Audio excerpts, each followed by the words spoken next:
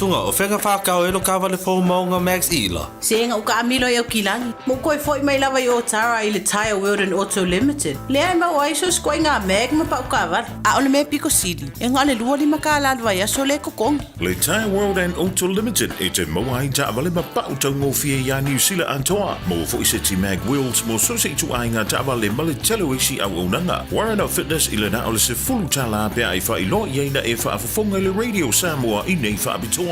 Talia wins quotes, cue cards, maisi. Wala lo le Tire World and Auto Limited i le lua fitu tasi tolu o mo pa uta avale po le lua fitu wha tolu lua o mo le whale inisinia. Taraflava o David Tua le nei o lo e whaafonga mai pe le Radio Samoa. Tasi lima i watolu a mo. Samoa i amanuia lau whaafonga ma lau whaasausaunga.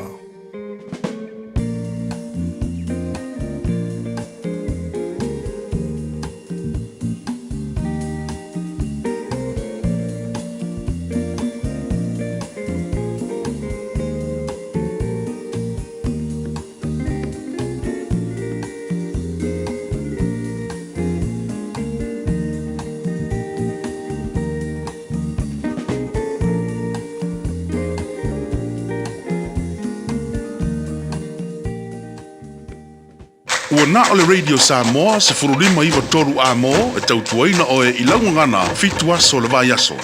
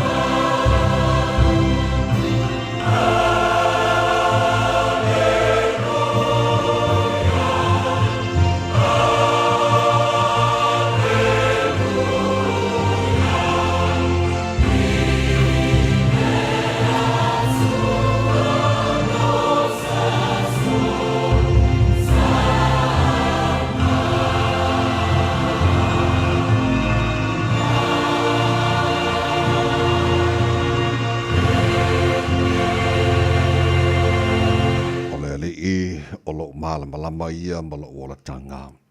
O ai ea se o te fefe ai. O le li o le malo si o lo ola. O te matau ea ia te ai. E tasi le mea o wole atuai le li i. O le mea lava lea o te sa ili atuai. Ia o nofo le fale o le li i aso umba o lo ola. Ina ia o loa atuai le matanga o fi o le li i. Ma o sa ili. Lona malu malu. Le tamama manae. Ua whaatumlia lava le loto i le nganga o le whaaftai. Whaaleo fo i le avatu o le mātou vi inga i hante oe. Le nei tai au. Mātou pese o vi inga ma alanga ina lau manu malo. A wā anda le se no lava oe. Mātou te leo lia fo i le nei tai au fo. Mua me o mora mātou le whale ma le loto fia i o lotoa. Pese o vi inga mātou whaape atu e pa ia. E pa ia lava oe le atua o au. Le atua siri ese. Le atua matautia. Le atua mamalu. O le atua mamana. E pule awao e mea o malava. O le tupu oe o tupu ma le li oe oli. O le atua e soifua ma le vavau e o lava i le whavavau. O le atua oe malia i manao. I mere le i malava. O le atua la eile vi ingo le mamalu o le atua oe. Putpuru le matango fie. Ta mafa afte tele lava i lau mea lofo le o le fau mahantu maua nei tae au. O lau le alofa o le fau ua mwoli mata te mai le fau launga le tunu. Le nei tae au sing sengi ua ambale i fua mai tapa au maa inga wa ala fai fo i whangunga le lei o au auna. A mātou fo i ua whiala ma le fia. O le mātou ala ngaina lea ma le peseina o vi inga mātou te whaaleo ai le nganga whaaftai lau pule lea ta maa. Ua e whaapopolnia sa fōlu whai tawino asto le sui fōla tunu mana mātou wala. Mātou wau li eile ni asfa reile ua varu i asfa o kuso o le wholaunga le neitu sanga. Mātou whaaftai le mātou malanga o le neiva yaso o le nei fōi o mātou tini tonu. O le asa mulimuli a onga nei whanau o le neiva yaso o le toi asa fōi o ngaruenga i lantua le ngāre lue whai unga vai yaso de tasi. Ia, o le wholaunga o le nei yaso o mātou tua o mātou tuinatu o ao whamulimole. Tau te mai le malanga o whai nei. Manuia whai vole a whengai ma le tunu. Le nei asa fōi e mai. Mātou talo. Leo leo mpuipuina ya mātou whanau. Pea tuinatu lantou ia o onga na ni aso. Maru tia le paolo lo walofa. Sa ili le poto ala ia o onga whamunia fo i tamā. Whai volo whengai maalim tamata whai ia onga longa whamala o oina na ya mātou whanau. Mātou te mana tua pea sa moa le atunu pele le mātou te talo. Anga le leim whamanuia le atunu. O le atunu e whawai i ante oe. Te pena le atunu mo lana whainga palota whai unga nei masina. Ia ma ia te tofi oe te tai. Te o veina le malo sa moa mo lesi ni matu sanga o le manai. Na ia mātou ainga mana ia mātou tangata umai le ngate sa moa. Au le alala fōi ma pāpa au aiso se maenga o le nei lalo langi. Whasa fua e lo alofa mau whaamurianga o le atua oe whaavai ei sa moa. Whaamuria fōi le nei atunu o New Zealand. Loa mātou nofa mama wai. Whaapenāturu umalava o le nei lalo langi. Ia ole tu malu panga mana tampo inga whaafonga na ia mātou matua tu a sinsina o le atunu i malu maho te malawa ne yaso. Te tōru wene lato le mahawhana whana o lo alofa. Whaafoisia pera lato se fua laure le tino. Sili lava i le anganga. Ia o mea umala whana mātou whaia ni asa fōu a mailo mātua tua. Mātou whaia lava ina ia fōi atu o revi inga i ate. Oe tamā wha manuia mai. E le tautua reida sa mora ni aso a toa ua mātou wole. Ma mātou wala au i ne mea malawa. E ala swa whamanu malo Yesu Kiriso. Lo mātou ri mora mātou whaola. Amen.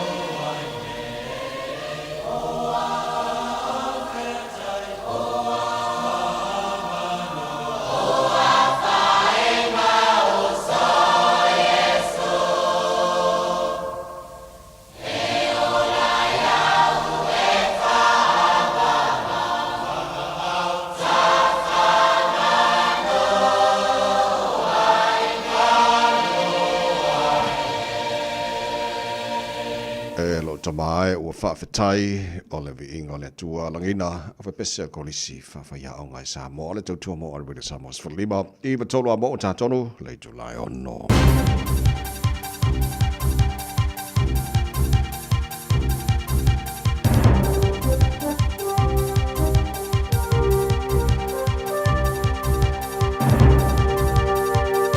Good morning. In this update, the Kremlin says Donald Trump and his Russian counterpart Vladimir Putin have agreed to meet in the coming days.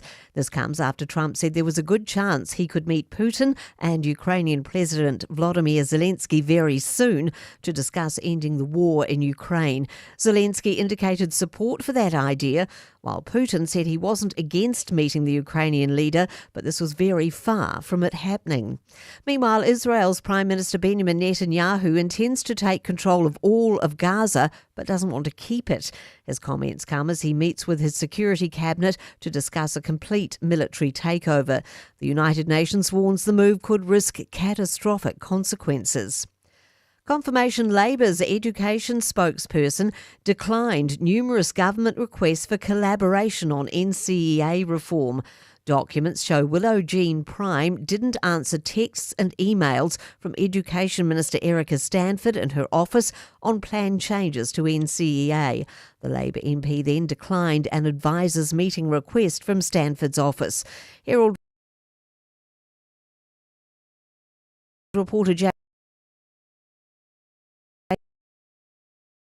Ensor says it was late July that the Labour MP asked for a meeting. I'll show it wasn't interested until the last month. More than 10,500 students at school last year with no educational qualifications. Ministry of Education data reveals 16% didn't achieve NCEA Level 1 or above, 6% more than in 2017. Claudia O'Neill reports. The results show an ethnic disparity, with 28% of Māori school leavers having achieved no qualifications, compared to 19% of Pacific leavers and 14% of Pākehā leavers.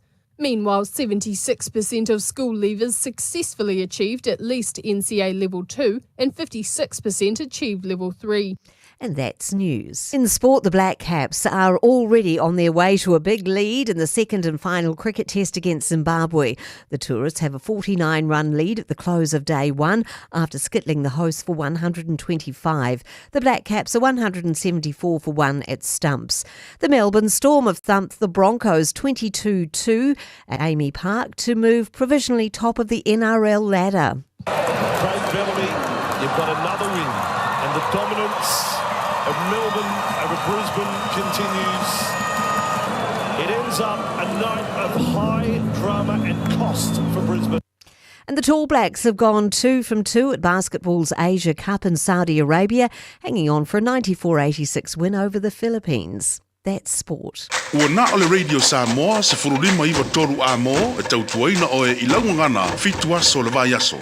Ile swafa marmalolo tātori whaolo Yesu Kiriso, bo ai ona o whaatalofa mau whaatulima, mo whaawhila i lava tele lava, male minga o te tawai, sa bora watu no pele, pa ia mana mamalo lau whaafonganga renei tahi au sengi ma lo lava, i le sui fua manuia whaamano foi lea tunu fo lau. Bua lava vi inga le tātua tua le langi le mawai lava o lona alofa o tātua o lia i renei aso, o le aso o whaia le tua tātua te orioli ma tātua fie iai, parapatia langa le lei o le tātua matai sili le langi, i o le nei o tātua mau fo le nei mawhatanga fie le nei tahi au, ona o lona alofa. Ia, o manatu se I whaatu lau fo I pa I le popo ma maru sa wo o sa moa mai maunga tele se I pa ia mangoiti, whawai lolo lava la whaingaruenga ne tua au ona tofi o le tātua matai le langi. Ia olo o whaatuna paulia I so se vaenga o au kilani mani usi lama so se tafora nei kia lope. Awala wala tautuaina o le atua malona whingalo so se kane sia. Lo whaafale le manuai manuia le alo atu mo sauninga o le whaunga o le nei fuiwa yaso le wha talofa fo I le tāra pokalame e le whaafonga bai whala tua matausi sa au amu tumatai malo se lu man whanau. Whaintara mafuta le nei fo I tai au sengi talofa lava. Ia, whaaftai le tua, moni mai lutu si fo maramahatu malosi wa tātu si whai manua le o mara nei tai au. Fo ia perevi inga ia te ia alofa mai le tātu o tua, tau tai tāra whalaunga le nei fo yaso, ma tātou whalau le lalo na lofa o tātou iei nei fo i asfareile ua wari e aso o kuso o tātou whalaunga o le lua whea lua se whunu ma le mau. Smaino whafonga le porokala me maro le tai hao, na roide sa mos whalima e watoru amo, whionga ngan mana tā shawa e lua, so son mai insini o tātou Facebook, mari YouTube o roide sa moa, se roa tasi patea, mari whionga pesta, au jelo sio, to ona nei tawai meni, tau tuaira o se pai le tula hiva, i le tai hao nei, ma lo le se fuamruia, le tai hao fo, ngan mana. Ia langi mai na fo e lau se sunga le aho o tawai. Ia lava le anga le leo le atua. Happy Friday! Au lia mai le tawalunga o le nei fo i vai aso whainga ruenga mo tā uha. Whaata alofa fo ia Samoa le tunu pe. So le sa ori a, se le alofa le ri a tātou ori a, maru rua nge vai kaimi. Ia, pāpāngi fo i pomo le la vaenga i o le la pitono. Ia fia ai ane o isi vaenga la langi a lea e alofa le atua. Bawa si fo la leo le tino mo tanto fo yola ya a vere inga ya te ya le tino la mai mo la fa fo mai nei tai out ya o si mai la fa fonga ole tau lunga de neve yaso lu tau mo la so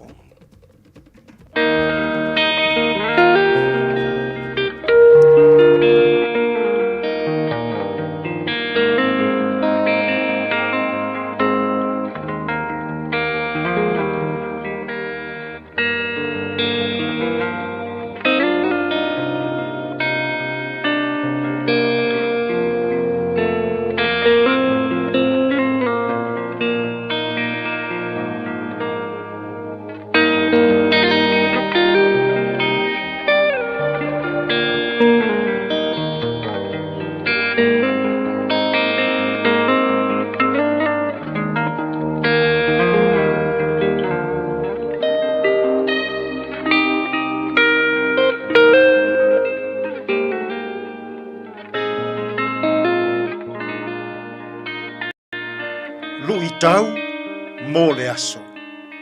Ia mana ia e le isi tangata, le tasi tangata. Be considerate of each other. Roma lona mata upu e sefulu ma le wha, a o lona foi upu e sefulu ma le tolu.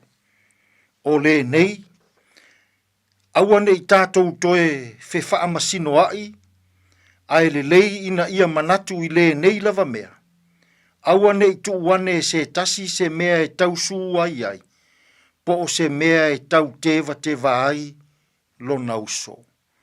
Ia amana ia e le tasi, le isi tangata. Be considerate of each other. O le whaai unga o le malanga wha missionaria Paulo. Na ia tu sia aila na tusi le nei ile e ka le sia i Roma. E mana o Paulo, ia tau nuu le tusi, a ele i tūlau ele o ia ile e ka le sia i Roma. O le au tūlawa ia o le tusi le nei a Paulo ile e ka le sia i Roma. O le tau mi o tonu wina i luma o le atua.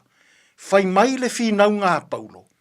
E tau mi o tonu wina le tangata wha atua tua i luma o le atua. A e le o le tūla fono. Fai mai Paulo. E tā ua le ola fia, ma le ola manuia. Ia ola alofa, ma oli le tangata wha atua. Ia ola ono sai, ma loto wha ma ngalo le tangata wha atua. Fai mai Paulo. Ai se ai te wa ai maua lalo ai le isi o uso a tangata. Ai se ai te fia ai, e whaasala le isi o uso a tangata. E se ai te whaai longa tangata ai. Le ala pe e sa mala mai ai Paulo. Lana fi naunga matautia le nei. Ia amana ia. Amana ia e le isi toia ina, le isi toia ina. Ia amana ia e le isi olo matua, le isi olo matua. Ia amana ia e le isi faife au. Le tasi faife au. A hoi na amana ia e le isi tangata, le isi o na uso a tangata. O na maua lea o le ola fia, ma le ola manuia. Samoai, wa tātou mātitiva, i le whaata ua ina o le isi tangata. Wa tātou mātitiva, i le a mana ia ina o nisi tangata. Ua tātou mātitiva i le ola āmana ia. Ia āmana ia le isi tangata i le nei aso. A o fea ngai foi i tātou i fe au mga luenga o le nei vai aso. Po o ave lau tāvale, po o whaalongo mai i maota malawa, po o ua i lou fale fai ngā luenga. Sa mo ai a pe a se i a mana ia ina ia, le isi o uso a tangata. Whaataua, o la tou finangalo, o la tou mana onga, ma la tou foi whainga. Ile nei aso, ai a pe a mana ia ina ia, le isi o uso a tangata. Tātou te talo. Lea tu ai, a oa o maia Samoa, ia iloa o nā mana ia e le tasi le isi tangata, o na mātou maua lea, o le ola fealo fani i le nei aso. Tātou ia malau o fio e manu ia ai mea uma. Loula vasuafa i Yesu ua mātou tatalo atua i nei. Amen.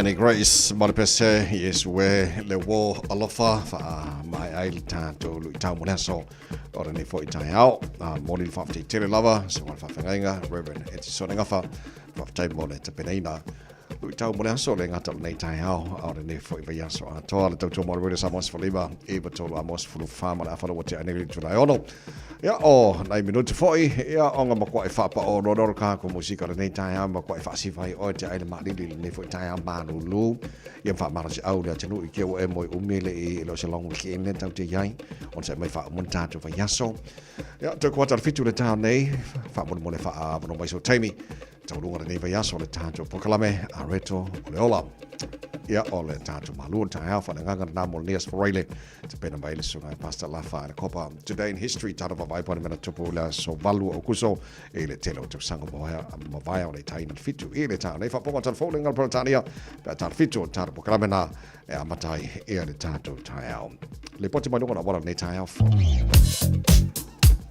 Fai ata vale nei foi taimi o le tai au ma lo le usu lunga tato awala lo mai tau atu makwafi le mu mai lava foi le awala I le tai au o le asafarai le atonu o le afato amata foi ia ona usu le atu nu I lunga wala tele taimi le nei le ai se fa lave tau ta vale ia o le na foi o lo o makwaki lunga o le tato awala avata Tau tuana pea, le saunga le mu, I te ai le tulai ono malu le tai au, la Radio Samoa.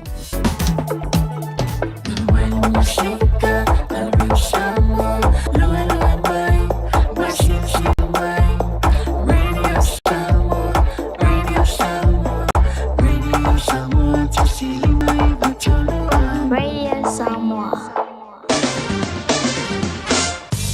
Pai ngā mata nei tala tawara nei foi tai hao fau tamakima kaura au ki lani no whanga whasa launga Radio Samoa sfutolo lo I mahanu lu Ile nei taimi o le tai hao wingo le tau le so le whasolon pa utimu Ile tela vaengo au ki lani Ile taimi ma mawhai timunga Ile awa uli whasolo fo I nangi marisawili mai matu whasolo nangi mai sauti sisifo Ini so taimi o le awa uli ma le whiawhiana nei se fulu ma le ono o le maulunga na o ele malulu fa mawina mo au kilani o le nei fo yaso tai au pe au lia o le fasolo ina awa pa utimu e po teme langi le ini so vaingo au kilani fe simaru tai aus futolu I lona maulunga o vaingo yon tuatu na so sa malulu fo le sa futulu I lona maulunga fasolo na awa pa utimu ni so taimi amatanga na va yaso pe atatu o lia na so fua o le fasolo langi le leile tau langi le leifo le so lua langi le leile so lulu ma stofi o le yaso o luma na yatu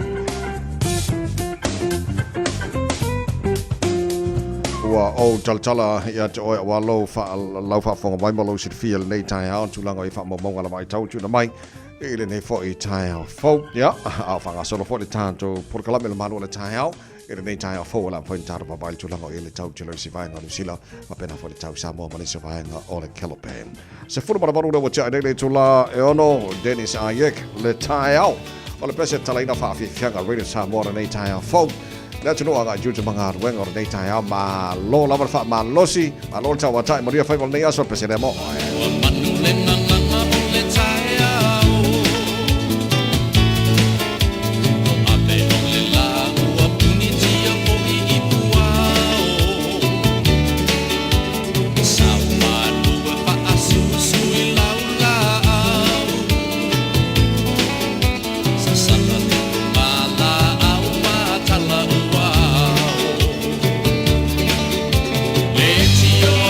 Samoa, fire on the time.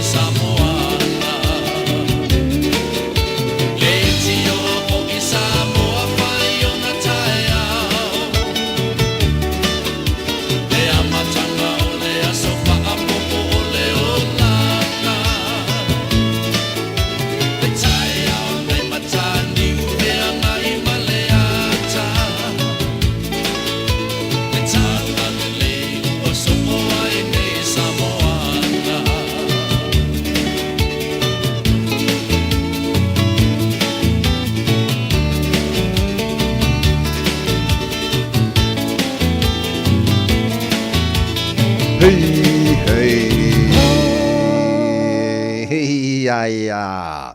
Los for lole o tele tula e ono paanga o ka se to tele o tanu paanga o fantasi mai. E ne foi tai fo ma lole sui fu manuia. La o tu pule le fa tai le fantana fa mai. Ia man fa fero mai tanu po kala ne foi tai fo o fai la foi fa sininga ma no sino foi ngalo ngai. Ia wala tu tuino le pa ia man malo le tino. Ia tatu ma futa le maro le tai ro de samo le foi tai fo ia fa tai de ku lu ka ku au dia ma des for really. Le ma vai ale lo fo le tu e tato. Ya ma lo fo la mo le tno fa wo tato fo la ngo le fo yaso ya ma le tato wa ngatu in afa bul buli o le fo tu sanga o lo te ma vai atu nga man e ye va e ngo New Zealand lo lapta ia.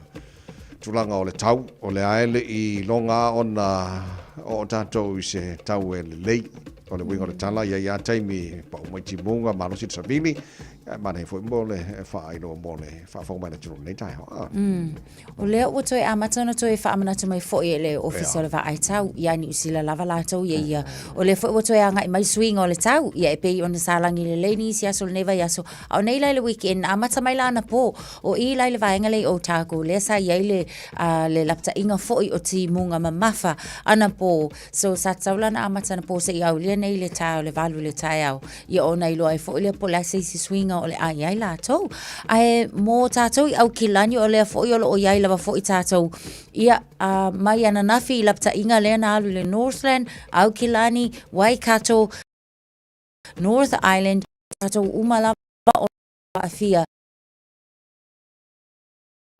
ia na mata nafi ia se ia au la todula pe la fo ila le ona si la fia le atunu le nei tai au lo fai la fo isi ma ul tai au ia o tunga ia o le fo I woto ia nga ia le talo le tau ia mo tatou mai se la nga ia tu fo il fa ngol vai as ai sa le ia o le tulanga na ia o fa mana tu atu le tano po kala nei tai au fo ia wale sirfia ia langa le ilonga nam to ai to le maltau ne mai taimi le ngata malulu ia I fo ia taimi pa la si mai timu ia masavili ia ai le fa fonga le pe o fe lava mo ia lapta inga foi ia ma fautuanga mo tulanga o ile tau ia lele no fauta le ia tatou o ne ia sorry ia sa tala no fo le vai aso le nei se I mafui ia ai pe ala o tulanga ia o le tau o le fo ona na fi fo ila le sa ia si tama I mafui ela itisi pe ma le tolu te si ma le valu lona malo si le sa lulu I fanga nui polte o le fa so o tulanga la ia asa fo ila ia lapta inga fa pe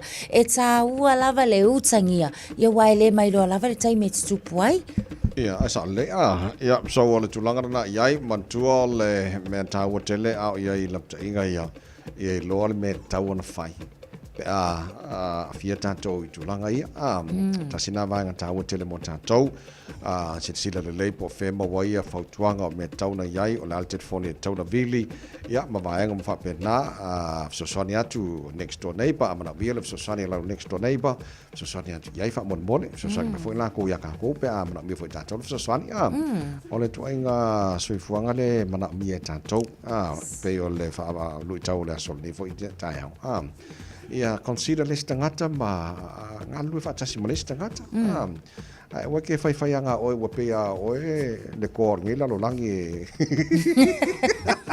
ai amana ia fa ro le stangata sa o le tavai pe o winga na wa fai ngatai fo ina isi tangata ona sa ilia kule so soangi ya la le ia wa foi leva ai kwa ia o fa pe nga mai ai sa o le nei la langi o fai ngata ia le na Tanto I lapta ingo le tau. O tele o loa, ngal mana man fa fo mala tino I le faingo mene o tanga mea ia fa ngapele upu ngana faingo fi e wa o tele o tele tanto le ve fo ia o lo vai temine o le malulu ia martino ia e pe ia ko ai o anga le falka mea fo le aviltanga me fai ai mea na o fai tau ana po, te lofo nena mo fai te me te fai tau ia ma fai nene. O lo tau wha tusa. Po sa au te tununga le tau ngō fia, tu le awe o le tanga mea e fai o le laundry, laundromat. Nai lo o le nofo le tanga te le fale. Mo fai na washing le fale. Pea wha peo le masini ta mea, ia wha pena fai wha mango ino. Lava. Ia, I mean, o mea ia tau tato nofo fai ma wha tusa.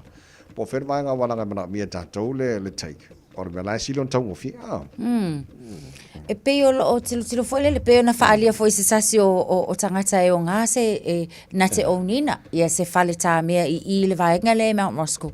O lana ia tilo, yes, o le tele o mafua anga tangata walai ia ona ngai le fale tā mea ai mai se lava foi le nei vai taimi pe foi ona sila fia ia le taunga tā le o iai ma le si itanga le o iai ia le tau o le pili po le tau foi o le tise o ngai ainga la ia na tal no foi iai ia le media o lena o lātou whaalia ia o ngā o olon kekele ka ngā mea mako ainga ia o sau i whalka mea a o le whaamtalanga la ai lātou ia o loo wa ia whalka mea po lātou e ona whale tā mea yes e sa o le mamalo la tunu e tau ngō fia ia lātou pe a whaapea lana o leanga i mai ai i le whaleka mea lava la ia o le makua i kaunga lava ia wa manatua a sa puku ngei la ma under pressure whale tā mea i le tūlanga lea o le makua i alu fo i lalenga o le pili o le vai al whaleka mea lātou ia o le pili o le tise e moni lava fo i le tau o le tanga mea wai pe whata la 5 le tau o le isi load e isi whale tā mea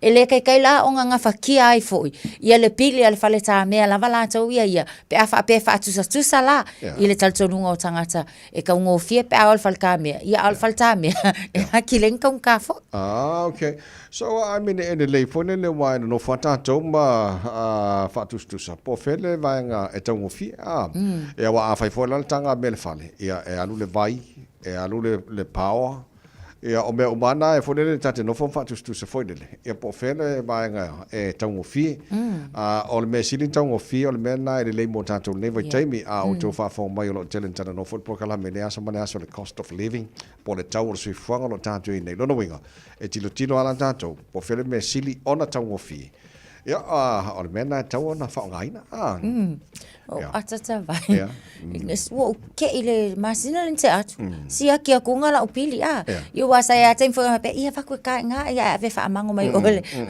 woi ko ki a pass away ia la account ta vai ile fa nga le pili fa pe ia ka off e ile ma o ke au foi ia tanga ta foi ia e ma na ia le avel falka me ia wa se fe lo ka kai mil fa kalkali ai mai se la le fa mango ia e ma na ia ai sa le la so no nga o me fa ngo fie mo tato ia mena manga ia fai o te lota sina mafuanga le ona to te tato fa ina ia fale tamia foi le ona o taimi ia wa fa pe ka ko pisi le vengo ko meki ka longa pisi fufuanga me fai le kalesia o ainga ele ia la se me ko ka ko ia ava ku o drop ko o vanga la ka ko male piki ska minga le fia so la bol taimi fale tanga mel vanga la ale foi mo kai mi e o ka ko ia fai fufuanga ainga lo fenga mantato te la le tasi mena o maua na o fai tau le si vai taimi po la matanga tau sanga nei ngaman mana no maua le foi o le mele o le tata so o lava e va venga le hanga o te le o loana i le fa fo mena tino ma ia o foi ia o te manta winner tu langa na e o le ka so o lava e ka aku o mafunga le solo ia mai si me o fa pe sele se orca so ngala mama ke foi la o mama foi ai sa le ia wa ia si lava lanu foi e lu ale alu o falka me e foi me bosu me yon foi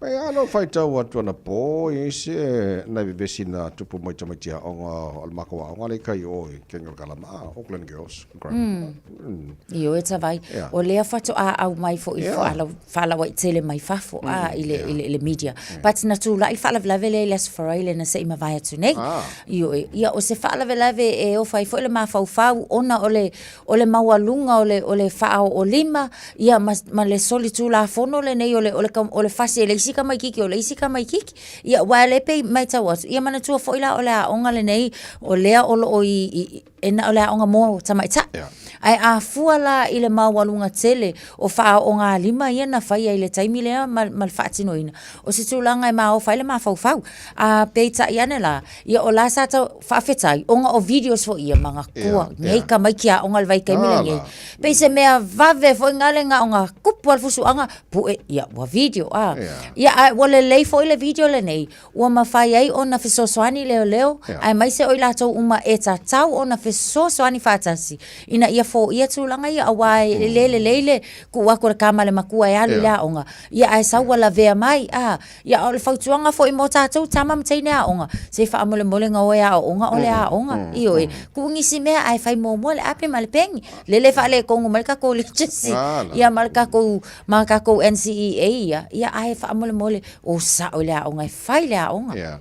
E mana ia le tualalo ma le wha manatu I whanau. O ke ia ngapo. A mena lanta pena fo ia nai vanga mole taha po kalame nei le taha fo. O ke kila kua pe ala whaka upload nga ka le video. O le men tupu. Ia. O wha pea. Alanga lai le ila whanau wa tolua o ngai tai oile. Ele o lai o koloingi ka fo le wha pea. Ele kalango me ala whanga o mele kupu ale o ki kilo ku iwa. Ia ai o tulanga na ia tele loi nai matua Samoa. O ina la to walo I taile Auckland Girls Grammar. E pe na atu nai whanau tala no atu e lato. O ke lo ki kilo kompo fa pe. Sale. E se foi mele kupu mai kai la. O ngani ia ale lei ai o te lol tu ala lona after mo nai whanau. O whanau long mai whanau a pe ni sia o ngai tai o.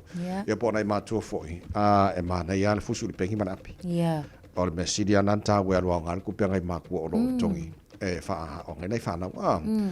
No tau losu fitu minuto lo tau tale ole tu la fitu o lai whawhonga le tau tuar radio Samoa Spanima I wa tolu a mo. Whawau tata whakitianga o lenta hao. The late Mailo Ben Bai. Tamba ula lei. O lai whawhonga le pokalame malu le tau radio Samoa Spanima wa tolu a mo tatu ele ni aspareile. Wa pari e yasa o kuso le tata wholau o le lua whenua se fulu ma le lima. Good morning. Kirana.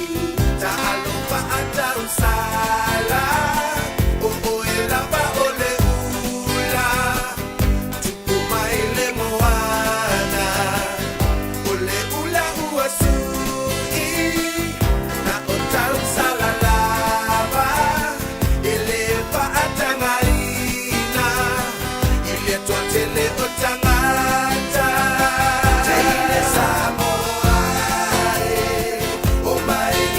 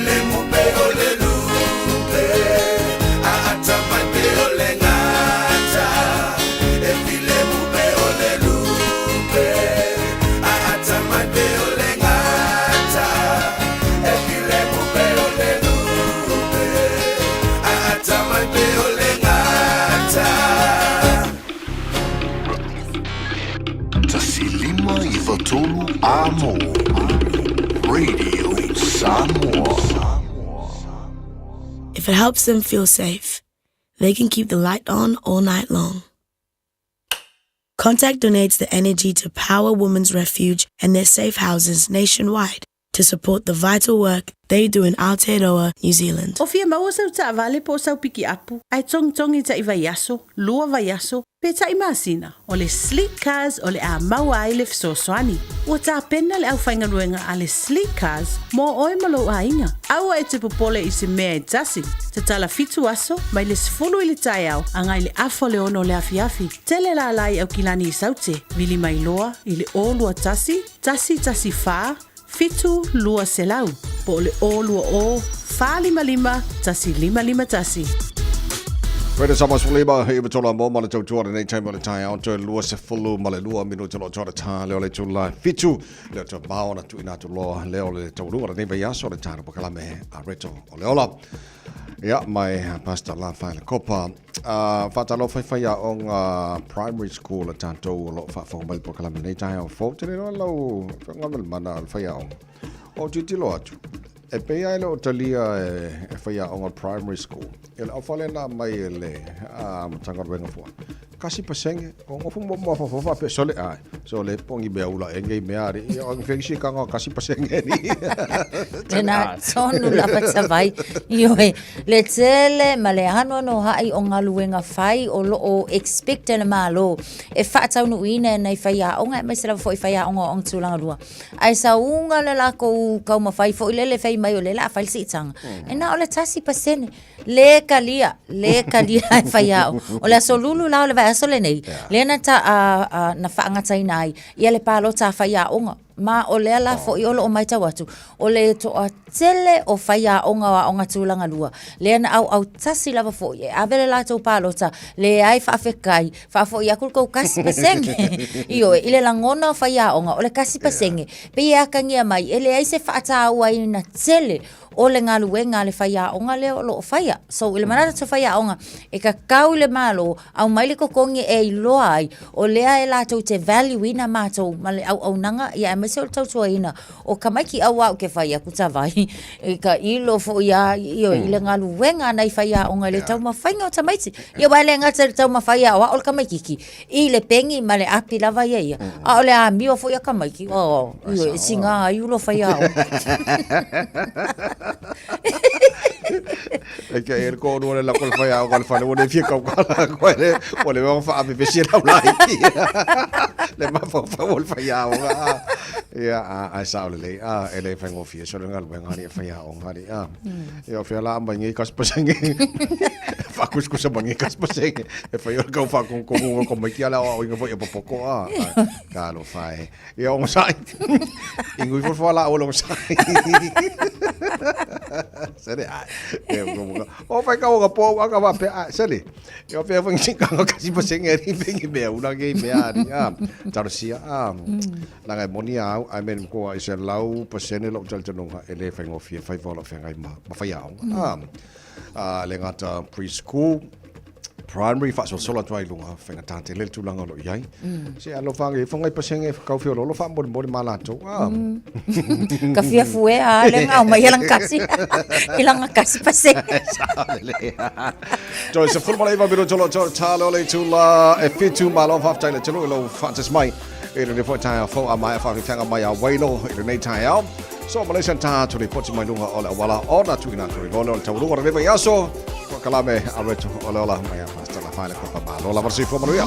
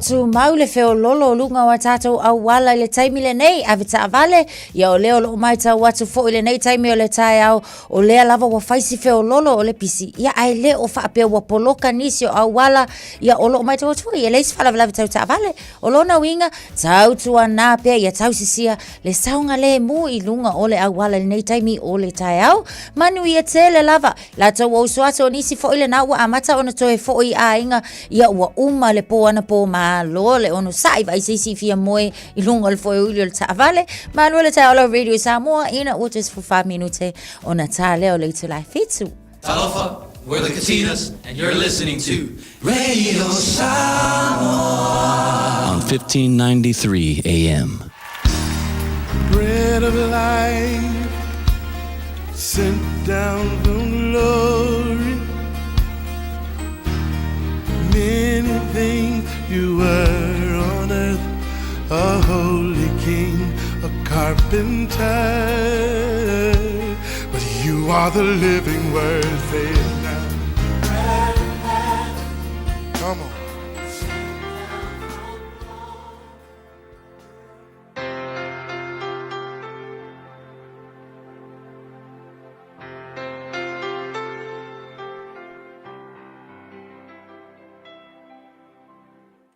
au te fia e whawhilo ai tātua tunuu mai tātua podkalame o le a reto leola ia i le whai unga le nei fwoi vai aso. Ia walo te fwoi ta maa mo le wha mana tuina o le lato waso ta mai le asa. Ia malo lavar so i fua manuia li ta maa.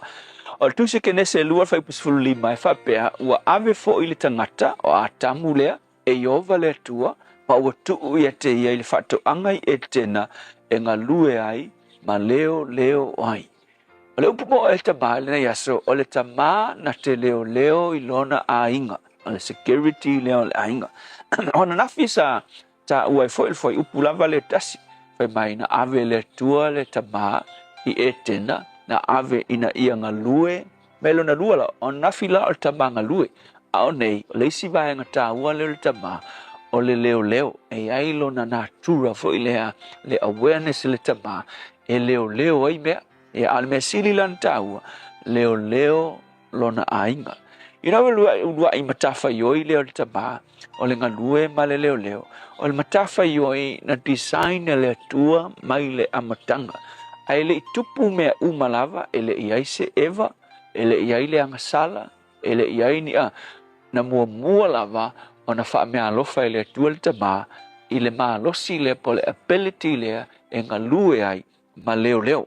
Ia ase mea tā ua tele la o le mea na design le tua le tama o ia o le ngalue o ia foi o le leo. So e mea la na o mawhawhau whapea o mea foi o tama e vai atu tū ma le tama ma le teine. Always lava e te le atu maso le tama ngai lo le whawhine. We always foi ia e te le atu le tino le tama loa nai lo le fine pe le tiofa mai le tu spaia o le ipu vai a wale tu tino vai le mai le tama.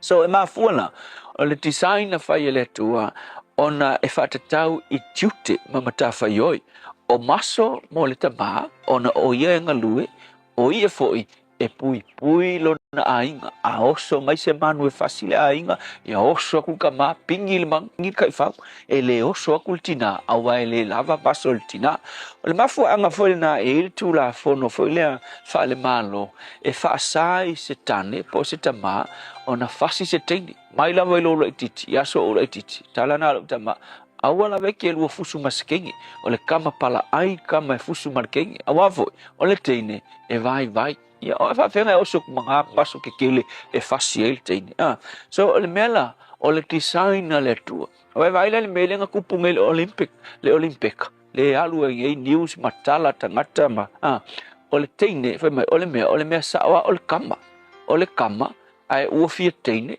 ona ta oto le o na tino e fia teine ai a le mea o ia tu tino o ia o teine ale me mongi lava o nga maso ma o nga homos o me I fawai o nga ponga ivi kamalo ia lele nga vai o le kengen nga o kama nga o fia teine nga sau mai lesia tunu nga sau lo fusu mas kenge sau mai Italia o le kengen la le sau Italia o le kengen mo ia nga fai le tua fusu mar kenge pelo le ala me kup ele a kose mingu ke ai kongil solo te ni mo fai mai ai fai taule ile news nga ia il kala kingi mo ile Italia le kangi fai lang galve mai kalunga fusu fa ko afa longo le ingi ku I malolo si fa peka ma fu mai esa ele ungi ku ia stene o ku I mai masol ka malo nga fai ele tu lela wa ai ile lalolangi makwa turn upside down le lalolangi o makwa le lo fa valvale si tu lo me we ile lalolangi ai ma fu mai esa wa turn upside down me le lalolangi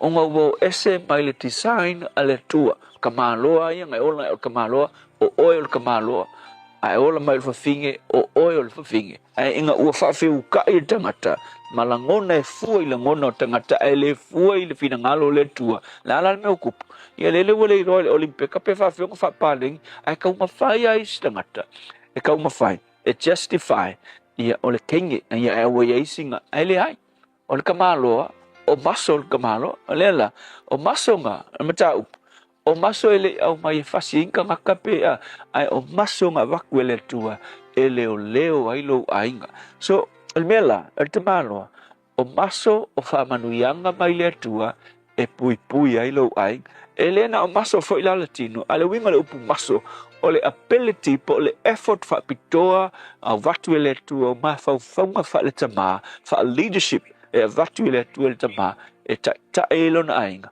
ma pui ai lona ainga o isi fa ilata bawa ki le maso le kingo ai oki maso fa le nganga ale upu mo ia palengi ia te le maso fa le tino e pui matau silo ainga a ia kupu fo I maso fa le nganga ma fuanga kupu o maso fa le nganga e pui ma leo ai lo ainga ma fua mai o le fionga le tua a e fa fanga lo wo langa ta mai le upu le tua e tupu o maso fa le nganga e ke lo ai ona pui lau whanau malo ainga I malo anga I mai. Le tua, whawhitai lawa I nei maso. O e fua I mai, le ngata I maso le tino, ngā lue ai, pui ai o matu ainga. A o maso whale nganga I ma whau ta ma, e pui ma tai ai o latu ainga ma latu whanau. Whamanuhi ai so se ta ma, ona o Yesu. Amen.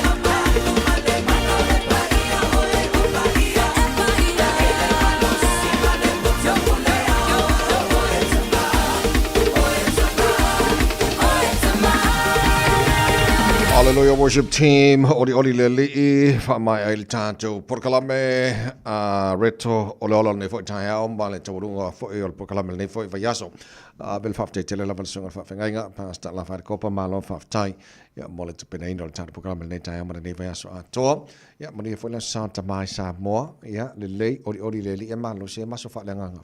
Eto tuaile kane sia ma mai fa lele ai manga lu tau nei tai au to tolu mi do te le fitu le aso valu ko so pane mena tu ne yeso tau sanga ba Le so le tau sanga tasi fitu valu ono na ulua I avea ai loa le tala pepa Amerika o se tupe e aloa ia I le malo tele o Amerika. Tau sanga lua afe sulma le lima o le isi le neo tau sanga na ulua I maloa I le au lakapi a Ausitalia I le All Blacks I le lata alonga I le siamupini sa whapena ona iai le vai I le na fo I tau sanga. Ai o le tau sanga lalna na tūlanga tutusa I le sunga ia Richie Makoa ia masatasi o le au mai ai alani Brian O'Driscoll I le tūlanga lea o le record for the most capped international players. Au le tausanga lua afe lua su lua whaalawi loa ai stasio pese lawi loa ale tamaitai o Beyonce le pese lea sata ua Break My Soul. Nisi na wa ingai mena tuwile na yaso tausanga ua ma vai. Radio Samoa Tasilima I Vatolu Radio Samoa Tasilima I Vatolu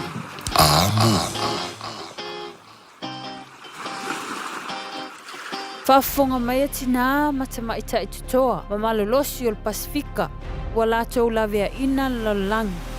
Whaftai moa o tau ngaluenga lelei uma ua whaia mo a inga ma tangata lautele.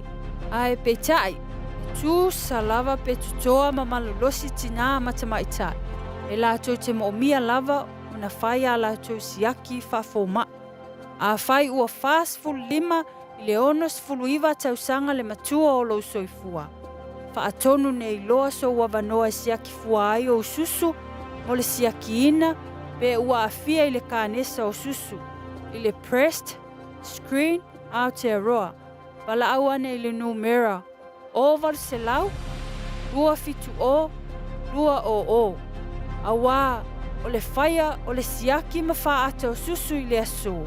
E lawea ina ai o tou moa taiao. Ta alofa Samoa, I mawhai na fisoasoani atu Dr. Chen pe a whai te awhie le maisuka. Tōta mawalunga, le maua se whanau, maisela, whatungao, ti ngā le ua po tuli, whaalusi le tino puta, kānesa, ma le tino mangeso. Maua fo I le kulini fulunifo mo nifo ti ngā, ma toi whaafilesi ai lau mānawa. Tele nisi o loa e fisoasoani I lo soifua maloloina. A fione loa eva ai Dr. Chen, I le tuatusi lua ono Great South Road, Orahuhu. Telefoni lua fitu ono tolu fitu, extension numera lua. E iai le fale o loa o loo fia whaatau atu I le ai o Glen Innes. E au fia I fo'i ma le potu moe I tua, e mawhai ona e no foai. Mo nisi whaafisili, whaafisootai le e-maili, lucia888@extra.co.nz, Lucia, valu, @extra.co.nz.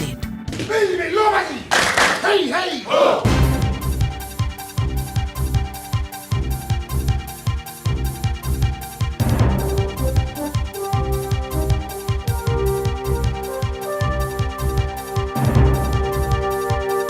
In this update, Hamas is condemning the Israeli Prime Minister's intentions to take full military control of Gaza. Benjamin Netanyahu wants to take over the region but says Israel wants a security perimeter but not to govern Gaza. Netanyahu told Fox News it's possible to secure the remaining hostages and destroy Hamas. I believe we can get the others, but we have to combine the right military tactics. Without military pressure, nothing works. Hamas says the actions represent a reversal from negotiations and they were close to a final agreement. And time will tell if Vladimir Putin will postpone a meeting with Donald Trump as he has done in the past. The Kremlin says the US president and his Russian counterpart have agreed to meet in the coming days. But some observers suggest Putin's pretending he's open for peace talks. An aggressive escalation in US trade policies expected to bring major commercial pain to exporters. New Zealand goods are being slapped with a 15% tariff at the American border. International Business Forum Executive Director Felicity Roxburgh says our businesses may look to other markets, but a shift won't happen overnight. The US is a premium market for our goods. It's a wealthy market and the pricing is usually pretty favourable to New Zealand. So it's unlikely our companies will quickly pivot. The government says it wouldn't make the same mistakes as in the past if hit with an event similar to the COVID-19 pandemic. A Treasury report has calculated the total cost of the pandemic at $66 billion. It renders as a proportion of GDP on the COVID response. Finance Minister Nicola Willis says nearly half of the spending was on unnecessary initiatives. That didn't really make a difference to the economy doing that stuff. Much of it had a very lagged effect, and it racked up huge amounts of debt. It was extremely inflationary. I'm Kay Gregory, and that's news. In sport, Zach Folkes has quickly found his feet at test level, starring with the ball as one of 3 debutants for the Black Caps on the opening day of the second and final cricket test against Zimbabwe in Bulawayo. Folkes and veteran seamer Matt Henry took 9 wickets between them, Folkes 4 and Henry 5.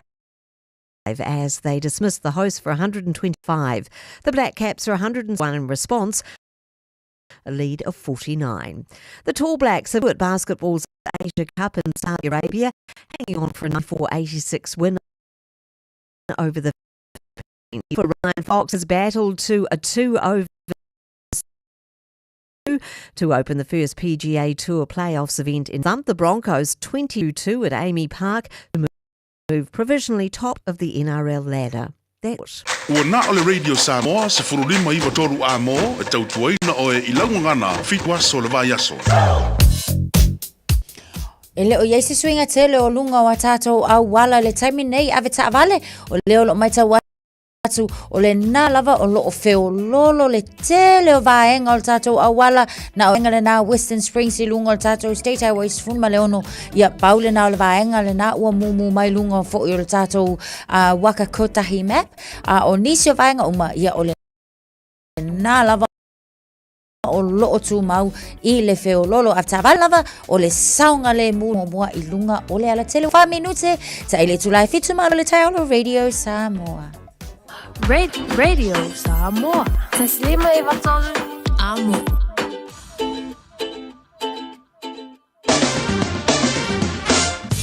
Lola par se formaria le nei time le tai hao ia o le vainga la tamai nei I le tala o le tau le antatu amata mai Samoa I le nei time le tai hao va vai atu lua se fulu mal tasio le mafana le Samoa o te valu I Samoa nei vainga o le tai hao winga famo wino le tau le te va atu le langi le mali tau I Samoa au fo initial time winga na le tau Samoa le so o le fa solo ina langi le tau au fo initial time Tolu se fulu degrees Celsius morunga o yang ia le vela le Samoa le yaso los fa I lona mawalalo ya o le lo te mafoin ya ona tatu so tai fo le Samoa ya na me fo le o telenga tu lango yai ni se melo tu Samoa fa o le yaso fa pena foi ia le tala la tamai la vai tau fa tala fa toi panga o malava tatu pa kala mele tunu peri Samoa nei fo fo malo lava ia le soi forma ria se mai le talo tau I New Zealand nei tatu mata mai le motu va vai atu le tele vai ngor motu so te inveka go la fa sono po o le tai au pa uti muni so taimi ma mafati bunga ni so taimi hi va le mau ngor malu lu fa sono foi pa uti mu langi le ni so taimi kai kora se fu ono mau ngor malu lu Nelson Nelson o lo ia I tulango ia I lapta ingo ti munga ma mafa ma mafati munga ni so taimi ala te va vai atu e o atu le fefia na ne walangi le tau mo tau fa sona nangi malo si marsavidi mai matu sfuluono o le morunga na malu fa mawina mo Nelson le so Queenstown la fa sona na awa pa utimu ni so taimi Ival morunga le malu lu ti morunga la fa sona pa utimu sfulu morunga le malu lu fa mawina mo le fast for Rayleigh the Needin o la fa solo ina pa upo timu mo utou le so ma mafati munga ni so taimi se fulu morunga le malu lu fa mawina mo le fast for Rayleigh ya makara stete la fa sona na awa pa utimu ile awauli Sfutolo morunga le malu fa mawina mo kara istetele so ile motu matu Pito lava ngol motu matu I kai tai ola fa solon pa utimu I mafati munga ni so taimi le so se fu male ono malu ngale malu lufa ma wina mo kai taia ile nei fu yaso la mo morning tone malo la se fu manu pa angal tara pukalame ola fa solo in pa utimo elangi lei e ni so taimi o sabile fa solo nangi malo si mai matu ni so taimi ole awa uli mare fa fa nei su fa malu ngale malu lufa ma wina mo kai tete le nei yaso Papa ya tola fa solo pa utimu chelo vaeng o tauranga le so pa o timu ngal chelo vaeng o taupo fa solo pa utimu ngal chelo vaeng o roto dua fa solo pa utimu ngal ma fa timu ngal ni so taimi ma lo si fa savili mai ma tu I Palmerston North fa solo pa ma fa timu ngal ni so vaeng o ni Plymouth awa pa utimu chelo vaeng o Napier Masterton la fa solo pa utimu ele nei fa yaso si fa ma lo ngal malu lu ele va tu Hastings awa pa utimu le so awa pa utimu chelo vaeng o Gisborne kiri do Hamilton malo se fo manuia pa utimu ngal mafati munga la mo watu mafonati munga la uri mana fia na nei sifuli mamunga ma lulu fa mawina mo Hamilton ele so se mai talo tau ele no fanga fa salonga radio Samoa tamaki makauro au kilani sfutolo la ma lulu ne va ngora tai au e tu mo ngora tau le so e ti munga mafati munga di so taimi mo watu mafonati munga ele awuli sifulu male ono maununga le malulu fa mawina mo au kilani le so tai ape au dia la fa soron awa pa utimu tele vai ngo au kilani sifulu tolu maununga le malulu fa soron awa pa utimu le sa fa simaru tele la sa sifulu lua maununga le malulu ile amatanga na ba so fo la so fu lang de lei la so lua stoffi or va so mana yato fa mabong o mana utu na mai la vai tau ile nei vai nga ole tai hao ya le atu no la lampa pa au ni si ta fo nei kilope ile tel tunu ngolo mo ni mai tau mo tau ile nei so fo o ta to wo li ha le tau mo already sama spari mai to mo balu mal afalo uti anai ya le tu la fitu ya malo fa tai la so really yay day It's a fly yay. Oh yes lo la ba lo fo la fa tasi mal tara pukalame la tunu le nei fo ia so ato vi ile lo fo le tua ya pe au te lon no fa lo atu ile arito le ola ngal mal ole asao tamale alo ia tunu fo ia te lo la se tatu so tai samo le fe ngal mal ya na mai fo le la tong a pe la u e sa wa pe fa atala fo ngal kilo kai e olo la sao tama kaule pisa fo ile pe file mo le ngo ele mo kwai pisa ke e se mai na lo la sao ti o tina e ma la sao fo na fa na lo tamaiti ai olo la sao la usifia file mo pa wal me alo fa ma wa ke kusel ko inga ya tawangal me mga biar ko kiu kusi ya mo na tama uma mai mo mai sa mo tar poklame mo yolo to waso fa to ne fo chapsang ya mane nai fa mo sia le na mai nei le aro to le ola te pena fo nai tama mo la to ya so fa to ne chapsang lop e nei ta longa le NRL le sa fa na po o va kom ko e vari fale le sto mo ma ko o Broncos sorry io man o ka ya ke o fufu nga le lua ai ko mai mama masi awasi Broncos ya le ma jo luas fu lua ai le Storms na po ya le la lo man isi sa longa le Vale Knights and Panthers ya fa pena foi la male Raiders la Toya and Sea Eagles Dragons and Sharks ya o ata ya fo la fa nga solo isi ta longa Dolphins and Roosters ya ta alo fo ia le Bulldogs male au malo sila le Warriors ile weekend fo nei ia fa pena la le awale Titans ile Susa and Rabbits Eels and Cowboys ole Bulldogs le karma le Warriors ya malo si kere da ulia so le Bulldogs Kalsi ole pe le fai o Australia ya sa on sa Pamalo si mai Warriors. Pamalo si mai say up mai kako. Up mai kako. Pamalo si mai. Pe ai le o mamau point ol tu longa fama tu longa lima te mire nei. Ile fanga so longa foi le point ole. Ole binga le tala foi le e tau le Warriors an malo mai ala tu tala longa ye toi. E na ia tu mau i lunga top 4. Ma jo fole e uma au top 4 wai lo e lua va no e o no ma wai le va no lunga le final. World top 4 ia le fanga soronga man format le fanga le NRL Ya, e whekau ia la top 4 ia, kasi marwha ia lua malto. O aula e lua e malo. Ia ngaolola ia o ko mekilole o lunga whakarikari mai ia e lako vai as off. Au ian whai ina top 4. Le la whakarikari mai au ia e malo atu o isi 40 finals le bottom 4. Ia la o lako ola longa dua langa. Po le avanono na lua. Ia o kamai e la lo bottom 4. Nga whai inga ia kapenga no ako mo ko kapenga bele ka sa ngumele ka sa e no tasi ala le points le vai le Panthers le tulanga 5 ile table ia male Warriors wala tol full la to ai lo le Panthers so kom fai mai o ko sole fa malos mai Warriors fa malos se afa ya inga close le league ya points yes ya fa inga ki le ba o sole ya no winga la o me ka ko di ina na so la ke fa ko le aule le Panthers ole aule nga amaka mai ka mar sang fa pe ai longa o lungan sorry ale la ya e mai aka mai fu ko o ai lungo le malo si sang ai ya le le o fa longo ala te foi mai le kama le kile le o pele kile nga lo so nga ko peskele o i fa ma le Richie mo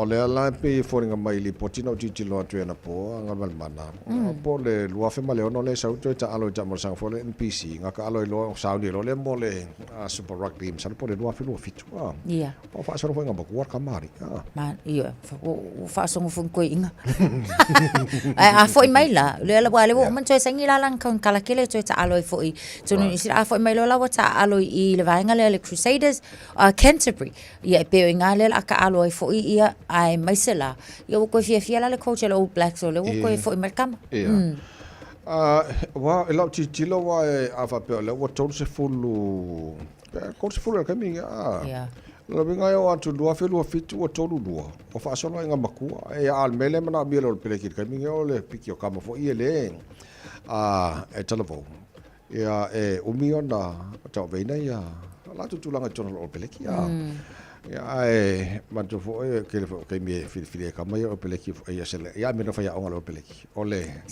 experience o that time ya le Richmond maloa e mo kering yo milion o bomba wole la ko fo mai ko so ngisi milion ya le o fa no long tanto manusina o lo le ta pena tanto manusina tanto au le tamai ta la kapi ole ala ta pena mo le ai polo langi lo te mau pe al fa ungal masina ne amatele polo langi ya le la mo le fo la no ta to monsina pe ne ela tu talonga mafiti fijiana ripoti ya ona saudi lo le ta to monsina ya malanga tu o le tu lo fa ile i polo langi se ka si manga ya li la ka ko awa ta mata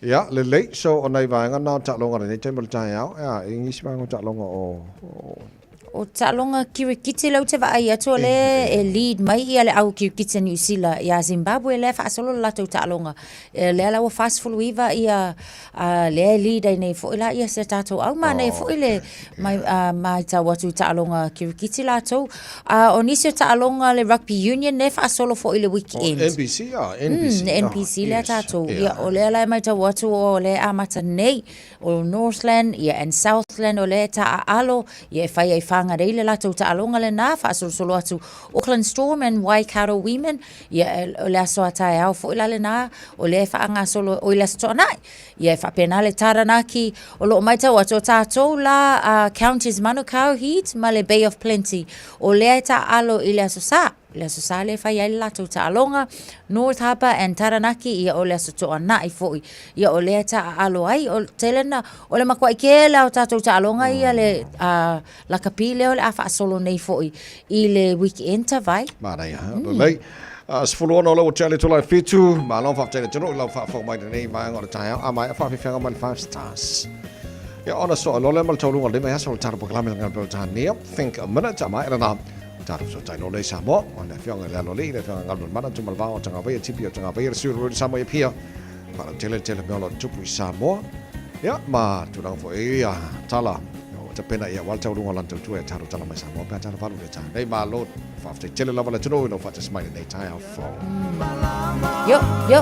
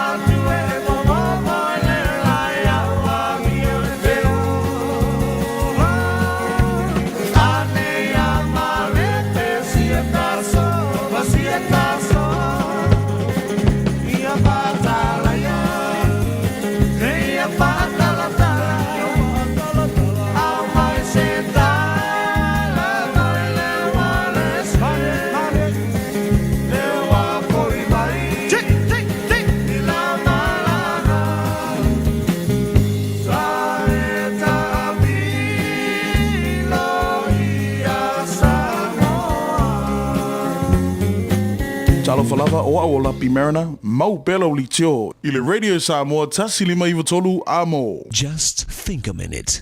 It could change everything.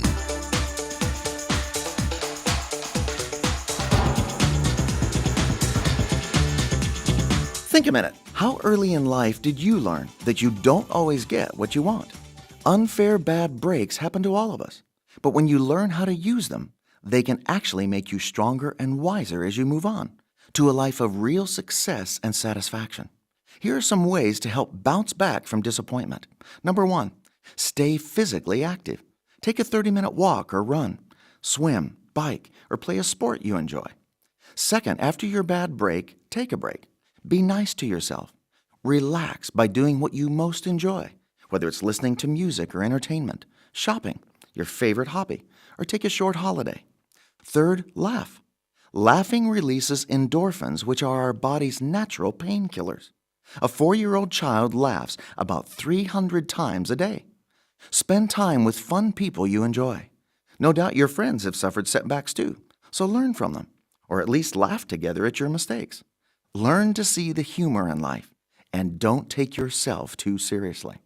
Number 4, do something new or creative. A professional counselor says, feelings are energy, and energy needs to be used for something. So use your energy to be creative. Sing, play a musical instrument, plant a garden, do some kind of art or handcrafts, or learn to do something new. This can give you a fresh perspective, motivation, and confidence to move on with your life. Fifth, help others. The fact that we receive more happiness from making others happy is a law of life. No matter how down you feel, there's always someone who needs help. Be part of something larger than yourself. When you get wrapped up in yourself, you become a small package. Number 6, keep a clear perspective. Don't forget your strengths and past accomplishments. See each disappointment as just a single event, not a link in a long chain of failures. Don't let that one disappointment color your view of your whole life. 7, look for the lesson to learn, so you don't repeat the same mistake, and then can know better how to succeed. Finally, know that God is on your side, if you trust Him and live His way. Only He can make your disappointments and losses work together for your life's true and lasting success. Just think a minute. If you'd like a free CD of our top 40 programs, write to us on the internet at www.thinkaminute.com. Talofa, we're the Katinas. Talofa, this is Pat Lam. Talofa lava o aola pimerana, mau belo li tio. Ile Radio Samoa tasili mai tolu amo.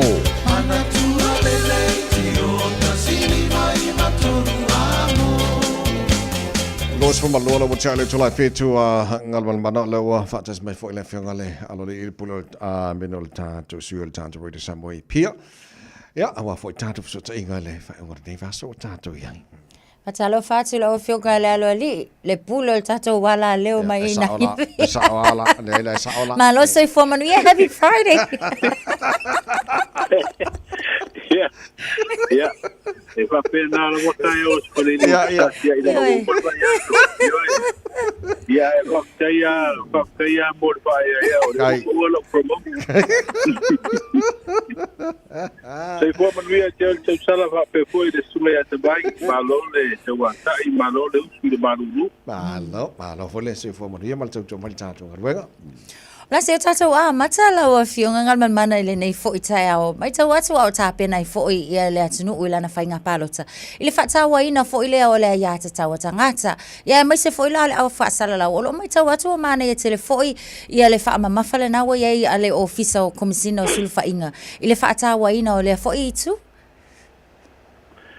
Ia o le fa mafama le fa manatu le au mai le ofisa o komisina o sulfa inga le ia ile vaenga le fa pito la vai tulanga ia tau awa pe ya na sila fia te vai foi mer te usala mar fa fonga samo pe ya ole ali mai o le tau pule ai le pai fina ngalo fo io te fio anga fa la tai le pe o I le na malanga langa mai ai lunga ia tulanga ia le fa manatu I le tau o ia tau la ta mau tonu fa vai le fa vai popo tatu tulo le tau tonga leo aia tau tangata tau na mana ia malo ia mafalo lungia ai mese lava o le alo le tenu ina na whainga palota ia o le laua au mai ai fo ina le wha manatu ma le wha ma le whautuanga fo I mai le official komisina o suru whainga ia tenu ua wau ia tau tuana ia wha taua ia tau tangata ia mese fo ina le pito la awa lau wha sanalau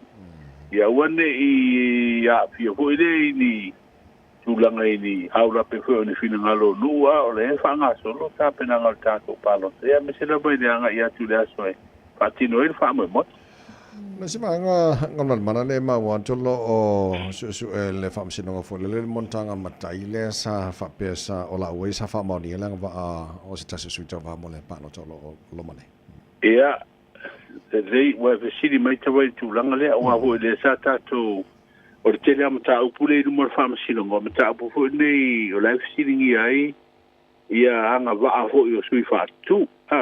Awarua la mata upule o mai ona tangofia. E pei o le anga waa o mono tanga amatai ia sa whaamaunia le tu ina tu le suafo le sui whaatu bone le sitelaina. Life sealingi ai. Le wila ua manino mai ai o ia inga po ina tu la fono whainga palota.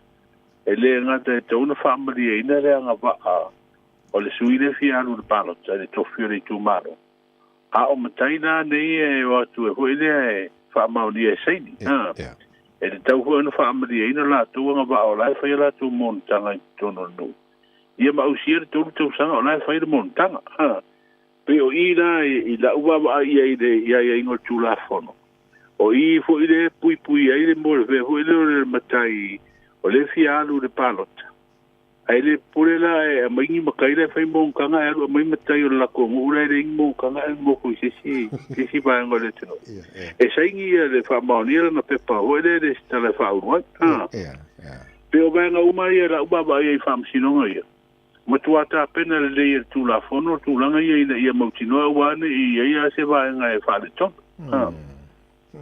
ia ole ta wata o to la mata upuna I mo ko fa sino ngoni sim ta pu mo na bala o mo mau ole ta ia ni fa un fo fa sino nga wa le fa mo le so I le vaso fo e veto au mai ai un mata upuna I so ina Tato taltal no fo ile maute le atu ile tulanga fo ile wa ile Pacific Visa Engagement la se tulanga fo ile o fa mani ai nei fo isa mo e tu sa ole na fo I va enga no fionga o leo te wawa ia tui penga te pai langi hoi al tātou malo lo iai whaamtalanga whaalao ilo. O leo whailo ai lai minstao le tupe le malo tausi. I se lau lima sfurua wanoa o Samoa le tonu awhele e whanga solo o tālu sanga fo I mole nei tausanga. Tausanga nei anga I tausanga luoru ono. Ia whai asifio le na se lau lima sfuru te waimar tausala e. Mana ia no tato maua uma tar siala ia maua uma se lau lima sfulu ele pe o kako kota nga New Zealand ka mai le ape se lau e uma I ponga ele a o te ape ari te vai io tar siala ia maua le se lau lima sfulu le tato isi fo ia fia tar sanga I lalo visa ia e o malanga e nga nue ma o ngai Australia wa le falling on my maua lo visa Rua mnona le te alu e whinga runga I o pe te aonga. Ia, mai malanga mai, ai tonu la o le teimina atoa lea. O le ai te tāusanga I loa e mausau no fu mau I Australia e fōringa mai la. E leo se avanoa leo se visa te rua tue rua e no fo mau. O le visa hoi le ke arua kuai ma wara ngā ruenga rono winga hoi lai taunga su e se pepe whai ngā ruenga le nei. Ia whetau i fōi malo wanga waa le te arua i malo malos. Ia na arua i rora e whai ngā ruenga. Ia mai malanga mai al tātou sero. A laua e sa olotu wa e whai ngā ruenga i o. Ia mataru sanga i roa le pepa no fo mau tonu Australia. Ma ne hoi si avano. Ka mana ia, pe ale si vai, nga ngaluan mana na o maua I vai, nga leo le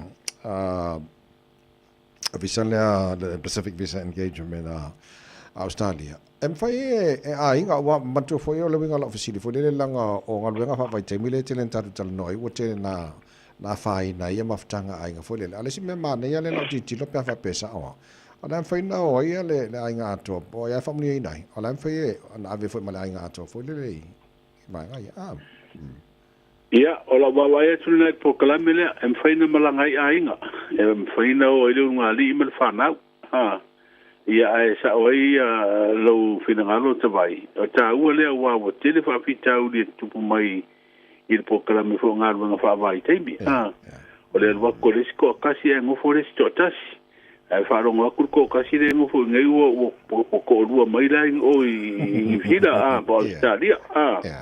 Ia pe o whawhitau li whapena. Ai tā ua wā le mwhaina malangai o runga ri mwhanau. Ia ngā kua le o whinga runga kamaroma pina ia ai o tamaiti le aonga. Nofo fia I o a kupu I whaingi pe whea murmuri angai o. Ia la wai o uma, la wa kilo aku ia ides. Yes, mana ia. Sa lei. La data fai o le ua ma ua mai tolu se fulu ma le lua sui tau wātu to tasi. O le ua whananga mai o e lātu maftanga ma te pena mo le palota. Ia, o le asa matauria fo te mina mata mai e na fai lo sui tau wā. Le alasa I loa sui e wale stare lalo pati wha upwai. Ia ai to tere ala u to tasi o tere o palo ta pito to tere le o to watu to tasi palo ta le a pai le batina nei. A le ho la wa mata watu wa ru wa su wa ngo ba tere mo wa mata filo ingal nei ba so manisio sui to watu to tasi. Ia le la wa mo mai ai. Le a wa pai. E le o la fai le maftanga wa ngale to spur ma lu. O la to ho la fa moi moi.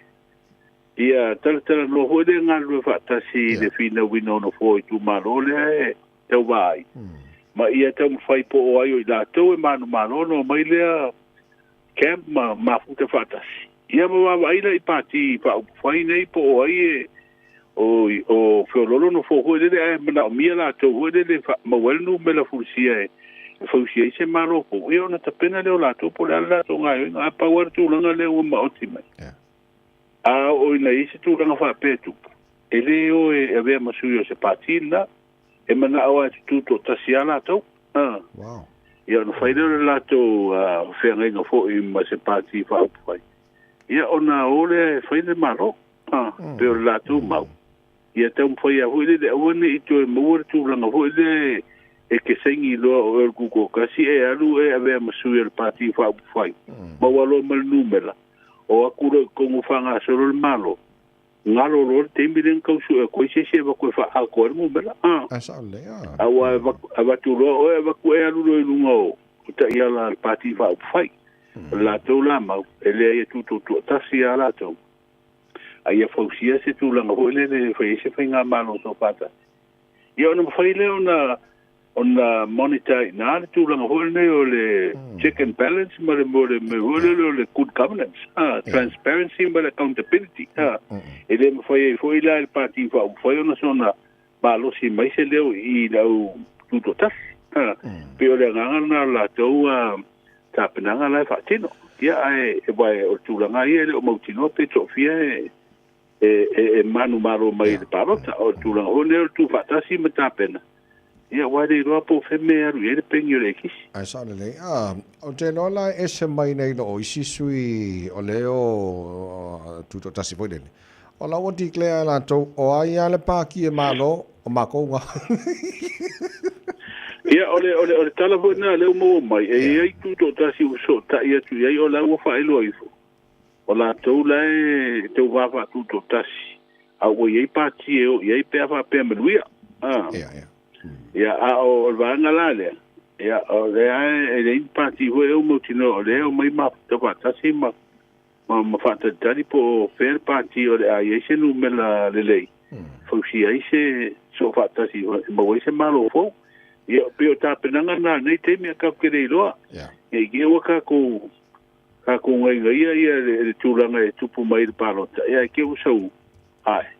O ko supi mai ia ko inga langu blue po o mai ba langu mumu ia wa mena de o tato yo ma lo fa te tele mo le fa mani no ne mai ngai le foi tai pe fa le pisa mai ya di ka pe nga di sa mo le sa ka ma di ni ko sa nga di pe i wa ro foi sa ka ma inge sa munda e pa pe nga ia anga fa pe le sa tinane ka pe nga ngi ba yaso ai o le banga pa oking apa le wala kakanga o longo le kau wala au company o mai o le wa mo pa ui la lava o ke unga mena ana sa tama ya e ke do e fa ko ave besia masalo nei da so le di ko ave besia nei ke besia ke wa ko la ku mo ma ke ko se ko besia so ava ya wala sa tama ai ke wa ku yo ma ke ya ko do lo ya kau de ya ni si pca va kau mero e pe ole nganga le sa tama ai moni ole te pena mato hoi ile sa tama ile sa mo monei ia mo hoi le ma ko so malo lo fu pe ole te uanga o so ngi ole so malo lo ile so fu yo ia na malo lo ma wo ri si va nga finga we nga ri si va pe ya te lo sa ona fe ngal ma mana le tai al ma po kala me e pa wal me manga ol ko ingor ki kusi pa wanga al me ma ia e pe ya kambanga o ki kusi o le me ta wal na ai wa ye si ki kusi o mai kala ko e fa si pe pa le kusi mai e fe au fa man wi ala sa tama Ada se coupe. Oui. Malo fa te tele la matu la no. A fonga la tino ul tuna ngai ta penanga. Ya mo le tau ngolo tu tu ya taru tala mesa mo pa tala fa mo. O le wa ye se fa ai unga wo fa mutai le tu tu fo e se tasi sa ave mo office city. O le official fo no fa vai de tu malo ano a malua. Ma wo tu ia ile fa nga se leo disi o tupe ko yo polo ke ti miliona wala manu ia le yo se sunga fono sa mo le fono a malo le Pacifica pe a fai ele vala ulia de tu o Taiwan o se tasi o pa anga to tino al fono le malo le Pacifica o le wa fi fai fo ise tu tua te le ya moto po a Seve Henry ile tu malo we singano numero lu o se tasi o suite wantu do tasi ia o si ilo na au foi ia mo le fainga filinga lona i tu malo le palo te tele o le ua te talafa le palo te umo le tatu o tunu i fainga palo te lo loma ia ua foi na yo tatu tangata palo te mamau i tu malo le palo ta ia pe o i la tu go i mai tatu motu i sabai o te talo so se ia te alo ia i lo tatu o tunu i se fainga palo te tau sia ia inga wha tu la fono o punenga malo wha te mo kalasi palo tele tato tala tawai mana tu sara foi pea temi masani o tato tu tua mai Samoa alo fa tai le tunu o le tana o le valu ia pe o fa fonga to la fa tele tato tala na tu la fianga ngal mana ia o to le mai tau le tunu le foi tai mo fa ngor bayaso o le lo fa malo sia fa tuanga mo o nga sami umo le tunu ai o le talo le tau mo vai nga umo Samoa na fa mo wina le official va ai tau i le tau le afo le limo le tai au nei nes froide le so walu o kuso. O wingo le tau se vaenga o pea umama o lo o fitia i pea Samoa. Mai a fia i le tunu i timunga, fa pea na i wila ma fai te tini inisi o teimi. Ki le vainga le tau mo o polu ma saba i le so, e te uru wa solo timu, e feo loro le ma mafa, ai pupu. Mai ono iai na i wila ma fai te tini. Ia, le tala pupu na le tau le nei asu. Malo fa te tele la fianga le alo le mole to mai tatu ngal wenga nei tai au o pe a lo te ite o le tato fa manatu le na fai nei le santa ma ala ala ki lo ka mai nga le ko manku ko ma ko ngi New Zealand ma isa ko wa se me alo fa mona santa ma ia fa ia i wa Fia foi kompanginga filelei mai me fea mai. O le Western Union, o le Pacific Easy, o le Money Cram. Yeah.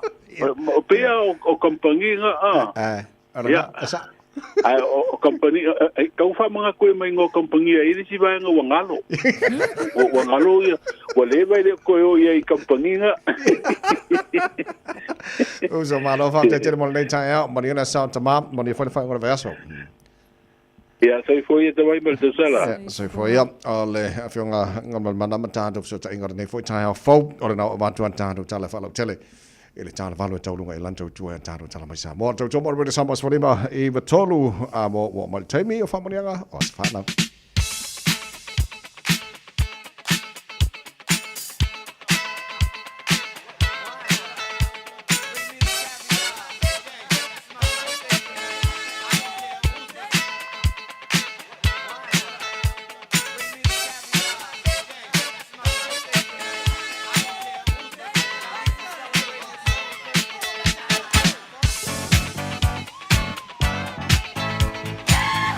Nagos whana ola so whareile neila so valu o kuso matala te whoni mo o tolu fitu tasili me vatolo lo mo whana whanau runga tātou inbeli. On air at radiosamoa.co.nz. Whanawhanga on Facebook, mari YouTube, or Samoa, mo fo iwano inungo na fo ifiso ta inga tātou te whoni malon si fua.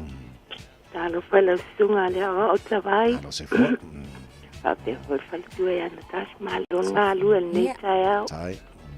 Olo whaangam whamanianga whalitua ia se peniata, nei lea so, olo nasa so isfua nea, ia seu, ia whamanuia tele lea tua, I lau sungar whalitua, a wala whianga iei malanga alue ngā lea tua, ia maua pelo malo silitino, a sili lea nganga I te au na ia wala tau tua ina lea tua malona sina ngalo, alo whaanga I mawai mo ia, mo oe, mo lea tuia ato nina malwhanau, Pastai tele lava tawai mana tas molo wa manua manuia ro lang ngaluenga nei aso lo fatu.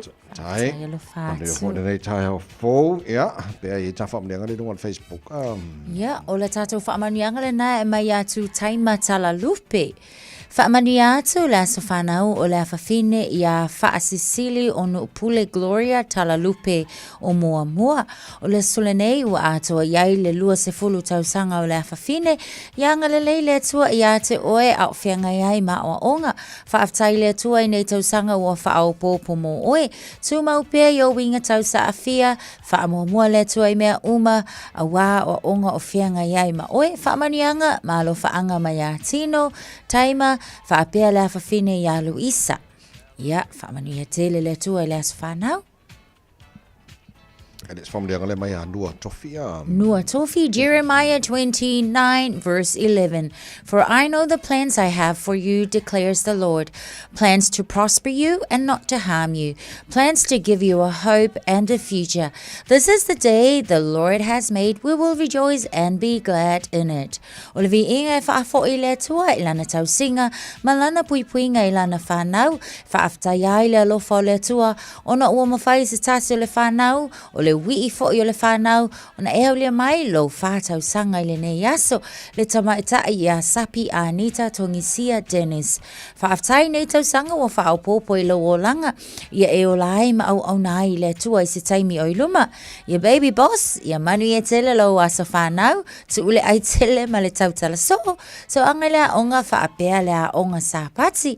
Ma tau te salo, ia maua pea oe, lea whawhine le malosi mai le tamaa, I le langi, ma ia manu ia tele lo whātau sanga.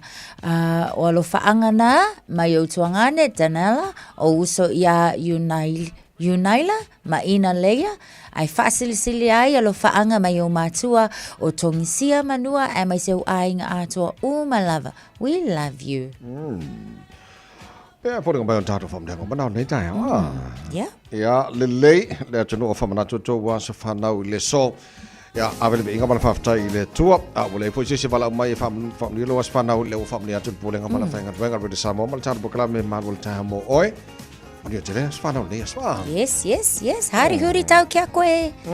Happy birthday. Lalei, loi matau apa ula. Paspaki. Papaki wa. Ngai, papaki mai aliu liul pakua mo oma. Nenga la. Toi se furvalu. Valu.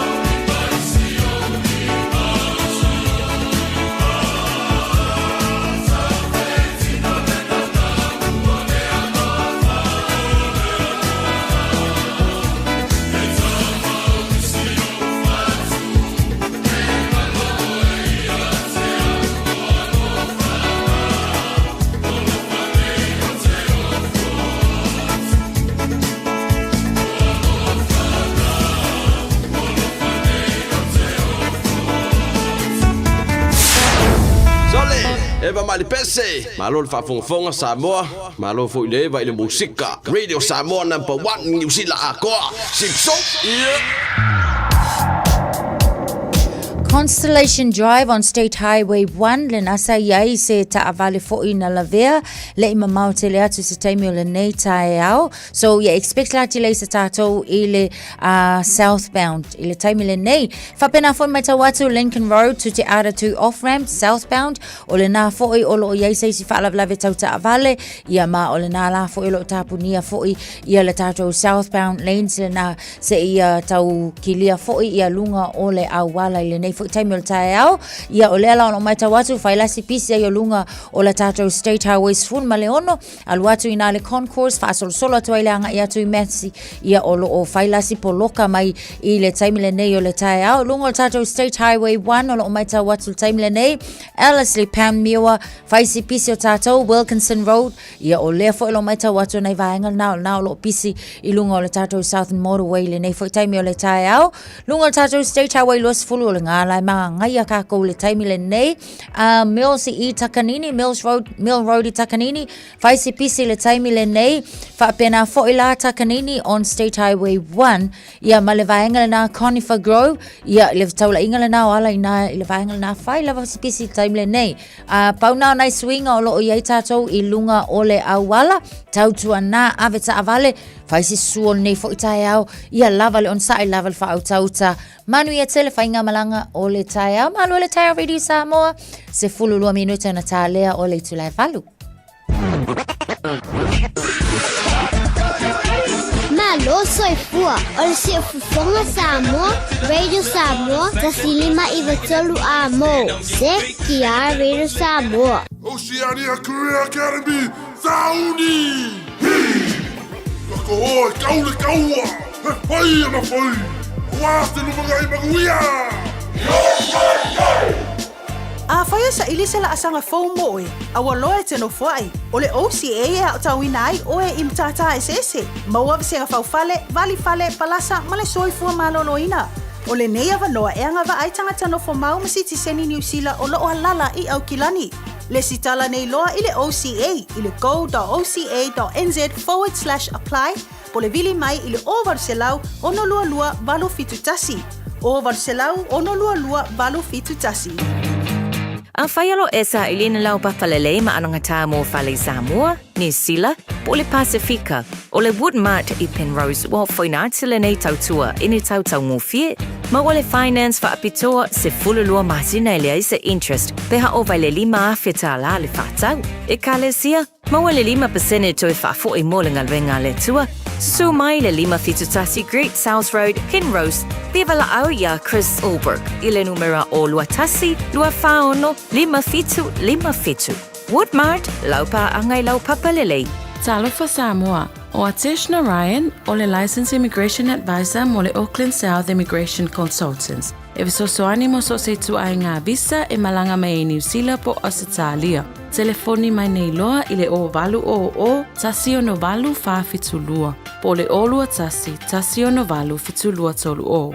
Whai mea alofa i a inga mawo i Samoa, e ala i whaatawina o se hotel ta alofa voucher. E mawhai ono whaongaina mo aso ta ua whailongaina. E pe o aso whanau, whaipoiponga, pe whai malolonga mo ta whawhawai whaiungo vai aso. Whaatau e oi New Zealand nei, ai piki e lau a inga i Samoa. Tanga i ane i le pacific40.com/hotel. Ma whaatau nei loa. Pe vala au i le o lua tasi, o valu tolu tolu, lua lua lua tolu. O lua tasi, o valu tolu tolu, lua lua lua tolu. So iwa minu tolo talo le tulla evalu olo fa fonga le polo klame malo le taha rede samas fuli meva tolo amon fa ngor nei baso tatu yai.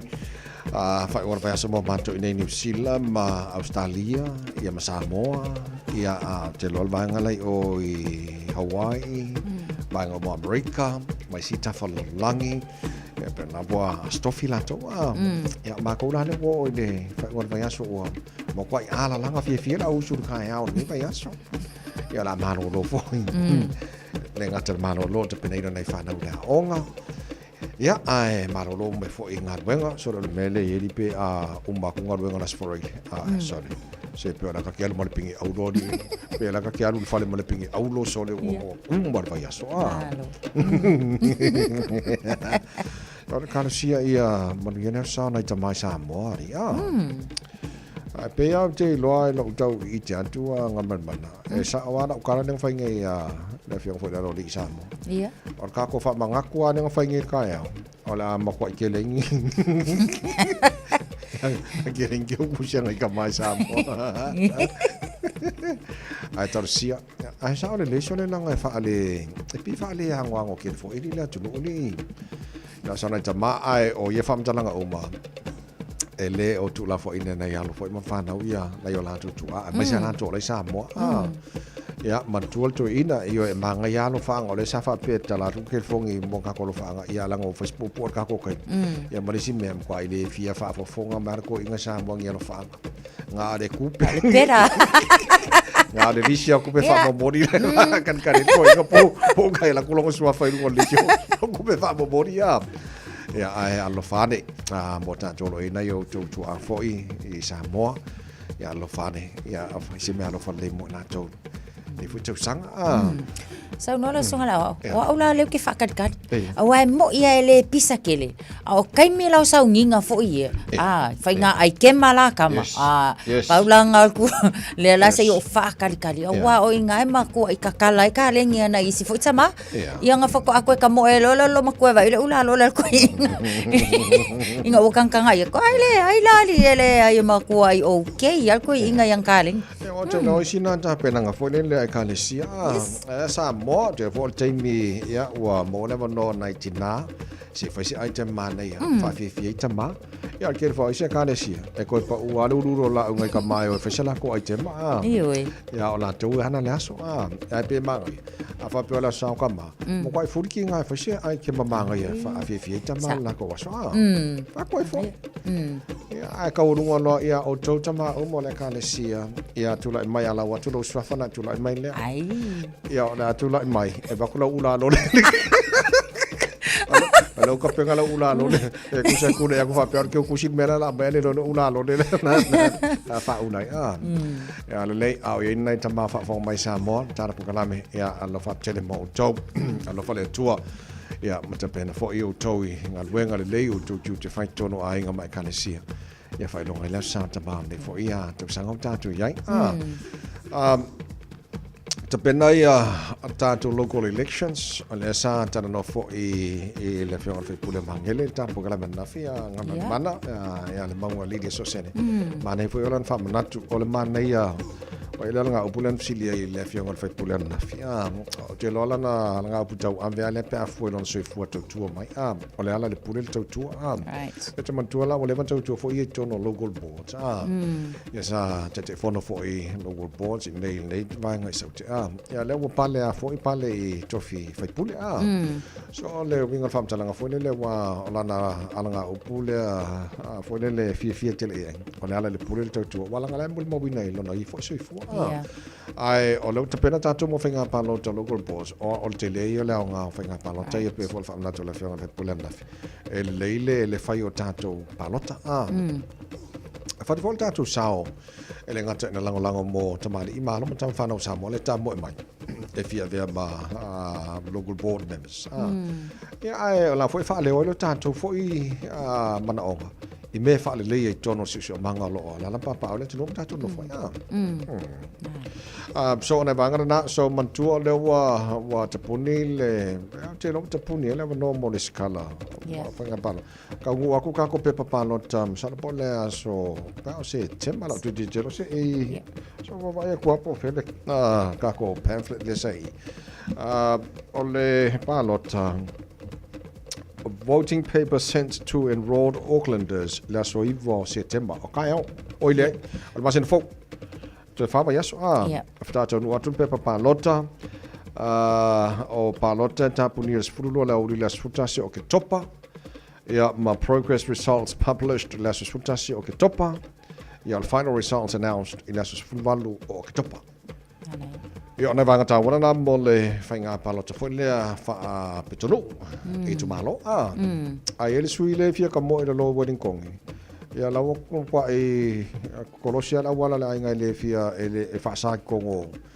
Yo ngisho banga foi fala ulo la fai kind of fai le a foi le former city councillor na lona suafa o Rob Golden Bay ona ia e pe fa le ana saunoanga foi ia e mai se sa ese debate sa fa atinoina ele university foi o takolesa ila loi Wellington ia sa vala aulia la ai pe tai foi le olona a kong pe watu high-minded for koi inga wale amana ia ma faalo alongia nai tupulanga talavou mana tuala a fa pe kilo ka mai kalavou ngai ole ka wanga ai ma inka lesi i le vainga tau politics ai a fa pe ko inga saungoanga ia ma to inga mionga e fa ali mai ka makua ia e sili pe aku Ala later lo mala familo tolo tolo chalo le chula valu se ala lo famaya se fa ko fa mala stringo fa ma ko vayaso yes e ka wo yo mengi fa mala stringo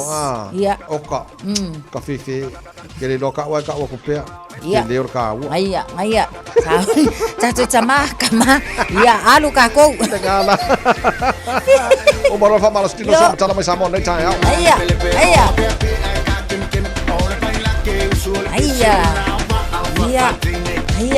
Iya. Rumah.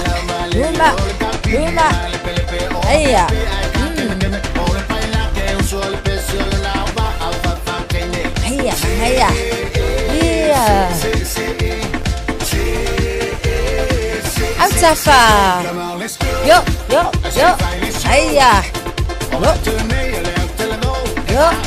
Iya. Lazy pizza. Ya. Yo. Iya. Luma. Yo. Sawi kuah. Aloi luma. Sawi tua. Iya. Sabali. Das. Dua. Lalu. Ka. Luma kasih. Dua. Zolu. Ka mana ya luma? Zolu. Malafa. Autafa. Yo. Iya.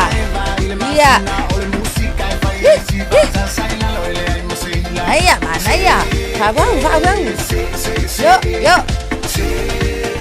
Iya. Luma. Iya. Luma.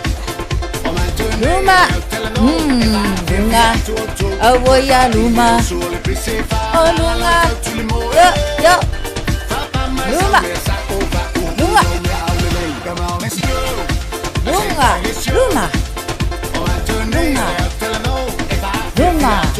Autafa.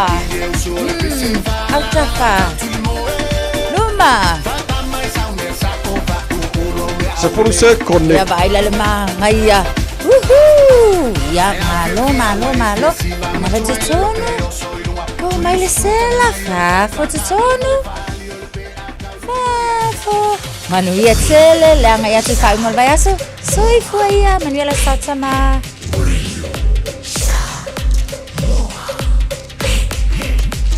Tasilimo ivo tu. Amo. Usimaya lau whaafofonga o le whaapoponga fo ele nei o talafau mai Samoa. Awina sa mai mo oe e lau leiti o whalongolongo le Radio Samoa. Tasilima iwa tolu amo. O te whatalofo lo tātu o te nuu, tau alunga o le ngā ruenga o le nei vāi aso. O tala tau longolongo mai lo tātu o te nuu. O whaamalo le ofisa sili sa whaururu i ai ngā ruenga. I le ofisa o le fono whaavai o le tu malo palota o ano a maalua. E mafua i tua inga ua ia tala ma whaao ngā. Le se furulua afe whaase lau tā la o se vai ngā tupe. O le polo keti miliona tā la. O wharia le tūsia le teitei fono o le komiti o le fono whaavai le ai tu malo. Na tu ina atu i le ofisa sili o ntanga luenga o tinam tama tai. A tina e o fiu anga maanga fiso o tai o lo o vaia le polo keti. O le masina o meo le tausanga neina mori mawina ai lea wha le tonu. I le wha tinonga o tiute le ofisa sili. E lua siaki sa talaina le ofisa sili. O le tasi o siaki e wha afe lua se lau. A o le isi e valu afe lua se lau ta la. O le alava tūsia lo wha ilo ai le teitei fono. Le whaero atu le whaurulungo le mtanga luenga o tinam tama ita i se tusi. Le su eina le ofisa sida le ofisa o lea fono whaavae mai a whaero ai. O tupena i a tala ma whaao ngā, sa whaatau wai whala au whaasaino le aisa. Na whaasala i fo i le ofisa sida le lato nuu, ona o lea ngā yoinga. O le ua whaero mai le ofisa sida le mtanga luenga, le fionga i alo au doni na waa, o tu ina atu le mata upule nei mo ilo ilonga whaale tu la fono maisi la asanga, e tāna whenga iai. O le fono tanga le fono whaavae ano a maalua, na whaia le aso sfultasi o le masino o Iulai, na whai ngā fono ina iloa le wha muta aloa ia, o le toe ngalu e ai o le sa avea ma ofisa sili, o le ofisa o le fono whaavae. O tu aisa mo manisi o malo o le Pasifika, e le awa i atu le fono a tai o malo o le Pasifika e tali malo i le atunu o Solomona, i le masino fau o se tema. Pe a le wha au au tūlanga e masani ai le fono wha le tausanga, o le awa i leo ana paanga masani mo talanoanga o ati na e mawhisoa swani, e maua mai ai, e pe o le malo o Taiwan. O le ua wha i roi li poti e wha laptonga au nanga wha asara laumatu sitala le Pasifika le pina, e leo iei se fuafuanga le pāle mio o Solomona, e vala ulia sui o le malo o Taiwan. E mafua o ne whapeolo tu malo si mai ei tua le malo o Seina, leo ua whaipaanga ma wha uowo nei ma le malo o Solomona. Wa whairoi le pāle mio le tātu utunu i leli poti, sa tau wali e di mai le tūlanga lea i le fono i tonga i le tausanga umawai. Peitai, na au tasi tai uma malo le Pasifika, e le suia tūlanga masani le a wai leo sui o malo, e le o le ve le li o atunu o le Pasifika wha pia wha laptonga wha vau malo, i tala noanga e soala upule ai fuafuanga wati nae, ma whesoa swani. O Solomona sa whaipaanga mua ma Taiwan, aina ma motu ia so tanga wha vau malo, a o pāle mia o le atunu o le te tai a Manase Sokavare, ma sui ai le whaipaanga ma le malo Seina, lea olo i li tata i le iai o ni so tanga whaavao malo Taiwan, ma isi malo le langi e pei foi o le li o tunu o le Pasifika. O le wha mta uai o le fuafuanga Solomona, i le vala uli o sui o Taiwan, o se tasi o tāpenanga lea malo o lo mata i tū nei e tai, o le Pasifika wha pea isi malo o te tere le langi, o lo ngālu lue ma whaipaanga ma malo o le Pasifika. O le so valu o se tema, e amata usu i ai le fono wha le tausanga malo le nei wha i tūlangi, ai mai ai le furulua o le masina fau lama. O moto pua Seve Henry a Ferretti papali i, o se tasi o tamali i televou o le atau wāwha tuto tasi, i le palota o lo lomanei, mo le nofoa o vaisinga no lua. O ia o se tasi o le mafutanga e tolus furulua, o sui tau wātu to tasi o lo tāpena a manuia, o le alato so fatasi ma se vaenga wha ubu whai, e a vea ma whai ngā malo fau. O se tamali e se furu ono na suafa matai o lo ia umia, ai o le atau sini o le no fuolo na i tu malo palota, ma sui tau vae to lua o le vaenga i puipuia i ata tau o tangata, wha pea sui o vaenga wha ubu whai, o le wha tua i le atua Samoa o tasi, ma le Samoa ua poto. Tāpenanga sui tau vae le tātu whenga palota o lo manei. Ia, e whenamuna nuai. Ese uma. Ia mai tasi ale aunga. O le pia au auna i le i tū malo. Whaini ngā ruenga le nei. Fiso swani i le mativa. Whai tia le tau le soifuanga. Fiso swani i tūlanga le aunga. O mai mangase ngase le i tū soifu malo loi. Te lo fui lau tāpenanga e. E tāna tasi ya. Au ke roi ese tūlanga e. Ese e. A mai lo fina. Saulele saunanga. O anava tau ia o mai le tele o pati i po vang whakawhai. E sel mane. O te langolango ina uma anava tau. Ona o le tūlanga i le tātou tangtanga ai ma le tātou silsila foi. Silsila mamao. Manuia uma i alau e tele o le atinu. E pei o le tasina vaenga le lei o le mele wa init por kiki. Le ua tātou mo le mawina ne. Le tele o anava tau le ua mai. Ia, wa iei whaisiri. O whiana iei nei tupe i la taimi ma la tausanga tele o tōna. A o lesi whai lafsiri. Pe sustainable pe mawhai o na wha ua pēra le pe ono a fiel tama o ingo Samoa ia mai se foi la ni se vai nga ta wa tona ve fa mo ai ona tau po la ulima tua se lau paseni e le lei mo le lau itele la tunu ai o matou ia o tuto tas pe fo la o totala ia mo ia e ngai tonu ia ni langona mani na tau mo lo wai tu malo mo nu o matou mai o le vaisingano fa le vaisingano ia le foi ia ma fili mo politu ia ma se foi la la tau masalo o esi la fi pala le tu malo pito silia na lata o sama o tala fena le tauana nga ele mamao e alu kua oi ia nga o e lo o fo le sava e le ia lo ku malo pala le uminga le woso ila lo va fa nga ela pala ia o mato ia fa esi mamao e tele a foi la ni so soani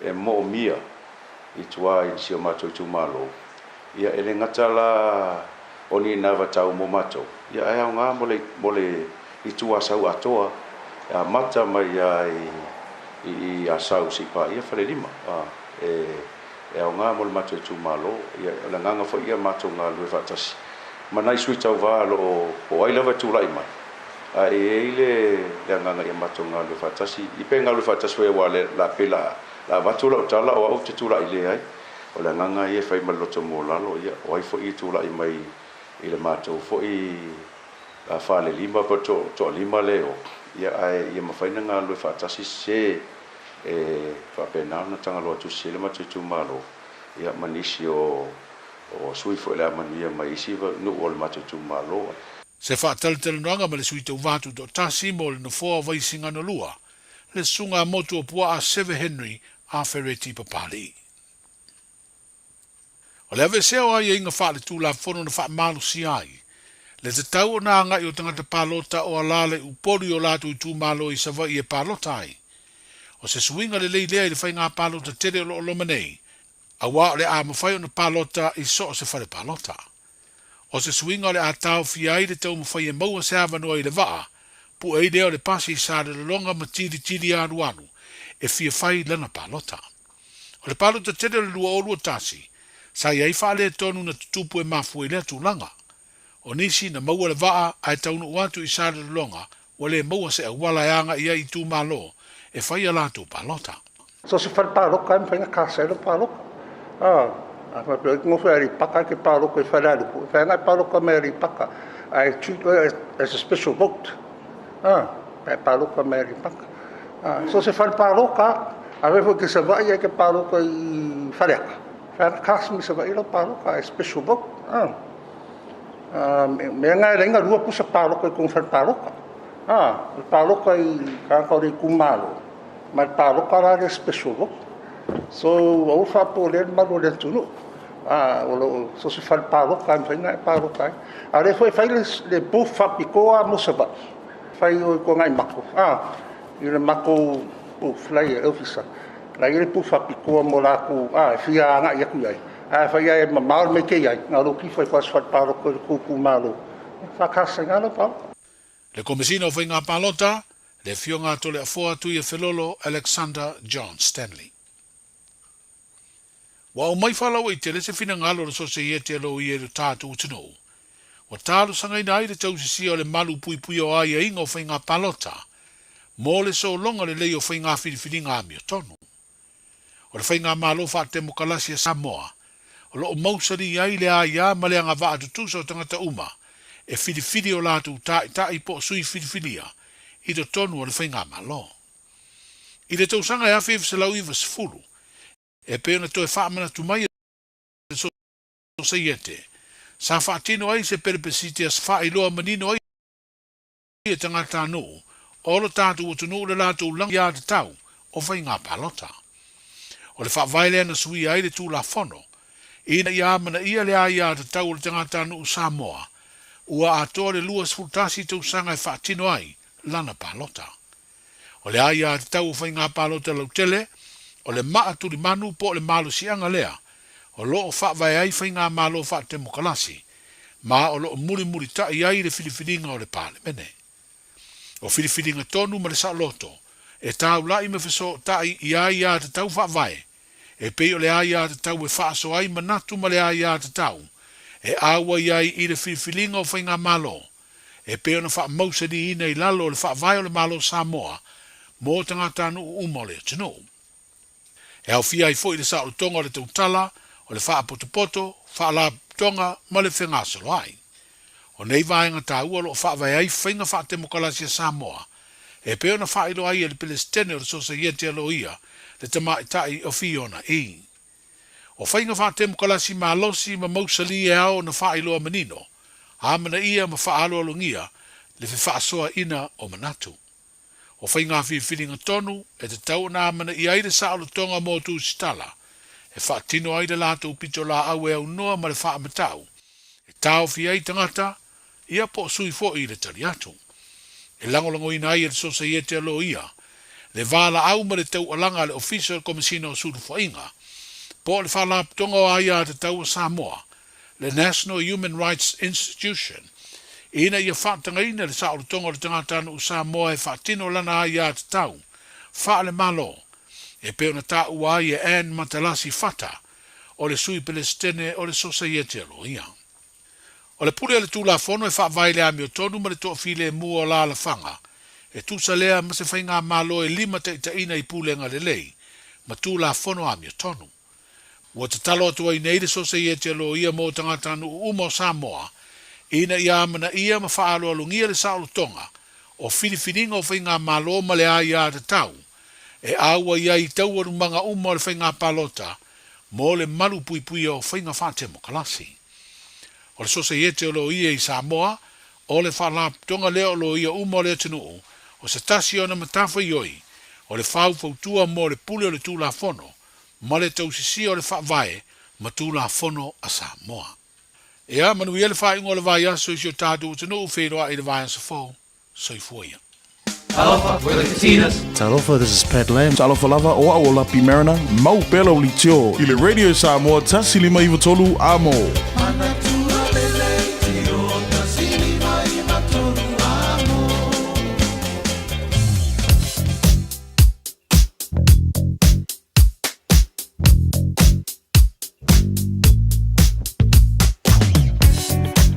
Ngana tamai tala male li poti lunga la wala ne vanga tai ao e nei fa la veia sa tu pu tai ao o le si va ya to le southbound on the state highways for one around Lincoln Road on ramp ma tada to off ramp o le ua lipte mai leo ia male waka kotahi o le ua kiria o mai va ngana nei tai mana tai ao e lesi vaenga lo titi no tolo famana to mai se fulu manu minuto tal wai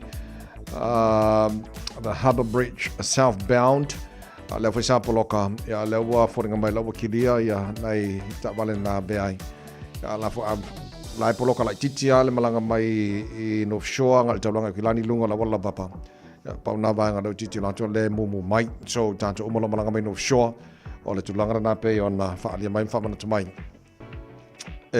waka kotahi le fo time le tai au ai o lunga yo la wala mal baba ya tu le olo o so longa le mai ia me o man time le tai au so na North Shore south border city bound mata mai lava yo o I Wairau Valley Takapuna fa so mai Esmond Road North Coast lunga la wala la papa pasi mai lolva ngale na la veta vale ia on flow de le ale se pa il taulanga yo kilani e lunga o le State Highway 1 la foi mana flow le leia na o le Manu River on ramp city bound State Highway 1 ala e poloka nei time ta pasi mai na flow le leia after to poloka lava e le city bound State Highway 1 pasi atu ia Istamaki on ramp fasola try Highbrook fasola to Tip Top Corner Mount Wellington on ramp by Ellerslie Penrose on ramp vainga poloka na nei time ta au pasi to Green Lane flow le foi tanto se ia pa ia le taulanga ia kilani e lunga o le State Highway Losefulu la ma na ia se lau pa sengel flow o Losefulu temine nei na power manga la te pavatu le mu mai poloka mai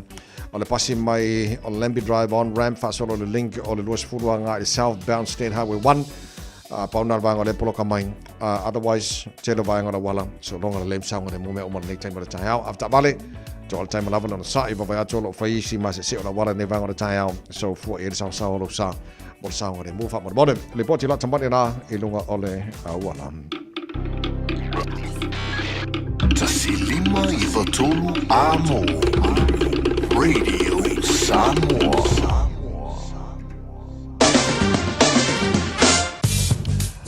Pai kala tamani nei tala ole tau mole sirifia le tino nei taimi ole taia baba yatu Samoa lua se fulu mala lima wa yele vevela wa te alei vai Samoa e tu mawinga langi le nei ole tau e awawa i ni so taimi se bangna fo ni so vanga na tino e pa o timu to about 12 degrees Celsius mo ngora vevela le Samoa ne so lua se fulu marfa e lona mawalalo te fatalo patol tara proklame Panga lava le malu le taia radio Samoa no mai mon fa mai la tino pele Samoa malo lava le soifua maruia ya mo nei tama fu lo fa mai Samoa lo fa tu maruia lava le la tu mo le sa tama va ya tu lango ile tau il nava nga tu la vasa tasimeni Australia ma no si fo maruia panga jar proklame so mai Australia malo le folau ile la mo Canberra tolo lo in malu ni va nga taia la fa so ron puao awa le tau mo tau le so se fuma lima mo ngona malulu -1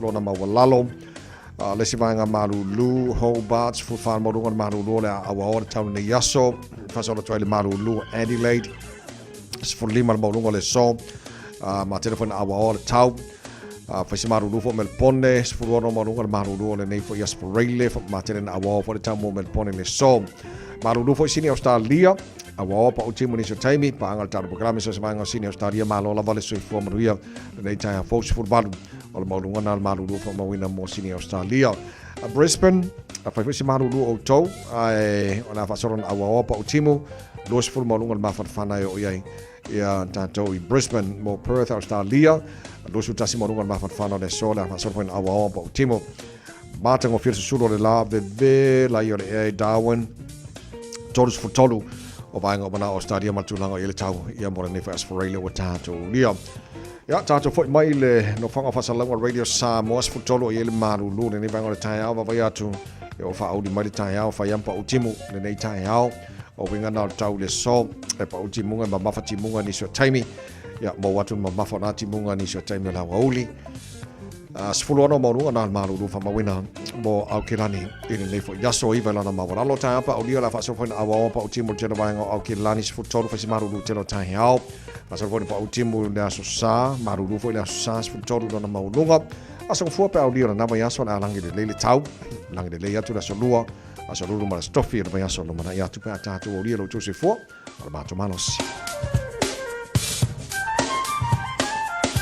o fa mamongo bona tu na mai la vai tau nei vanga ole tai au ia mal fa mo le tunu ola lampa pa au so se ta for nei la lo langi ia o maria mai ia le tau mo tau ia nei fo eso fo ta tu savalia to mo de Samoa for di mai tolu amo los furu le te ale tu la valu taru tala mai Samoa pa fa fonga le tunu nei tai au to fa sa la wina mo o pa tala tu la se furu mal lo la le so ia fa pena fo ia le fitu po ana nei fa te tele e le suyo tanto radio Samoa pia le fianga ngal mana tu marva tanga vai tipi tanga vai la lo fa tai mo tu le fa tai amal nei vai aso atoa ia o tala mai Samoa lo longo puiali e Samoa ia te ro nem so staff nei kilope ile tele mo lo tupu ile tlo ia o le tulanga na iai a te lo ua tele fa le tonu o le se ia le office city le na vai tupu poro ke tele fo tu mano ia ele manai la ngo tupu nei na fa nganga le malo e ave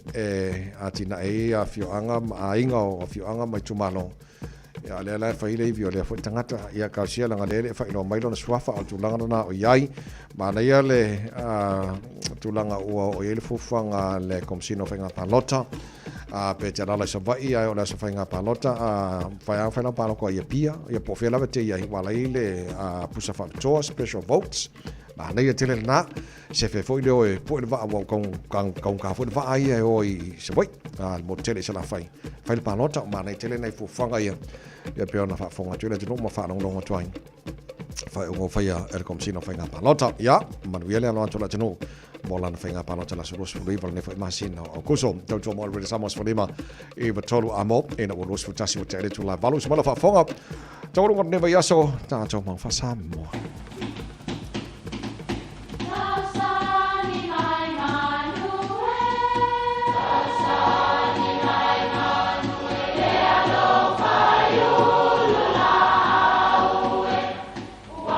E o whanga manu i ululu o la au, awa e whawhanga I funga o la au.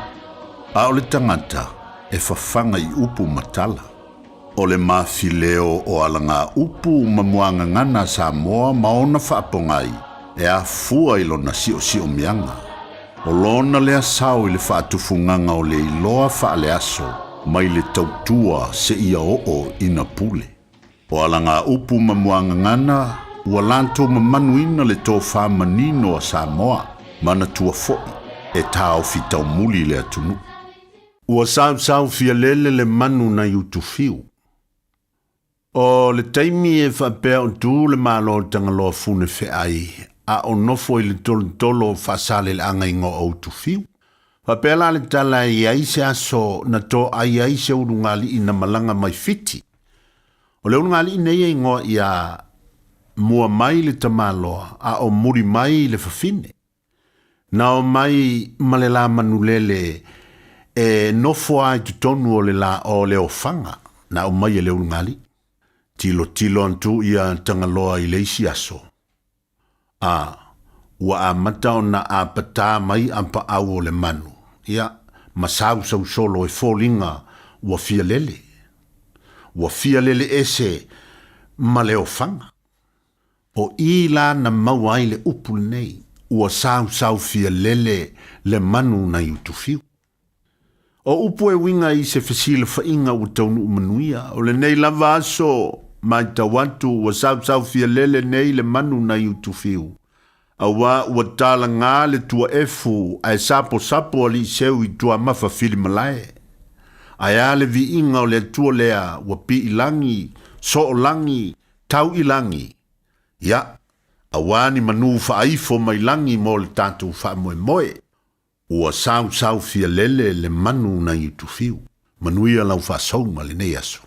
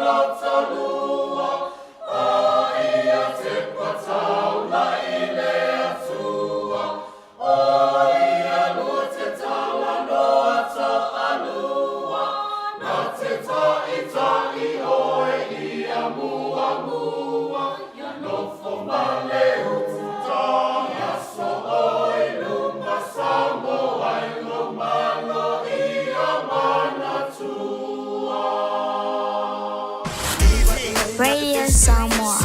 Taslima Ivatolu. Amo.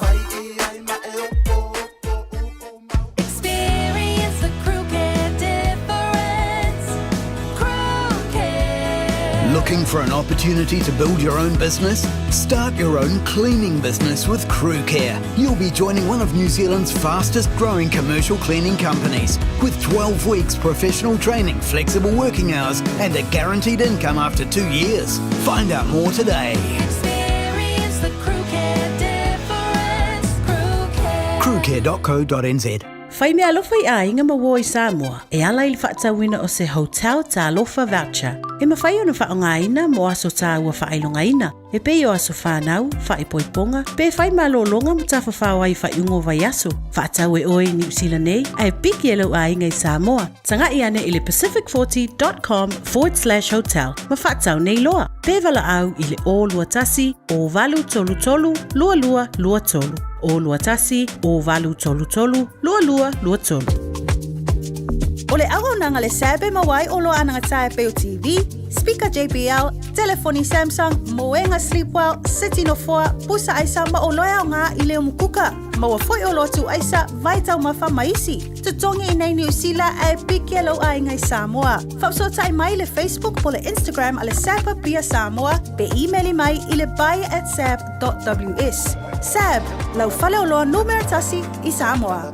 O e sa uni malanga I Samoa, maratua loa le moana rentals, e maua sau se taavale, e te filifili mai e tu sa malo manao. O lo whanga solola na whapitoa e se 10% pe ai whaonga ina so se itua inga taavale, mo le tolu aso pe silia to foi, I le masina antoa o kuso, e mawhaiona pe kila taavale mai le malaiva lele I whale olo po whangalii, whaapea no tanto ofisa au tui ala fua, pe maboli e to foi le whatitala malo olo e wha mautuai, ai inga whapitoa, lo ia tanto insurance cover e te filifili mai ai, ina nei tupu se whalavelave, ai olo iai le puipuinga, maratu olo iai le tanto account I New Zealand pe lafo sao fo I le Moana Rentals, e whaonga ai le Pacific Easy, e whaonga ai fo I le credit card, e whaatino ai le tungi no lo sa. Mori si whaamtalanga wala au le Pacific Easy I le ovolu se lau, o tasi ono, po no merama sani au kilani o le lua fitu ono fitu iwa fitu wha, ma le lua fitu ono fitu iwa valu wha. Matalo sanga e transfer o I le Moana, bea si siane le Facebook o le Moana Rentals, po le tanto penga te whaelangi o le moanarentals.com.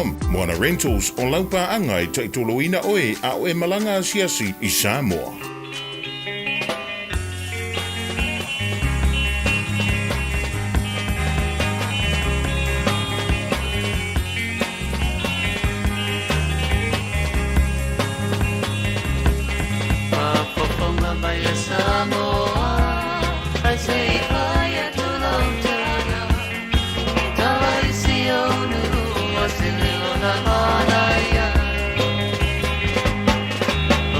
Far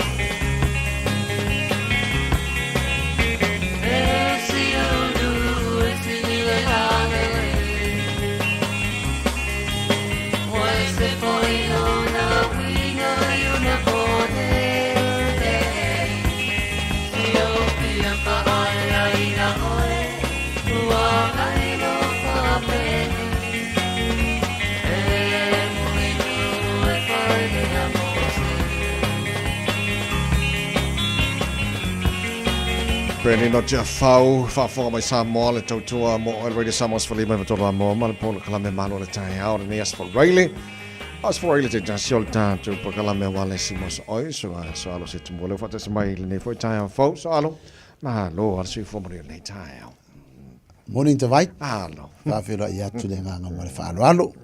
Ma lo le usu le nei tai au fa le kongu le kauta vai. Sa le o fa si kimu fa si vidi fa si maruru ia ai o lo o tu mauro malo simro to anga te usu mai o evonte ia tai au uma fa felo ai le tapo inga mal fa fo anga si le mai mo fo ta to tu no nei fo ia so for really vi ele tua ua tini mai fo si o ia nei vai ia so fi au manga luenga ta vai ma lo fa tai.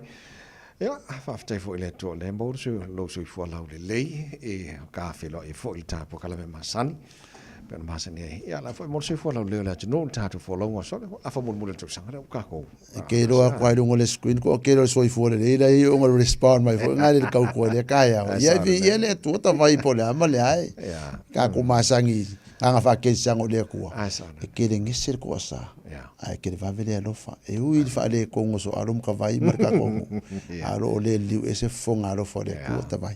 Sa le Tene no fina lo so alo e lo fa no lo tu ta tu tala mai sa mo for e se le mane yo to fa ma mau ma lu tanga loto ai tu malo e tu wa noi I party uma bona to road show bona to fa no for lo o fa ya o por que fai uma ya ai ku mau ma fa vau a inga ma fio anga ma so kanga ma dina ya o le mako wai ku maro me sel mako ka vai ia nga si le fia ma si le fa ko e koru so alo lai ho e ko fu mo pa ki ia ai mori maule ko o le sa kali le mako o le vai nga SUP de sa fa pi ko mranga vai fa fai ai lo vai so ka ruai sa kali le mako ku le e pa male sa pipi sa le na ka le fai ka kien por kiki ai wai o mai kali malo nga au ngi fai donga lang o fa ka nga se ma ko u ka vai pule ka nga ka fiaru palo ka mal pa kier wai pule ka pa au palo ka poi palo ka ia ia ke mo kala si de pe sa o de ka vai sa le ya ma antaro di ti lai le winga ya male o le fa atim karasia o le mano tangata e fausia tangata mo tangata io ya ai ata o mai tatu tangata sa mom pa ki fo lo tosinio o nga paunga si vai ngi ka ni pe ngol fa ngo o ile u fanga ko personal le fa ngor ka ko por kiki ko por kiki la por kiki o ka ko ngi le por kiki se le ve se me aka ko fu ya so ya I ve singa fa ya ko fi la uma ma ko pu fa so e papa fa ta winga ko ai po ko la ka li mo ni ka ngo ava fa fo e o me nga ia e ngaka ko ngol fa fo fa fo la por kiki fa uma ngale ko lu fa de wo di ma ka usang a so kanga ia isi me mari kwa uma se misa angai o ko fila uma mai foi ma kupua ai pe fai ku rari me ku ve ku la kupua ve ngasi fa la ko fila la fa la ko fila ve si me la ngai ka ngama me le ku ser por que uma lo le so ro su ivo au kuso uma nga me o ku la mai ai le fe ku ka ku so kanga ai ka mi ngai Tau sila lo fole tua ia o le sound pena la tino mo fenga palota ni sa sa le ia ta vai o no fo ma fo fau italiana mai sa mo e la to sa to na palota I le fenga palota le o pe a fuanga I le taimine sa fu to sa fo e to la to su tasto sa ya o misi a ko la lo va ko fenga palota o le fai le fake page Kaya Facebook fake romance fanga. Kaya sudah fanga le fanga. Ora fa makuala. Ai ora fa mesa fa face 15 sa mo. Ko du fanga u fa ko lu ka face 15 fa ko lu suru viva ka usanga. Ai va sur kula fo ngola sa fa. Ai sa wa. Manula wa sa no ai talonga face 15. Pe ya no ma we talonga la kapi na se sel fa unga la falina fai. Na o alfa msinonga mai fa un alfa msinonga esa o sim quasi se singia ele ngata lo fodi ya commentators for sai letem ya sorry ka vai o se o nephew o kama le usole o kinga ka mai ka so ngala fanga ka lo ngati la selma ma Auckland Crime mo le second 15 o score ka mai kiki ku no so di ese la ko lo fodi la ve ke mai maka wi pala ngira ka ki mai na lo na fali o lo fodi u mga wole score o kama le ku le malu red card ia o le mea lang kupu ma sa uska miki ia se uka so fia o makua ke di fese mea ia a ua sasa le mangola o li o Israel Tech bali di mule ina Jeff Wilson au dia ka ngo mai ka ngo Band for Life nga ka maki o le mea la ka vai o vai ngai e fia ka meki Samoa ka Pasifika o le Venezuela o lo fali ka vai o le Afrika pai pai e ka ko le nga ku le pala nga Afrika o le nga foi le e ku lo ka meki Samoa lai o e pa ngai ka meki e sala foi ala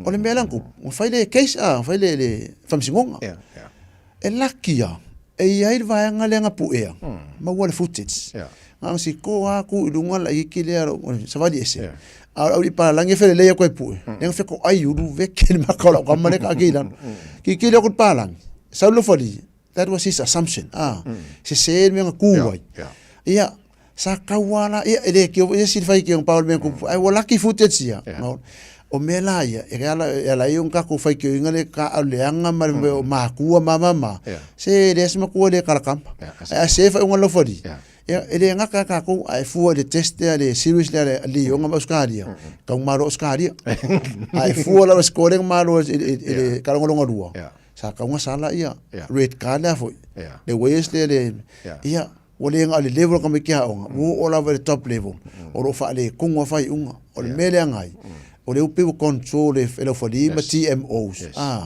ia fa le ia ko ia le ia la ka fu ai ka longa wa le ngi TMO alla fodi ia ai se ifku ko ngai foi pepe se su ma se fu te se vai a ko ngula wa o va ver fai ai o consequences o le family ka un Band for Life ka me kide e ila ka me ki o kere ngo Australia so nge vongo o ngo Band for Life nge usila a me se fai un se ta ia ai o ka mi ngai o si o sister in law le le ka me ki she still not set langa wo or kala le lunga le media fonga le Band for Life ka meki dia a onga foi makua se va o va ve kele sa ta vai or kai me ke vai Israel ta ku ponga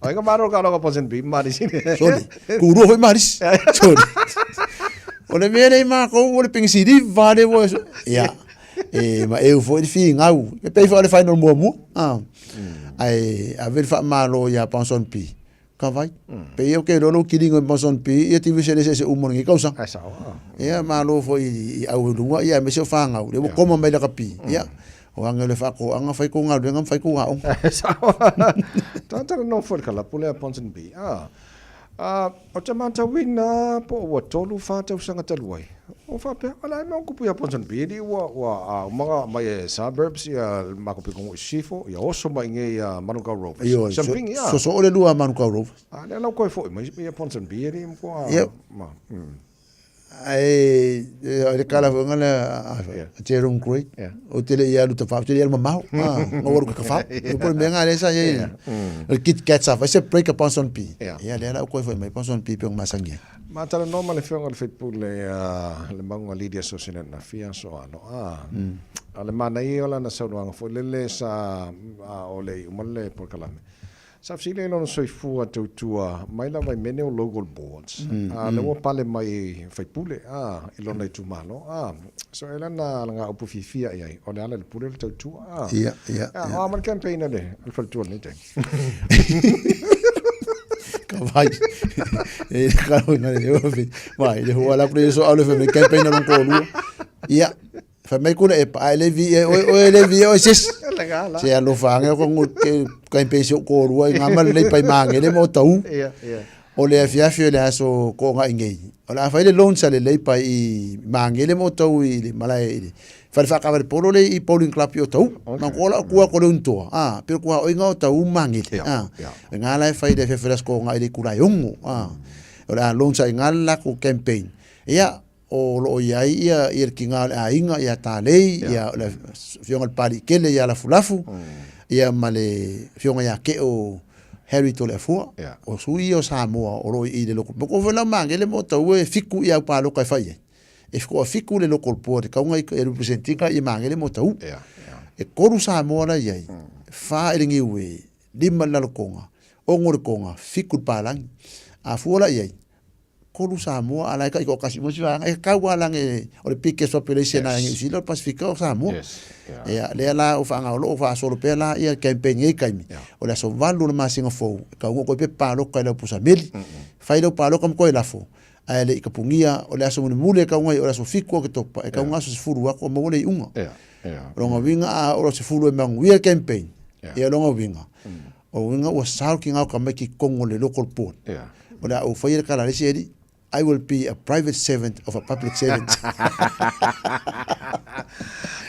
Manua ta ilva ngale ole mania yo taimie fa no mai la tone lo tam five city community ya te matua foi la ole mania a mawa no mo community of city ai wa na foi mo le tani ya ma fa ma lo se fa pa no ta wala ngole ma wala no yo le pesene o tanto tanga Pacifica e fa pa nota ai mania a mo te me o facility ai pola le o vai ngolo to la ila to sila po se manu yo tanto wa so mangolo ine fo lingo le local election local government ni sila a ko ai o se kai mi ko kele ka ka wo finga ya a me mari e ai ku maro ko koru ya meia kasi kai mi meia ala le ko fi run e ku maro ele contesting le meia ele fia ingai longo binga e se mafu angoleo ese maleo le fia ngisi ai e ngisi voi ela kikelten up menge vote ongol ai kiele foi la for palo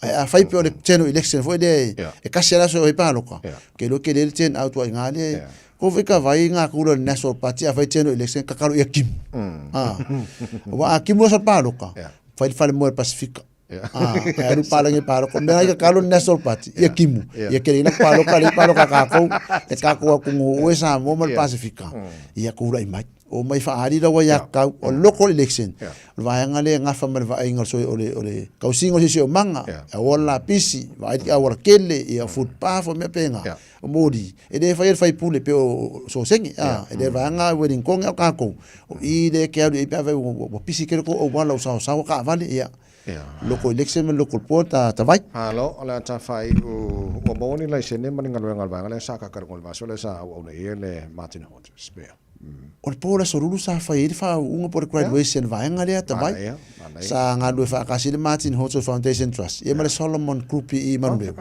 le vai nga so so nge e so ela isenge e o isi foi e o mai ko ima kamuli o le South Festival le ala o kolengi interview skills e ma avenga luenga le ala ye o manga ye kala nga ngisi makua o ko lima ko mi ko Paulus ka mi ko yo afo o fa hu si mera ikikiale ela ngongar ka ma hikima makua manga ye marka hu ole ha onga ya ole ya ngale umala vole ole fa ungala soruru ela pe mu elin ku wanga e ko ya wala ngole si va nga fa nga luenga a lo ku ma wa ia me masangi ole ave o ka me ke fa ila ku la isengi ave ka vali la isengi ave lifi e o ngisi foi o va la isengi ave loli heavy steel license e ku langa e sa ole o ta vai sa ka kala ngoi me ia ko kele o pase ele si ko su e faru lo ngobinga fa ku la me ku ala kuwa fa nga luenga sa so ela sa ko o nga le po ai nga sa lo nga e fo dinga nga ya no fa nga lo ka ko fe nga ai o ka ko fa wa nga le Martin Hodges Foundation Trust ya bo wa ele mo fa nga ko se fe la langi fa nga so ngis ka me ko kasi ta vai orang o mai la ya fe amakala e kas ma no fa tai ya ta se ya mo fo ina ni si lai mo wa nga luenga a ka ke fa mai wo nga luenga lai mo nga luenga ma no so lai senge lai mo ne so o le susu male med o la lava cafe o le fale ko ngum male fa fika u lai e do ka ko ka po fe la cafe nga ye o nga luenga la ka ko fa ye o le makapoko yo sa nga ma kia so o vai le ko ngila ko simi puli o hawi ai mai ka ele o taro ya fuli maria mana Lorenzo le lemol au sa nga me o taro e ko kulla pingo okay le so alo malo fa tai fli ma ke kile fai i mangele o le fa mai ni stangata o vainga o mai o nanga ala mangele le tu malo mangele male e pe se le fli ma ke ki male chang se ta o ingang o mo vanga le local port o le nga fo nga fesila uri o fa oye kasar vanga le a fa me le ai ese la vole mangele town center le business association na ye ala ma ke ki o le property council e se foi la ko running e foi la vai nga yo le o council la sa usa aku pe kongi va nga yo ka penga le market o kai popula ele ese le mangele market ese le mangele town center o ka foi la ia le fai business town center ka vai ko la ko fai ko e pa lo ko ro mal le papat ai fa me la ko ngo foi hawi ma ngo foi oi man rasko ma se vai da le mangai o mai ave ku pe mangele ai le ko kusa ta vai ese vai nga ele town center ese vai nga ele ma ke ki so nga fa ta me proclamation ta so ala moni ya ne ya so moni for the weekend ya vi e foi le tuero so foi ta tu manuele anga ya tu sapat ya manuele ta po inga Samoa o se kala fo fa le kon nga ku ma sanya so ala mo ka vai es fa le loftelet ya Tara proclame wala se mo so mal songa so alo se tu mo nei tai ala tu tu already samos for me to la mo no to full mi do to to talo le tu la e va to pa na mi do to toi Tara proclame ma no tai au fa fi fanga mai le punia la va Sila ilama to siva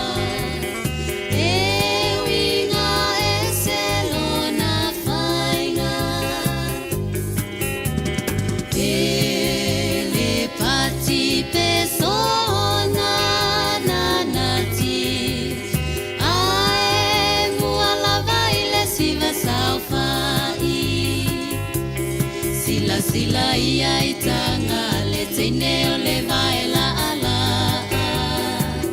fa amane ene eta fiti fiti solo tene tene o so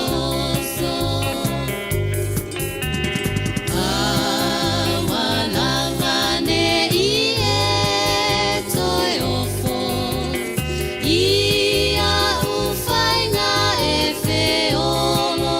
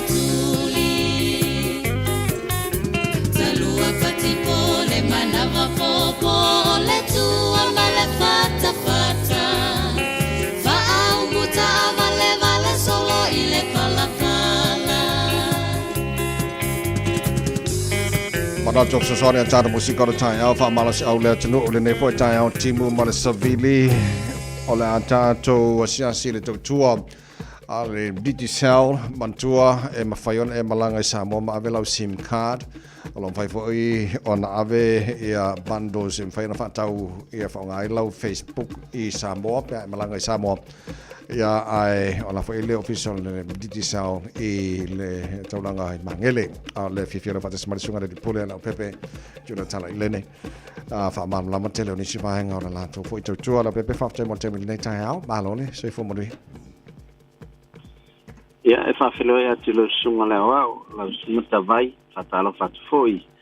Pai o Samoa mafuta mai tātou pokalame ai le nei tai au, ma lole ala usunga luenga, ia ai nise foi le lo waru tau nei tai au. Ia te lo to telefoi na u whawhentana o atu ngā luenga, e misol whana wa o ngolo tampaianga i atu. Ia e tātou whamalosi, o le aso a, o tali malta maa lole, ni la mana ia o le aso foi wa, tu mai nei timwe, ia e pule alta malo. Fa vetai wa e fa manatu, fa vetai wa e fa mangaku lau ka polo, e fa pio le la kwal ka kalo mukari mai. Ia, ia taimi sisila mai e te malo ia o lai e me tau no lau tapolo e whai au ngai la tu ainga a le ala tatalo atu ai a la le asu ia mali e ali e ia taimi e fofo mai amo e te malo la so lama le aso e tau ina tim Malo whaftai tele, malo whaftai foi mo au nangore nei foi vai aso watu lava noa po anei vanga fo na silfira tenu fa mo mone. Ia o le vanga tau lava masalo e o atu pokalame le uli nei maseu man ia po fonga mua ua ready le lisi o ila tau e to se fulu ua whamanu ina tato tailua se lau ta la o tato whapitoa lo whanga solo. Le a whape te anga ili whaloloa e whatalo to paptolu sfukta la pe siliatu malafo ia i telefon titi sali sa momo se tunu Pasifika maua lo wa no tatu sei ava pe online ia na me fai ona nga va pe fatalo ta pap lo su limata la pe siliatu ia taula na nga i tatu website le ClickX e pe o nana fengo fiona a fata wel tatu ta pap titi sa ai tauna lo su limata la nga ilunga ai fanga ina foi la ClickX la foi se len ia e pape foi ona mo welo wa no tono tatu sei se fulu fai longa tai lo se lau leo la fa peona a se ina le so ia ma tu watu lunga ile tatu radio sa mo ile uli ia e fa sala la watu la to family ina mantua o customers in New Zealand Australia e anga va al tatu se ile ia tatu tai lo se lau ia e le ngatel na ia o lo anga va foi tu ai ni sa mo se ia tiki sa lo fai sa mo e ile la tu fai longa lima se lau se i vai aso taitasi ia fa pena fo le telefoni 5G o lo fa pena giveaway ia mai mau ai foi entry so tu ainga mole a se imun muli le fai la solus fulu no se tema fai longa mo muas fulu afetala ia ia fai longa se fulu tai lua afetala le la se ina ia se tema ia ono vai temi le pisel palota ia o le fo ia fai me alo farta tu company ia ia a unite a uine ia tele lo temi te stress at palota ia la fo se top up le lo pe tu mo so wa no ma wo sa bo se la ta la so so ni ta ta so fuanga nei vai tem ta vai sa le ia ma lo fa tai bole fa mai al tapo kala mo le sa fa mana tu nei le tunu ia lo il tanto office mangele ia wa le al malanga sa mo la pula wo box se kia ku kit fongi ala kwa fa ngaro sa mo ia faingo fe ia le ona mo tato office te malanga me fellow sim card ma to so so ania tu langa na ia fai foi te fia i loa po ai tangata te palota i local port ia alwa te fon mato office ia na le lua tangata i te loa o mi tai mo masani na tali ia ma pali ia olo no wingala ato watu foi la ia pa wina tangata mato tatano ia i tu langa wa tangata wa mau ma i so swan ia mo mato wa ia ia awa tato ia ele semala tato palo te pongsai tato te palo tai tangata wa nga ma ia tato ia posta so sonia tu na ma campaign ma so alo leita ya uso Maria foi le weekend ia alo fatu so fo le songa le pole digisa la pepe tuna tale le mal tanto le potolo ne foi time fo le toto mo de samos fo le mai ma tolu ha mo o tato po kala na malu al tayo mo ni asfore le mal ne foi vaso a to a ole e fa mai al tato po kala menan fa manatu na tunu ai ile fanau community free lunch fa nei le sa tasi le fa le fiafi e fa ole is dairy reserve ya mandaio mantuo of no nei tong ta su fanga ni vai taimi la mo lo free lunch mo le tam of tanga le sit tongi la foi mo ava no o ia lava ma fo and second hand so ani foi mo nei aingo ma mi ne tu langa mal tela isi vainga pa wani mo wa fa nei o is there reserve Avondale ma le tasi le fa ele afia na sa nei po la ole le sa sa mona tu pele ya o le afo ise pati usala se famtalanga o le tau te mali fo i lau whaafong mali nei tae mali nei vaso ato malu ve fale fina ngalo le tano ai o le tampo kala menal nei tae mali nei vaso ato taru tala fopea tala iwa e le tae o nei tua te fo i lau taru whaasalanga le songa te tia whailo tusti tia mali po kala me fia mai whaawok te tua wede sa momo oi le nei fo i aso freile mani tele lavana nei aso mani fo i the weekend stay safe stay warm God bless tau whaase fua Yesu e tau tai mai Lokuwa I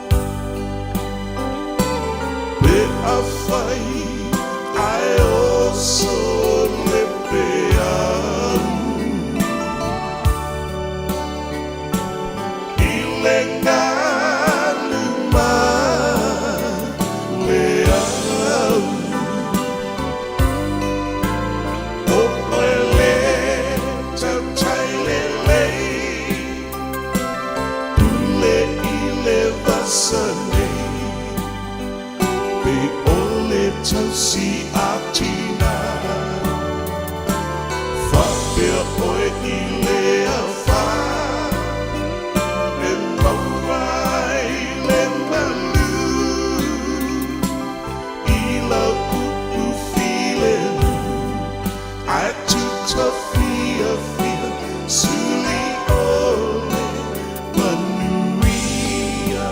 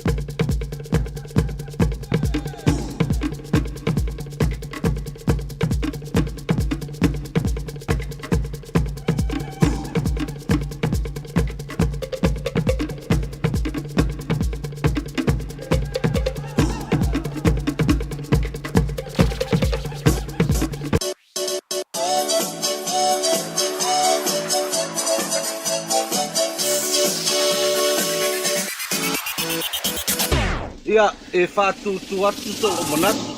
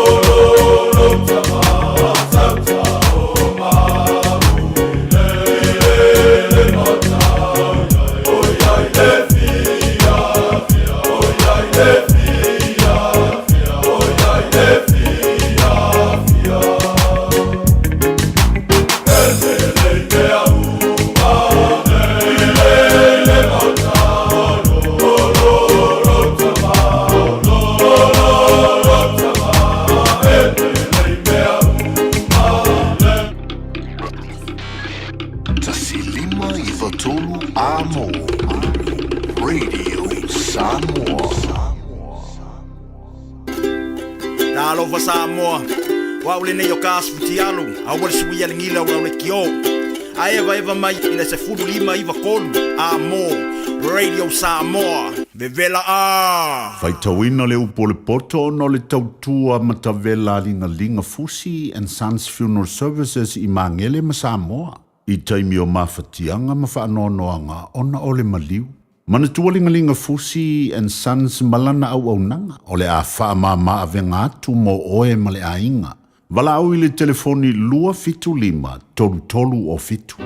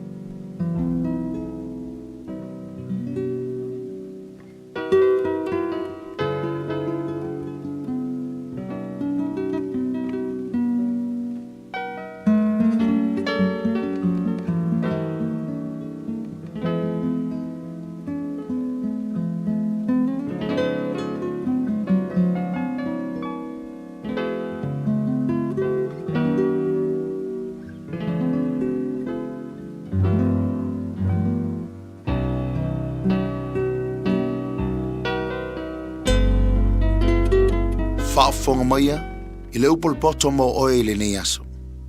Whaata auto mta upe valu. Whauru talaina, o le sirisili o le au ngā o le poto.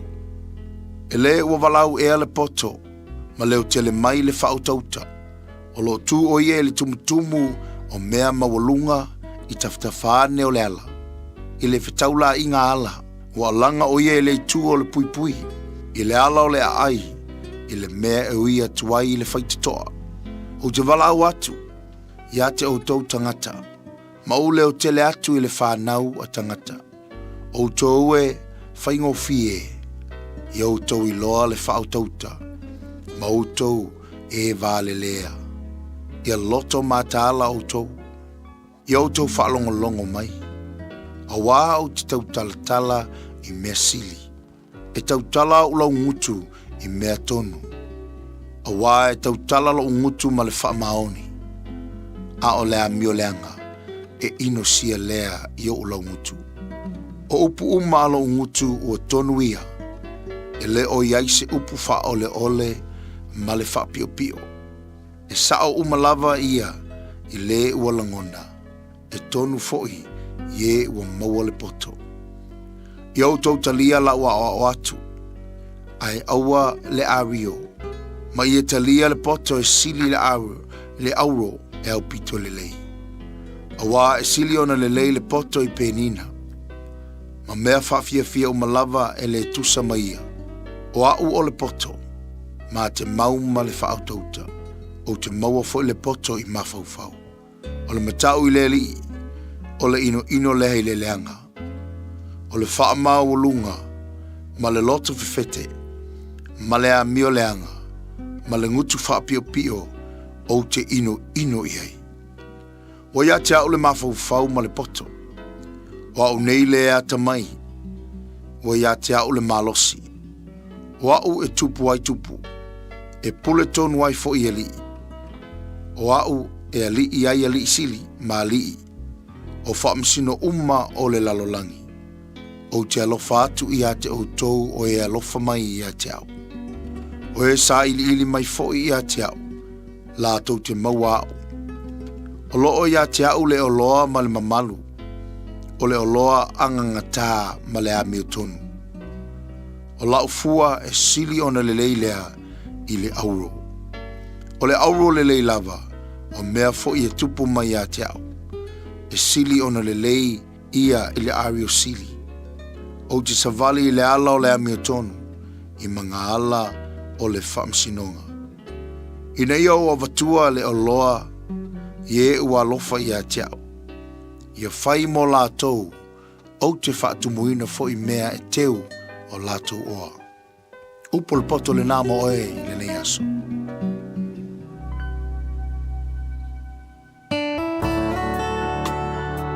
Ua awina atu le upu o le poto i le nei aso o no le langolango mai a linga Fusi and Sons Funeral Services. Ua mawhai o na tu whātasia o au nanga tāla whea ngai i ni tautau ngō fia tele. E fsosoni atu ai, a o whea ngai oe ma le popole ma le wheme mea. E mori whātasi atu ai ma wha mai senga, ma wha mawhana whananga mai a linga Fusi and Sons mo a inga uma o Samoa ua whea le maliu ma le oti. Malau mai loa ia lingalinga Philip Fusi lingalinga, to ia whaapō lingalinga, to ngia si ulavea, pesusu mai i le luas fulvalu Canning Crescent i Mangele.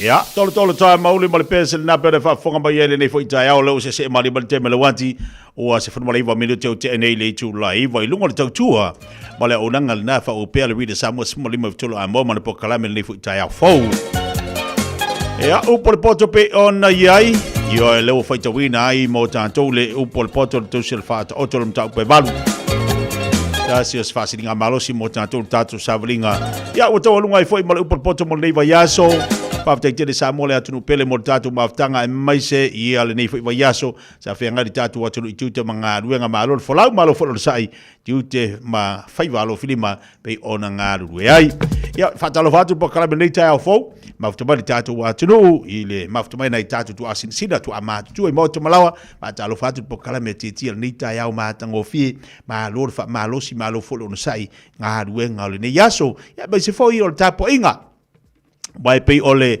ngaruenga le atatu te mamtina matui a inga ole tapua ole tatalo ia ole anapongi wa telo na tatu matue anapongi aso fa penei fa ta yatu lo pokalami ate utu te mamtina matua fa malo te foi la finga luenga te tofi le tu isunga fa fengainga malo le usu nei tai au fo malo fo lo sai ia malo fo le tatalo mo le tatu watunu atoa ya male lo fo tatu watunu le ma mo tatu pokala me leita yao ma lo se fo manu ya malo fo lang matafi au de le leita yao yo e uia na timunga akimunga au de ya le aso la to a paolo e au de le fo daso ala e makwa kiringa au de le daso ma fo le aso au mai le tu mo tatu fa popo ya sol tatu wola ai ave fo le maso faita winna o lo se fo malo nei fo yola e tatu te ngalu e ai lo winga a mo lo le siaso fa taile li fa po por ngaso a mo le siaso fa taile tu mo le ngaso ya fa taile li o tatu lo to le ai ase si me si don tatu fa taile tu mo lo ainga fa taile tu mo oi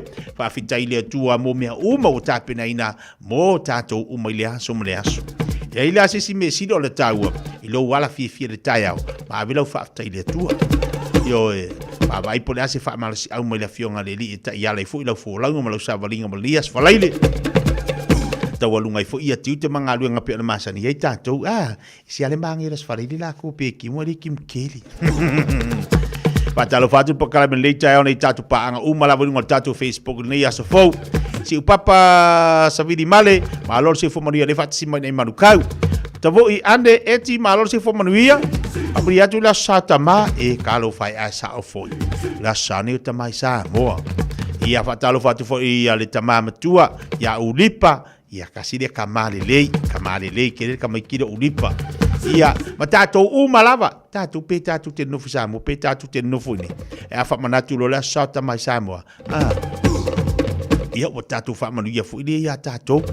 Wa afa manatu la sauta mai Samoa yo ka ko renga afa manatu nei yo ka ko fu renga o fi lava alfa manga kwai e le yer ka ko fa ka se de la soka ma ya wa nei lo pole ale masingo ka ko wali ese masingo se ivanga na ale sauti na mala sauta mai na ta pissa fu idio fa lo lua o fa le fai folinga o fa le fai yolu ya o se fa le fai se vai e fu ai se vai ia vai lo makua ya o kamai o ili hai ili fa peka o e vai fa le ofu mangi kamai anga le mawale o le aloa ye fai kanga ye manga yonga se vai yo ko inga ye se ko inga ye pe pa monia tu al tatu po kala menete bal tayao le sola le te monta tu so ta fo ile le to fa le muenga wal tatu po kala bi amata le nei fo tayao fo Ina ua lua se fulu tolu minuta tia dele tulaiva.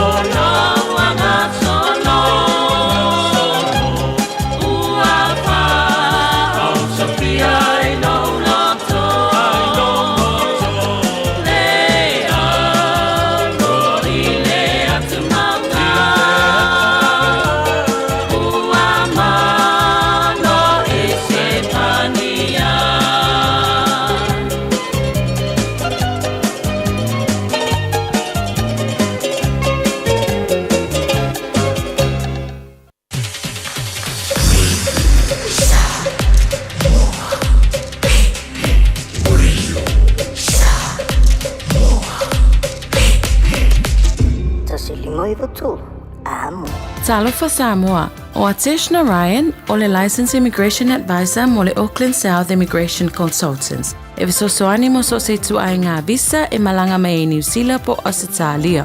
Telefoni mai nei loa i le o valu o tasi o no valu whawhitulua. Po le olua tasi o no valu fitulua tolu o.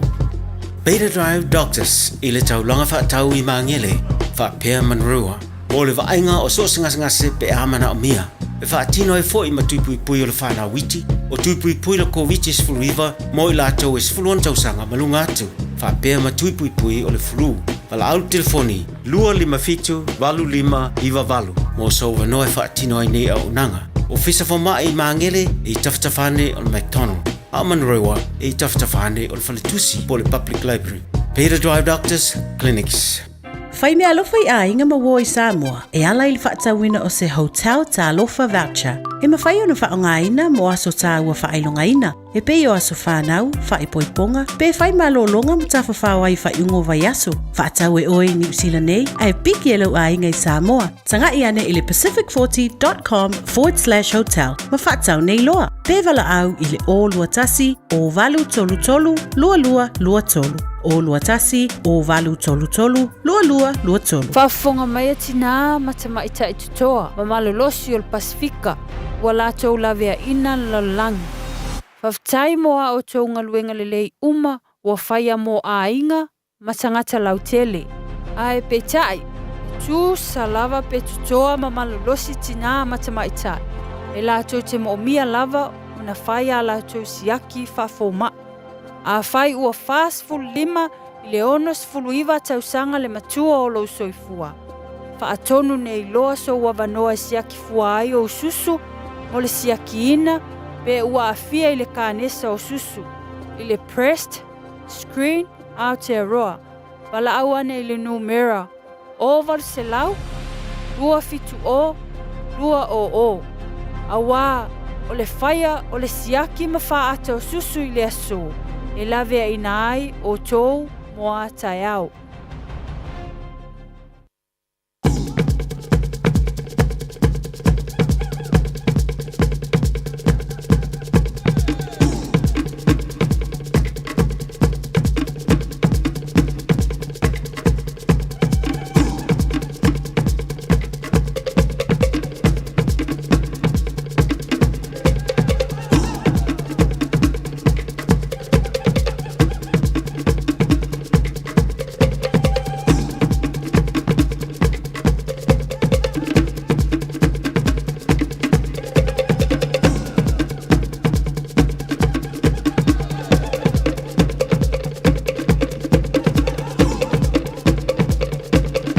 Ya, leo se bali tema le wati le wa afatonu nei ia leitu la iva le nei fo itaiao pe la bona failo mo le malo le tatu wati no on nei ole am fai on le to fa wa wai ia le tatu so ta inga fo I male to fa ya pau ia po le sunga fo mai I le aunanga mo tua ata to mo am Samoa ai or swinga la fo tatu po fe la vai malanga I fo mai te atu te suma e anga ia tatu tanoanga ole avanoa wa o le pisi tele o le tofai alun moenga, tofai apa.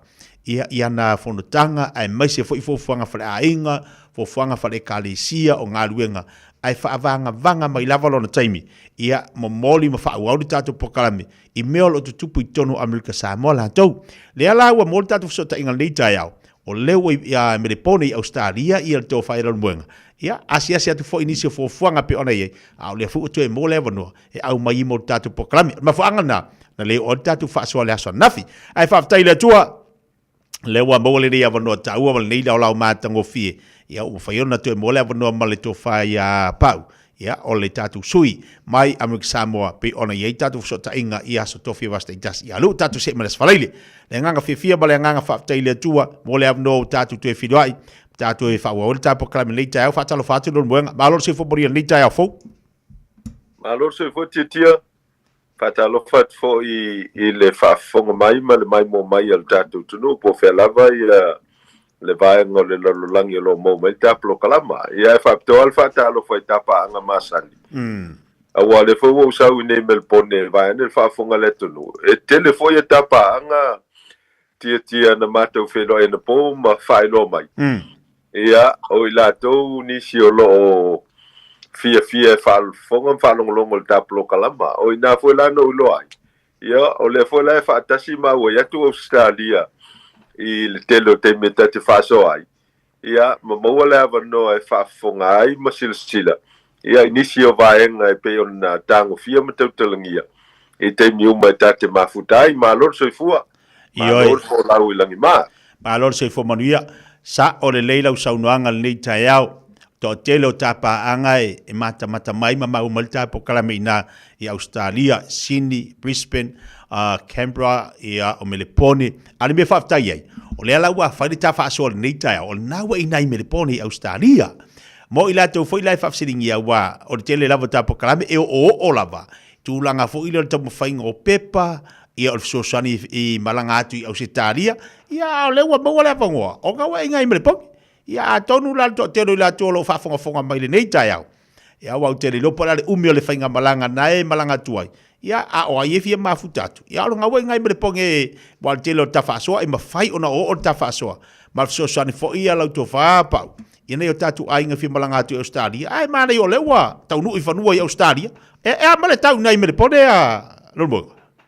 E moni le leile saunonga tia ia e faiasi malu lu o lo tonu wa o Australia o lisile o tonu e o masani o ne malanga mai ai ia ai o lo te mile nei Melbourne te lava e anga mai sini ma Brisbane fa be fo Canberra ia ai fa aftaile nei fo yavano ia o mafayon na tonu mai ai i Melbourne nei e mana ia le vaenga le te sauno ai Wallace Ferreira vai asolen tene sa fai el semina i lo mato fale i samatau onisi o paanga foi ma totino ainga na malanga tu Samoa e abatu le polo kalama le e fanga solo nei i Samoa ma fai ai ona malanga mai na yo tato tangata il vars full value fast full limit usanga le soifua e fai ngā ruenga tōtou sanga i Australia.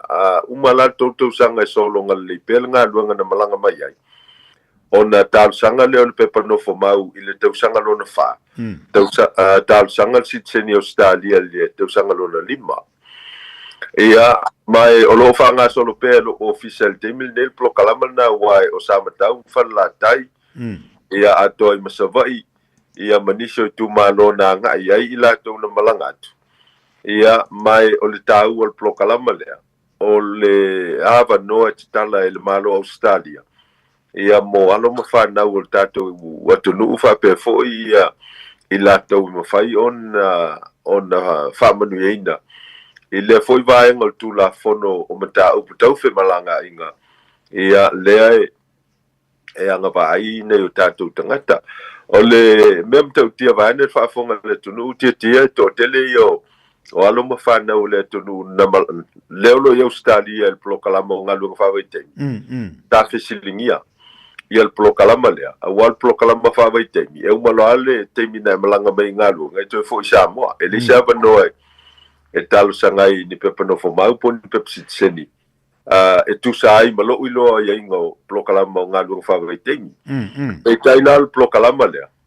Ia e se fo i ai ingal plokalama le nei ai e tele le avanoa e au ngai plokalama me se lava i la tolo i anga va e mawhai ai on mauanga luenga i le teimi vape ia mawhau o wal plokalama le mo Australia ia mai fōringa mai la o se tasi leo no whanga o loo a fia i sites po no whanga i Australia ia ngai mai ai alum whanau le tunu o le no whanga nei Melbourne.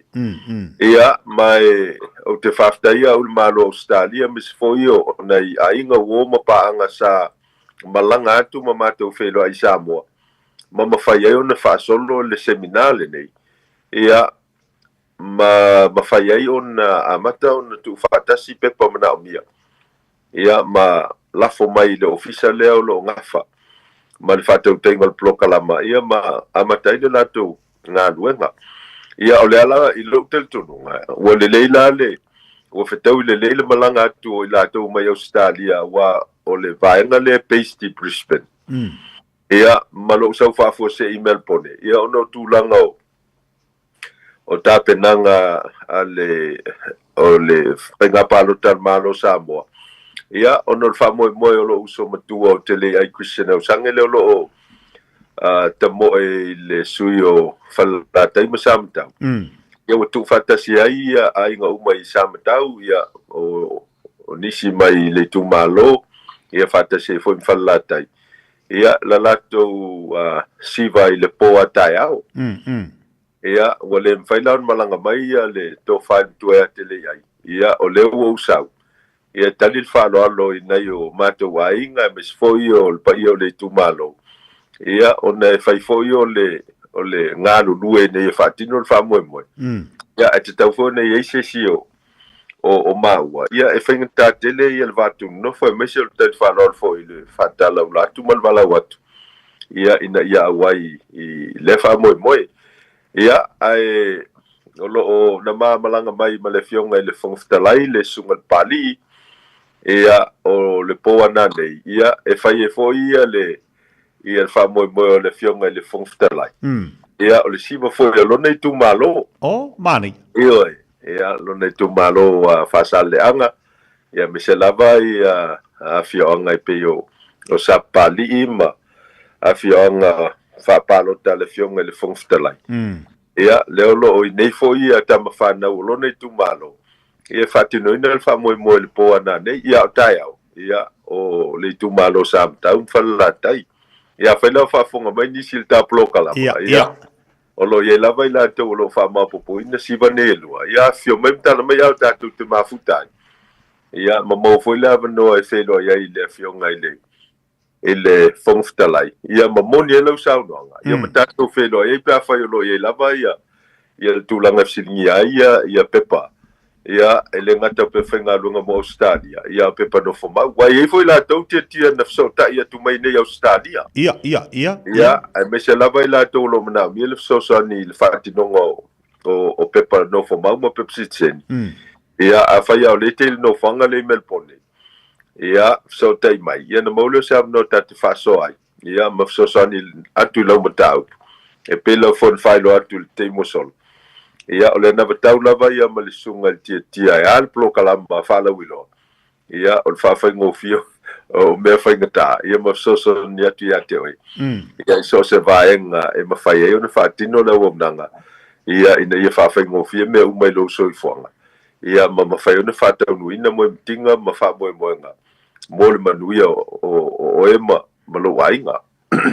Mana ia, malo whaftai.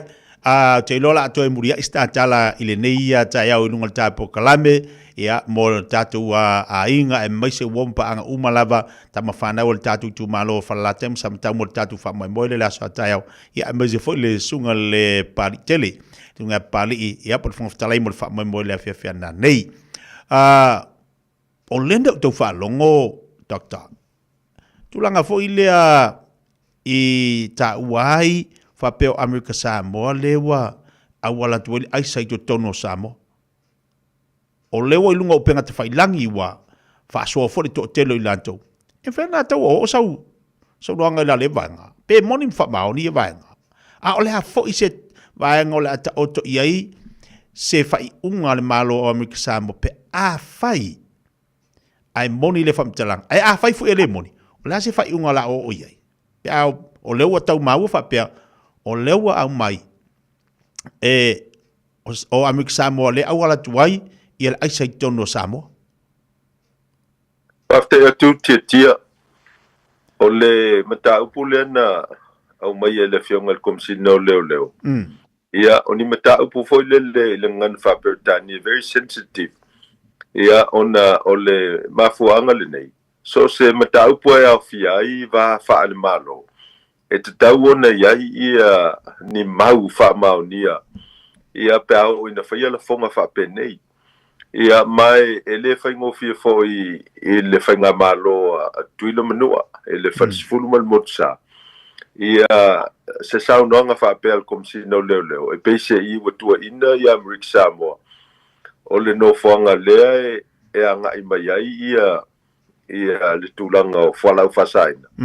Ia e mese lava ia le whala au leo le isa po le amphetamine. Ia, mai, o le mea moni lava tia. E moni le tūlanga le nei o lo iai le aisa i Amerika Samoa, e pei foi o Samoa. Ai, e le o iai se whamauninga e mauti noai, e numera tasi Amerika Samoa, i le avenga o le aisa i Samoa, wai te le loe le whionga i le komsina. Ia po le mea iai ia ni whamamonga. Na paua ia keise se lua o te loa. O le keise o le tamaitai Filipino na malanga mai i Amerika Samoa ia nga i Filipino ma transit. Ia malai vale i whaleolo. Lea na maua ia le aisa i tausanga o mawai. Lea sa whaafale pui. Ia male mataupu i se li fiti e nofo i Samoa. E nofo i Amerika Samoa na nga i fiti. Ia na sauwoi la malana aisa e whao ngā e a nga i le malanga le fiti. Ia mawhi ai Samoa. Ia e paulana o keise se lua o lea o te loa ua o lea sa whalau e tele. O tangata na malanga i Filipino ma fiti. Mawhi ai Samoa ai i le suenga o tangata ne na mawai le aisa. Ai le isa whamauninga whapena o mai tangata ne tō lua whatau le aisa i Samoa. Ia mai le se senga o le. O le vaenga lea. Ia, mai le fo i se whamauninga whapea sa ia i se tangata na watu na ave e leo o aisa ne whatau tangata ne i Samoa. E fōringa mai. O aisa ia na mau tangata ne tōlua. O la ua lava fua la u whasa i na whaonga. E la ua lava. Ia peite iane. I le mele anga ia i peite iane. Na maua i le sa i linga. Ia au so whamatu whawhine o tato vaenga tute. Il malava lele i whaleolo.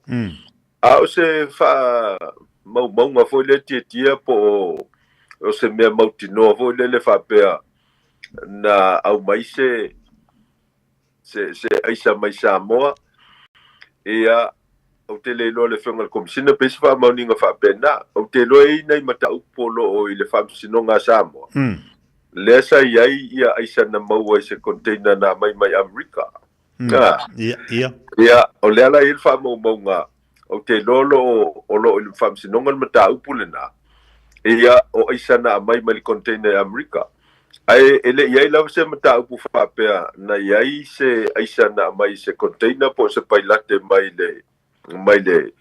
le territorio Amerika Samoa. Ina ia mawhai e o na whai se lafonga. Po se tusinga po se saunoanga mau tu whapea na o Amerika Samoa le gateway po le nofoanga. Leolo o mai ia le aisa i tutono le tonu o Samoa.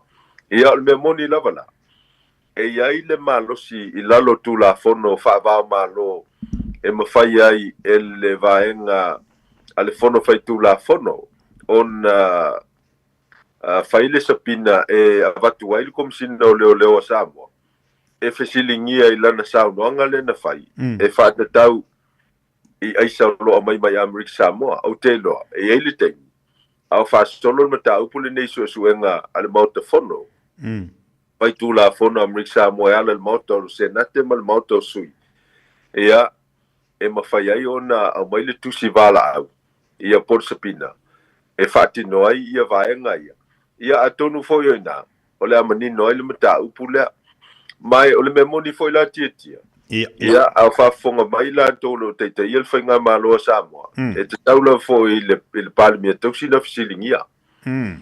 Ia le sunga komsina. Ia pe whamaunia whamtalanga nei. A wai al komsina e whai malafos ia saunoanga whape nei.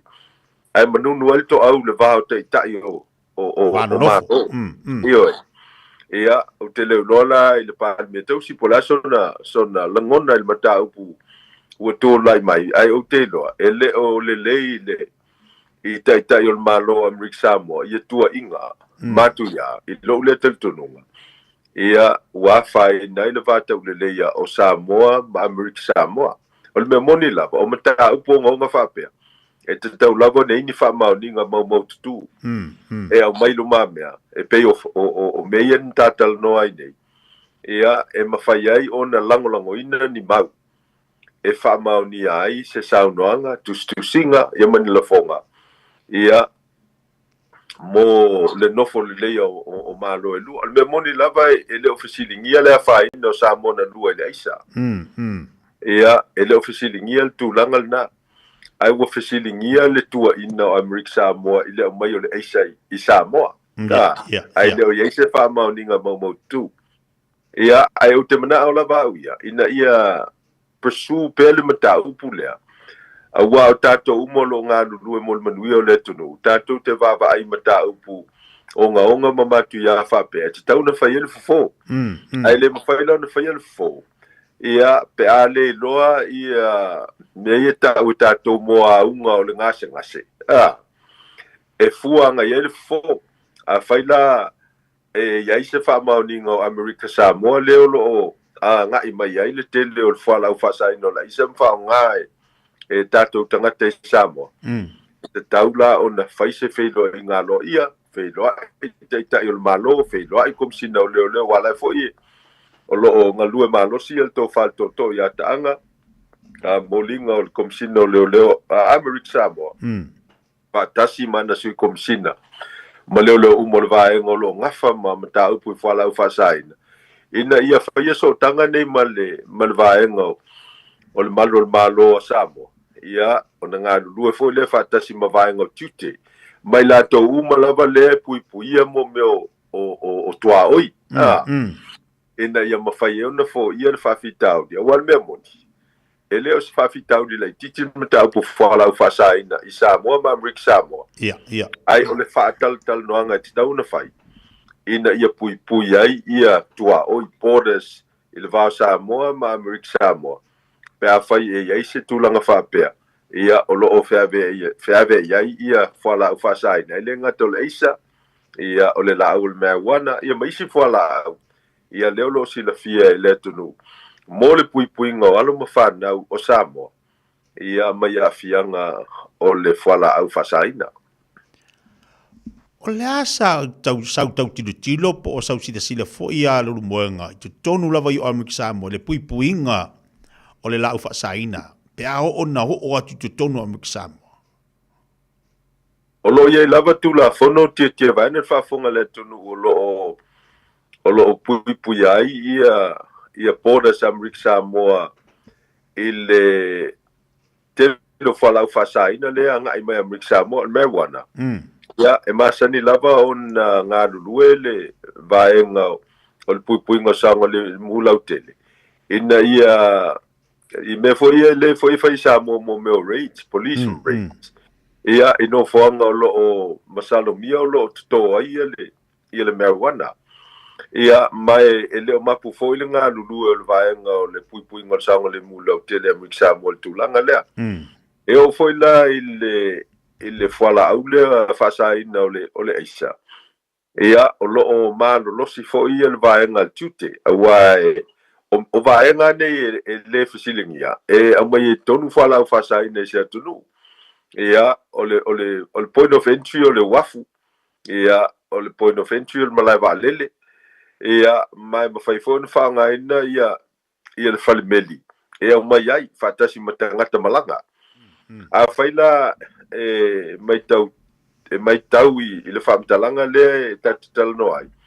Ia e whapena fōle ngā luanga tau na whai Samoa ia ma teitu ina vaenga ia. E sao mai e tutono le tunu ia so se whala au whasaina. Ia mai ele o mapu foi ia na yuso mana i tua whawhine mai la tolo ngā lulua i vaenga ia Amerika Samoa ele ngata vaenga tute. Ia ai whapea foi le vaenga a le pui ngā sanga le mula o tele. Ia mautinoa.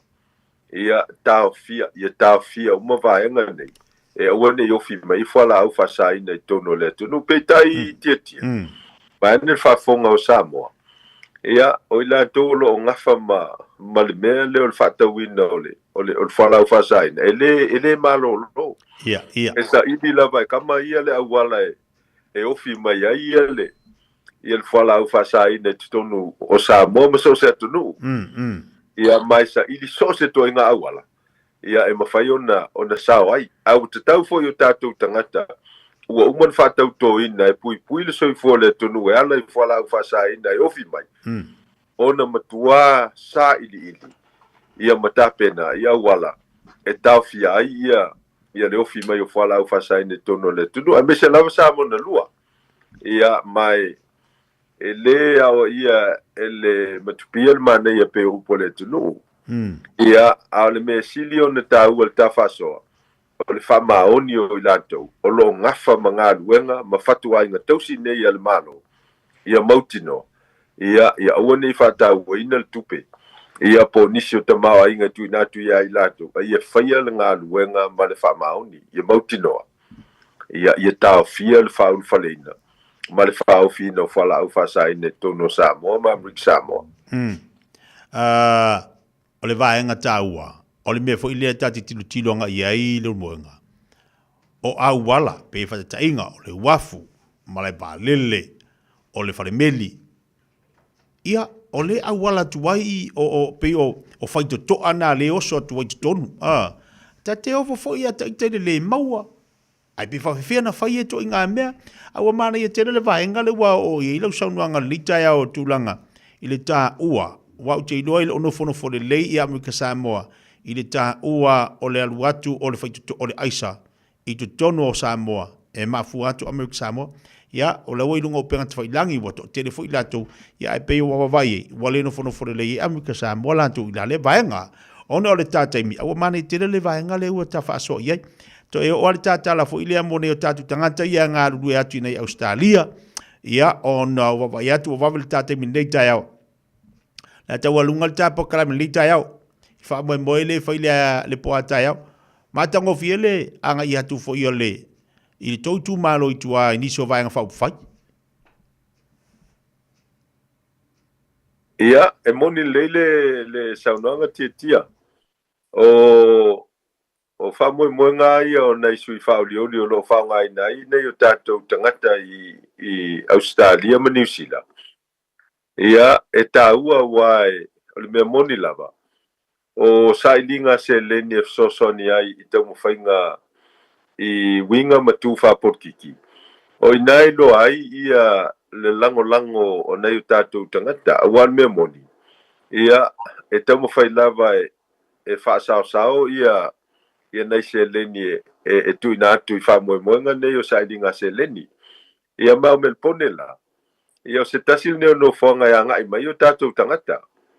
Ia mawhaiala tau sailinga, mai o te muto au whaati tia telo te maa inga i au malimo nei o tātou tangata. E ui lava no whanga whaao ngā le tupe te miuma. Ai leo mawhaiai o na whaititia le whaatinonga o ngā ruenga. Ia e whasoani ai i sui tau wā. E le ngata o i lato lo o tāmo mo i le whamanu o le fast, ia o i lato fo le JPP, o i lato o le SAP, o le alava ia le baenga whapufai. Ia o le mesili o le tāua ia tau, o le tali maalo nei o tātou tangata, ia ma le tali manao, ia i tau mawhainga o lo o whai le teimil nei. Ia e whapena foi la, ia le whamoe moe o le mātou foi tū maalo, e miso nei o mātou a inga i sāmtau, whala tai po tai au, ia mo le whamoe mo le tō whai a tele ai Christian Ausangi. Ia, o mea whapenei, ia e tā ua wawina, e loa ai le amana ia, ai loa ai foi ia le langolango ma winga alo lofo nei o tātou tangata. E le mawhai lava ona whaititia le angai mai. Ia, matua inga se leni e mauai ino whanga whape. E langona lava le o tia o le anganga pe a fua i le tau patio nei o tātou tangata, po le alama sui tau vai langolangoina, o le ala vai nga whaupawhai. Ia e leo mawhai anu tua i lalo winga whasa mo o tātou tangata. Ia po whea lava ia Yesu el whamalama ma wawai. I Samoa, ia ai meiso i lātou, ia o loa ngai mai i valaulia ma tāu whapenei, e ilo ai. Ia e leo mawhai au na tū la fo ina nei o tātou tangata. Ia ono wingo tātou tangata, numeratasi. Ia i le alo lofa, i isi foi tangata e pion masani, el tātou tunu. Alo whaftai dol manga, o na whela me le pone le whawha mo le aso tai. O tai au o le nofonga le o Broad Meadows ia e sila fia fo ia el totelo la tolo no foi Melbourne ia i Banksia Garden ia lo ia foi le committee le lo ia uma ia fesota inga ia o lo fanga yo ia ma fatulanga ina ia le fa mo el po atai au ia ma te lo foi ia o saunil totele le ngata fa mo to fa tele ai le il a sortai au ia fa pena foi la to mai le tu mano le fionga le fong of the line le sungal pali ia ilona foi tu malo mai sala fai ia le pona nei ia mai o telo e telefoi si sailinga selene o lo foi nei mer pone mai si no fonga o stadia ia e pei for fatino nei in New Zealand o le vai so tu la yon tu la solusu o kuso tia vai ne fa fonga le tunu ia e mate New Zealand o kilani mal suita valto fai a tele ia ia ona o sailinga seleni fo ia nei o matou ainga e mes fo le tu malo o fala tai masamata ia ona le langlango ina al famo molto fai a tele ai on mela le pe ona ta fa so ai ia ele mafai antu ai lalo ainga ia langlango ina la tu tam fa nau po felava le pa nga fa fai anga ai ele mafai lavo na le fatino ina sailinga seleni ia ona fia so tau au ma tu ina mai fo ia lo la tau fi so ia ele fatino ina o ngā ruanga wha kempeni ia ai mai se o le tapenanga mo le palota ia ele masina le nei lo na whaiunga alo whaftai no tele tapaanga mafuta mai le nei fuitai au nei mele pone na utu whafonga mai mo wala e mafusota inga mali tō whai alo mwenga tō whai a pau ia taktaro iau sange pi ona i tatu fusota inga i aso tofi vasta itasi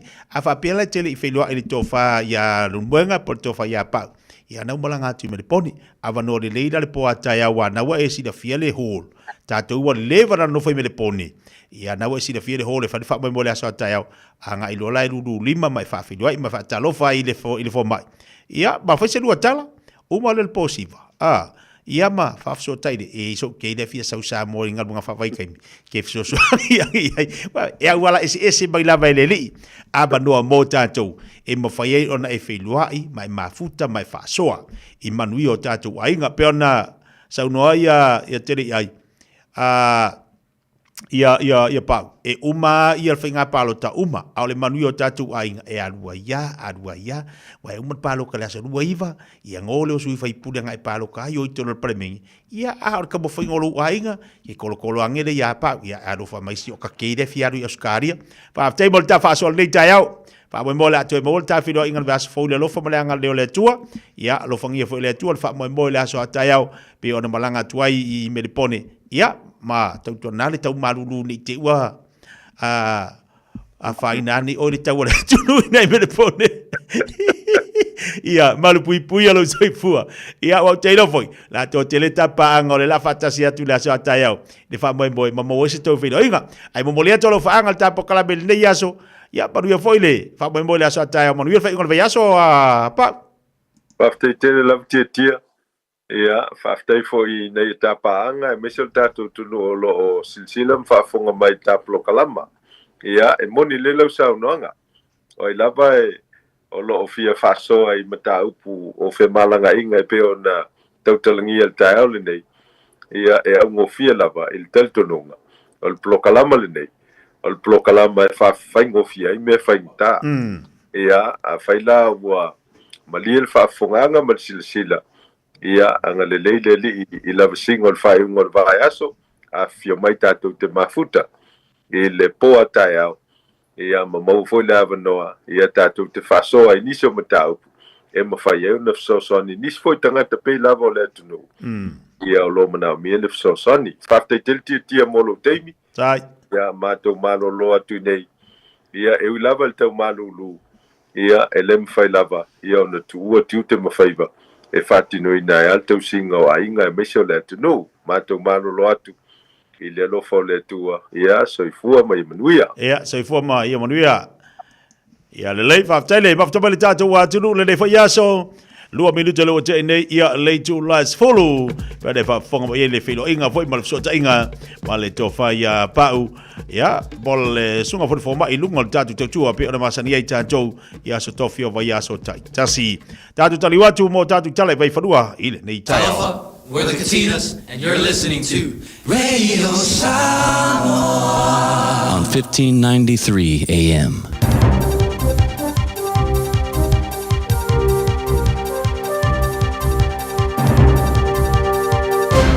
Maria, ma fango mai o talani mai a te New Zealand. O swinga fa va o tu spasi mo o maulunga i New Zealand o le tuina le tamaiti ia o maulunga fa tulunga na Ilolangi. E vera fa alia e pare mi Christopher Luxon. O Luxon male tamata i minstau o onga Erica Stanford. Sa tele noi lo foi poti la zona na fili te misala asia de colisa le Botany Downs Secondary College i Okilani soke. O le forfalanga o faia ina o mai ana faali Stanford. E fa onga le pulenga o tu spasi ale upenga fa teknolosia le AI pole artificial intelligence. Mo le tongi na yo suenga fai fa atasi o mata upo le fai tau tusi. Ma le no mera. Mai o le afala o tele atuailo na fa onga ina le taime sui ai tu spasi fa atulunga ina lua pole National Certificate of Educational Achievement Level 2. E tu spasi mo a onga o ilo ai, pe o le ailo ai, Certificate of Education i le lua whimale lu furuiva. Whaali e Luxon. Sa whelo ai mtamatia onga wala tu tūle i lumane whātinonga e amatamai i le teimineen. I le so tanga mani toi whātūlangana a tōre whātūlangana o tu spasial NCEA. Wa ia whaali ai o le tuina atule i tamaitia onga New Zealand i tu spasi e whātūlanga ina mawalunga i le rolangi. I lalo tāo sanga o iene mo le whaavaa o le NCEA Level 1. O le asuia isu e ngā whaavai o le whaitau tusi mali numera po le Foundation Literacy and Numeracy Tests. O tu spasi o le NCEA whaatulanga ina lua mali tolu po le NCEA Level 2 and 3. O le asuia tu spasi o a onga ma tu spasi o a onga anga iluma. Certificate of Education and Advanced Certificate. O tamaitia onga mana o mia le suaino mata upo i lima. Ma ia pasia le le for fa mata upo mawai ni tu spasi te tasi. O le atungina e am tamai se lau tongi. Ma fa se ngaina o ni tu spasi po grades e am tamai le A e o le E. Wa mai alava na la pata ia le socio ua onga maulunga o kilani e whainga malo. E mo mia le whāti tu seino le lato nau ta inga le whaonga le AI e makai soenga. Ma awala ia o onga whātino. Ma fatu penga mo faya onga mata wai o le faunga ine faya onga le AI e maka ile tele wa onga tamaiti e mata utia sela matia AI wa palota o tasi faya onga tulunga lua ni sile te ena le tasi percent o si tanga o tongi mai le matanga luenga wa onga o le palota sa te punia le solulu wa AI le au tasi faya onga ile faalia ile AI ile ofa mo malienga tau fai o si tanga o tongi. O le ali whaia onga marita iulu le vaiango whiutana inga le uni a whaia onga tulanga lua a le NZEI te riu roa Liam Rutherford o i whaalia. O le mea moni o le ofa le matanga luenga o le tapaina le o whaia onga e tipi o latu tongi. O i ta o foi o le whato a mai atu neo na soro ia le malo o le latu tal sanga moringa tusa o le tongi. Ai o le ofa o tu ina mai o se wha manua loto ma au tase sui o le uni e wha iloa i le latu palota. Whaalia Rutherford, o no io se whaia onga o latu manana o e whata waina, lango, ma whaalolongia le latu ngā ruenga. Mo i lasa sulvalu e o lasa lufuruiva le masina ni o kuso. O whaia onga o onga tulunga lua o le ata iulu ini whonu tanga te tele whaia asuia uni, whata seai maisi kulupu awa ia o onga. E au fiai maudua onga au whai ngā ruenga lango, ma le vaenga lango, ana matanga ruenga o onga, mo le whaia se whai unga i le isi la sanga e au na yangi. O le se alo fanga e tali e whaia o ngai ngā luenga e whai ngā luenga i isi tāulanga e se mai i tāulanga o nono whai. Mo le mawai leo ngā luenga a o whapea o na si tiana numero tanga te leini ngā luenga ni sila. O le whātūlanga na o tanga te leini ngā luenga o si tia le 5% se whātūlanga na maulunga atua i nei i le lata le 5 tausanga o tanai. I kampani e ma business i le ngata ina whāte te aina tanga te whai ngā luenga. Ai pole tau fiore toi fa whaingaru ngai no tangata, ili se lau limas mo leo no awheo tangata wale eini ngā ruenga. O se tūlanga wa whailoina o tāpaina le pulo business ma kampania au kilani, Simon Bridges, Ia le malo ina ia te atu mea ia ona lato whaia ina e siti ai le lei o le tamao ainga i le taulanga tele ma le tunu. Sa wha ilo ai fo ia le wha tūranga no tangata Pasifika i leini ngā ruenga i le se furumana lua te simale te spasene. Le ua wha alua ina le siti ia i le wha tūranga na o ngā tonu le tunu a o. Ma wha di ai le wha alabu tonga e o fo ina viso Sonia le Salvation Army. E taua ue o atu i se tūranga Peter Sili o na leanga. O le tamaitai Hawke's Bay a Shannon Kendall sa Italia, se ngā ruenga te samale lua i tūrai alua i le taavale, ma i le taulanga o na fuai. Ina ia maua le ngā ruenga. O le ngā ruenga i alon tumai o le pule le opoloketi mo company fo fale, e pena i alon ngoi le tioni sila Pasifika, ta i whali ai. Ina ua whaamalo si o na whaamalo lo o ia le ruafi ma le lufurfa. Sa ia whaalo le tausanga ato e suesa na ngā ruenga, ai le maua le ngā ruenga i Palmerston North. Whali e kendo, sa tau sanga i ngā ruenga i Aukilani ma Australia. Ma sa uni e whaia so se mea mawaisa na ngā ruenga. Ki sa lava pe mamao, ina i e tū mawaila na ngā ruenga whapitoa. O Matt Walker, o se tangata te stala whatonu. E te reno na mana malama i le ngā ruenga i whaamautu i Rotorua. Sa lusila na ngā ruenga i le amatanga o le tau sanga o mawai. I le isi sumale lima masina sa talsangai, i le lusila wamano whai ngā ruenga a sale i manuia. E ulawa le tomai o lana ngā ruenga a isi tasi o tausanga sa tauvai. Ma le isi luasa lau luas fulu tangata sa tausanga i le ngā ruenga lava lea e tasi. O se fau tua mua le whono ta o le Pasifika le Pacific Islands Forum po le PEF o ia whaalia. O whetena inga mara so tanga i le awai o le moto Taiwan i le whono tanga whaale tausanga tai. O se mata opo e whaawau. O le moto le Solomona e teri malo o le te wau fianga lona lima sumar tolu. A lea whono tai ar Pasifika e Honiara i le masina fau. O le fuafuanga lana whainga malo e tau fia tunu whapaanga i tua ese ma lea whono. Mai le awai le whono tai. Sa whau malo i whilafula fo inga ali tulangi na vasa name. Sa awinato le parimia Jeremiah Manella i se sota inga lo ia tunu awai o le PEF. E tauai se ngā o inga. E wha tapula ai le awai o le silia mar se fulu tunu whapaanga motala noanga. E au fiai a Amerika, Saina, wha te sei ma le tunu whapaanga moa ti nae o Taiwan. O le awinato le tusi te iulu, o no atu ngonunga whape o le moto le Solomona, se paanga mautua Saina. E tō wawe lato te lewa tangaina i Taiwan, e ulu whale le tunu ili teimo le whonotanga. O si ona te teki le whātono o pōlenga mua le whono o tai le Pasifika. Sa ia longo ai le tori sila Pasifika, o le amata upo whaailoa ia le awala ngalurua i atunu whapaanga i whafo ese ma le Pasifika. E whaaui mai i sui o lato whainga malo. Ina ia to e whetu ia i lava i moto le Pasifika lato. Whaali e teki o le mea moni i le whaale tonu o tā ua se whaafita uli o le tu vai vaina. Ua leo se whaafita uli amata mai i tātou le Pasifika. Ma e leo se mata upu foi o ngā de tonu.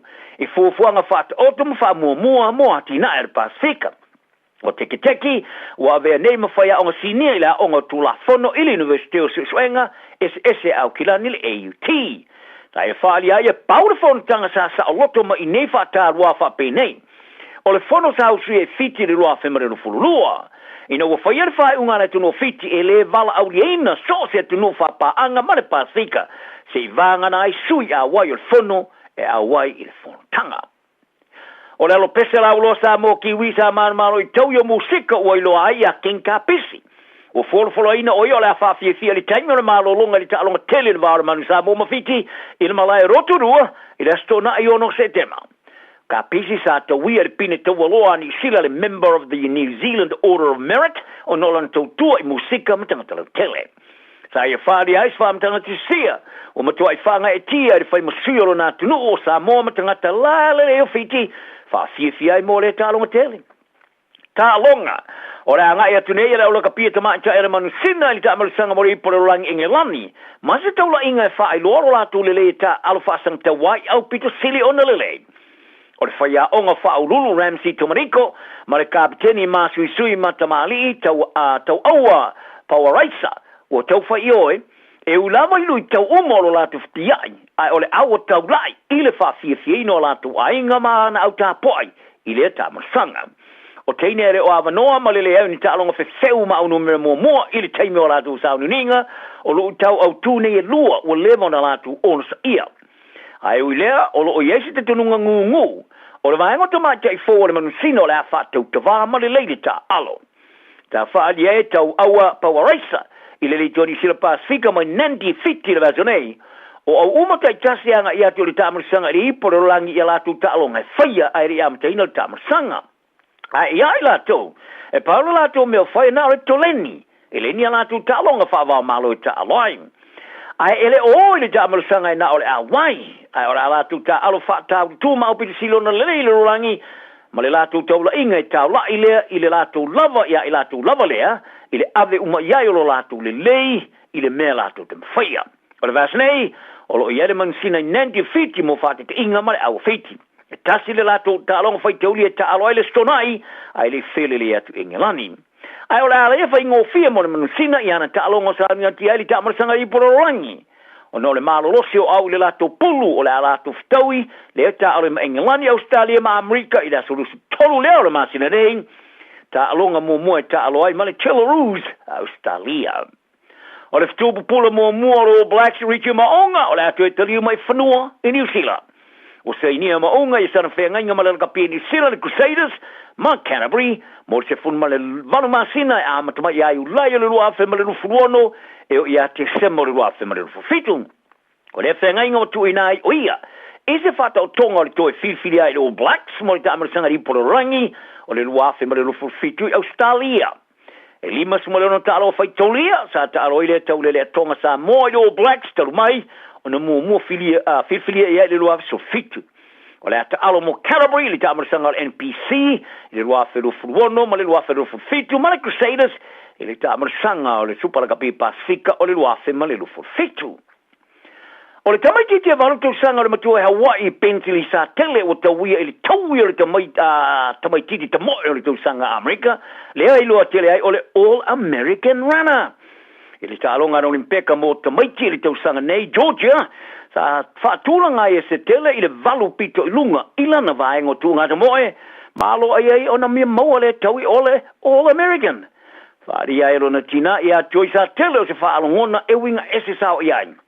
E ele te turunga o Bentley, o se tamaiti pito sili atu le ona lai titi mai Hawaii, wa avi ele whaea a le All American e ulava, ele au sia le mesa mana awa ili so nga champini whaari ai alon tama, Bentley le, Preston, sa tele, o le mele le tele le vailo na tali o tamoe mo Hawaii talonga o Rimpeka mo Tupulanga, Laiti, Tupulanga o Bentley, sa moa Portugal e Saina, ma Switzerlandi, talanao ne yaso, i aere file mo tanta uma, Manuele So.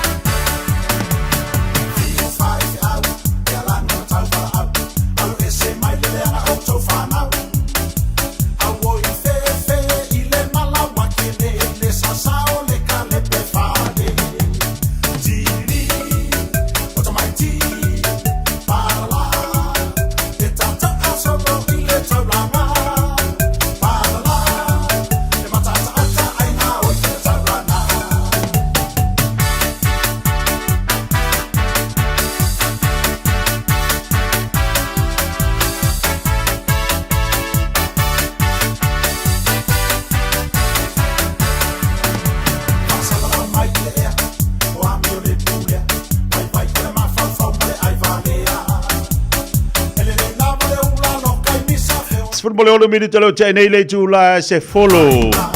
Pa fo ba le tatu wa tunu le tai ao. O le tawalunga na o le tautua mala unanga. Ale afionga ya se uli malau ma tatu tale vai fanua pe le fa fonga ba iai. No nas fa le nei. La tu mo le fa ponga o le tatu po kala me po tatu tale vai fanua le vasa fo. Le lo fa male anga le o tatu ma tai si langi no na songa fua tale tu la iva. Leo sa le mali tatu po kalame nisi foi o tatu po kalame fanga solo pe ona ile nei tai ao le malu ru mar tu mai o timonga ia ai tau foi na fai tatu fa malas chino nei tai ao te tau fa mingo i mai lo malili o lo purpulunga wo iai ia lenga ke purpurua ia e malili Le o fata si mai malisunga le whawhengainga ia ua paau au a fo le tautuaina o le tatu watunu o mo le tatu sumpal ni tai au fo pa talo fatu lau sunga le whawhengainga ma lor si fo mori ni tai au Ava malor se fu mo malor lange mate tia malo fu le usun le tai fo le lo fa malanga le le tua ia na lo wal tau ti munga malulu le tnu ia bi ia le tua lo mo pelo so fu malolo ina tia pe fo le tnu sa o le ia le tua lo na lo fa malanga le ia le ka ko au dia aso bulbul le vai aso swinga le tau swinga le tau so Au vave foi mal vai sola to. Vave so ia sa tu spa ia le fa pupu inga so penge le si se fa loing. Ia. O fa pe que vai meia fa pupu inga so i ulipa. Ia so uma. Fa pupu. Si o ne malu. Fa pupu so ia o iga ka le fa va lo le finga o ngel. Mo pala vale lungo finga palo. Ai sao de ia jo. Sorry. Ai sao de ia jo. Wa masa sau o me ka kai mo mai so. Ala, mo kau kio.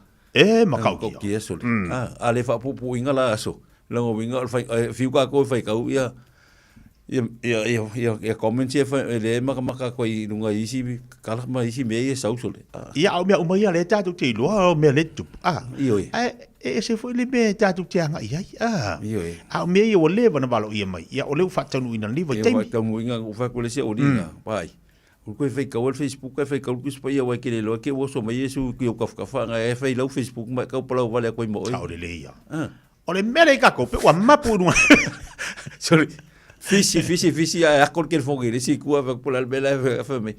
O ila ika ia iso de. Pe wa mapu nua kama lea. A fai a koe fai kau kuspa ia la kula e mo eso. O le si fai mai, ia a me e wa maanga, ia fu ia wa vele a Facebook, wa me wa kamalolo. Vai e malolo kiri. E malolo me yo. Ai o lo fa fica uri a. Ai a se me au penga malolo si ai o so ia pe a kupul fa fica uri. Ka ko makau ki a. Ai a va penga ko fa kau se kuspa ia. O kupu mai fa fica uri lo lang. E mapu ia au anga leo le tua. A fa tau fo. Ele uma foi pocas. Le fo uma e moe. Que fico que kilo ko moe so. Ele uma foi pocas. Ale a mãe. Ale a mãe que sole. Alu. Alu dia. Saúde. Ah, uma alu. Saúde. Alu. Anga uma alu ngalo le alo. Ai vai que o cuspa ia casir vai o porco cuspa ia ai boi. Oh, sorry. Eu vou com a fale com um gol mele. Anga uma dia vai boi. Boi. Vai ele fale anga ele se vai ngol. Oso koi malanga comments la po. Sorry. Wasi le kula liang olanga benga. Ya le kele le ia san. Ia san. Ele kai alu ngai mea. Ele o san ele alu kus inga. Ele kai alu. Ele vai kau menga. A vai kau kus pa ia vai kau afafo. Ia langa fefe. Eu o kulo fa pungala i fa pe a o mai le oti. Ia. Mo solo vai kau le oki polar be le ku ko le. Ai lo e mo se oli mo i vai oi que lo pofio i la walu i me la le papa kamanga ngol fai kau nga fala o ingre kula sorry alo foi le uso ia ko ba fakia le uso so o papa o san fai bai ia mai kau de le ia ke mi ngwa fala ia me vai nga o fai le fatu ia basa e moria lo fa nga foi de pe a o ke mi e ngoi fala o sana vai bai eu igo balu ko mas sana o papa me ai e do le ya o fala awe e ai ngoi ma fala awe de ngi e ai se me o ngo vinga fa mo fala bo le fala e que do o tia e o sa mo ma fa fabricar al ten de vongale sautalin fai yang laman wa e que malo le pela o sa mo ma fa pesol esa va mai ana e tanga tole tu e we malolo fa ku nga mangwe alu ai sa word ke le o na se fa me quero que mo le vaidal aqui que la ku kamaro nga bang se le pala le be vai pede que le any pai le o e ngeio Jerusalem bali mo ala o alu okay mo le pala fa me marca ka le tu e si lo le fai pe que fi malolo pe alu lo mo e fiku o mo fa me al mo fa fiku ai fiku a malolo le per au ka ko a fa ko le mo lu swimming pool pe fa malolo wala o swimming pool ta ulanga lu nga mo lu fa fiku ai makalo le ko ai fa malolo ngungu fa malolo me ke do nga ko nga mo lu ia las Ba toi. Wa me ko ko ngal me fai. Ai le fai. O ga ka ngam mo ila. Sorry. Anu ka ko supa. Anu ka ko lai. Ko sala ga ka usa wala ka mo ila se balolo ya. Ba ko mo eski golas. War kasi nga ka walo bakwa. War ka ko supa. Sorry. Mai papa ni ngi vai fare aka. Sorry. Ma ka kio. Ya ni kele vai café fula so woni ma.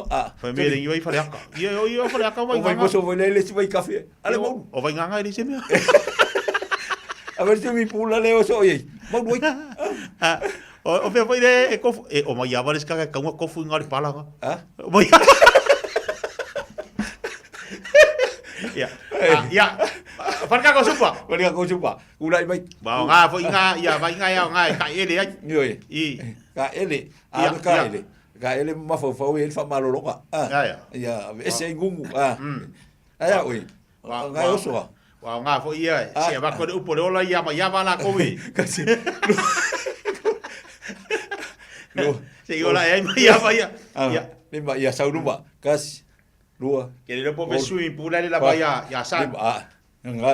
Kasi la nga bau. Wale ba lu se mi pula le malolo. Lua. Ya. Kol. Ia va ia si o si o ma kwale kupu ale malu. Ale lua kasi.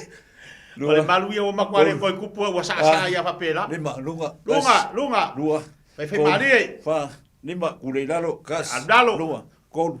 Fa lima ya kosa lima ya kafa. Falolo. Lua. Kol le siku. Ngavali. As. Lua. Kol ya kosa ku. Vai tata matu le vai sa fa ya kwai ka ko ye. Vai. Kas. Lua. Kol. Ave bika ka wa mai wa le malo. Kas. Lua. Kol ya lua. Kas. Kol. Ya kul. Kas. Vai pa pico ka bo ka. Ya. Ali ya. Vai pa pico ka bo ka. As. Lu amuso ka ele le vai. Busu ale mau lu vai pala. Kas. Ya nga yalas. Kol. Pa ya yalas mai pala le. Ongo ya. Ku ke nunga ka phrase. Ya. Ale nunga kas. Ya. Alo mai maso mawo vai ka. Kol ya. Ango ka maso ku le. Mai papa o le malu malanga. Va. Ya. Kas. Lua kol ya. Ka un malanga ri wa kongi le solo. Wa kongi le losa. Le losari. Kas. Lua kol. Ya. Falo. Lo que fala ve la ve ya el malo la wa ingo o ya vai se kas. Kas. Lua kol.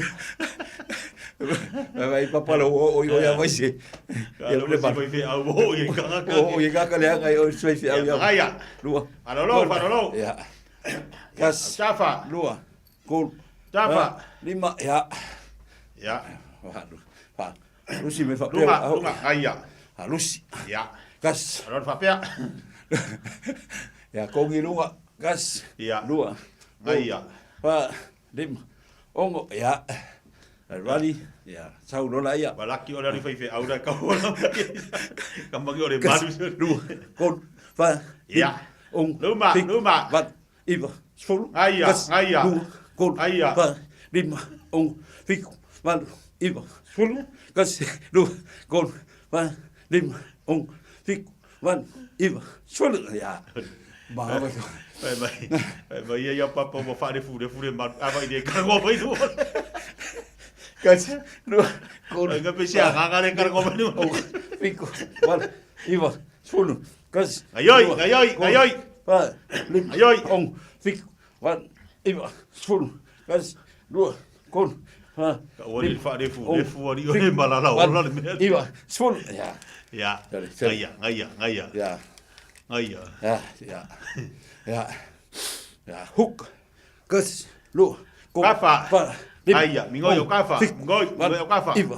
Spul. Kas. Lu. Kol. Pa. Lim. Fik. Wat. Iva. Spul. Kas. Lu. Kol. Pa. Lim. Fik. Wat. Iva. Spul. Aya. Kas. Lu. kol, fa. Alulunga. Ong, fik, wal, iwa, sul, kas, lu, kol, fa, lim, ong, fik, wal, iwa, sulu. Aia. Ule lalo. Rei, kas, lu, kol. Si lunga, lalo. Iwa, sul, kas, lu, kol, fa, lim, ong, fik. Aia, vai Marie. Koi. Lalo. Lu, kol. Aia. Ong, fik, wal, iwa, sul. Lalo. Fa, lim, ong, fik, wal, iwa, sul. Ia. Ya, si lunga vai. Lunga vai a. Kas, lunga, kol, fa, lim, ong. Maori ai. Iwa. Maori fai vai. Lunga. Si lunga. Fa, lim, ong, fik, wal, iwa, sul. Aia. Kafa, fai mava. Kafa. Ready go. Kafa ia. Kas, lunga, kol, fa, lim, ong. Ngoyo kafa. Iwa, sul, kas, lunga, Kafa. kol, fa, lim, ong, fik, wal, iwa, sul, kas, lunga, kol, fa, lim, ong, fik, wal, iwa, sul. Aia. Sorry. Kas. Iki o kau le saus kamo sana re fa i marka. Ong, fik, wal, iwa, sul, kas, lunga, kol, fa, lim, ong, fik, wal, iwa, sul. Aia. Osan lenga li ferma. Ia. Me de fa o inga wo ise me au ka for manga ba me kanga. Ya, koso. Ready? Go. Aia. Kas, lua, kol, fa, lim, ong. Ngayo lunga. Iwa. Ngayo lunga. Kas, lua, kol, fa, lim. Aia. Fik, wal, iwa, sul, kas, lua, kol, fa, lim, ong. Lei. Wal, iwa, sul. Osan ngaro embolva wa. Ameria. Ana ve ai. Ya. Sao marka.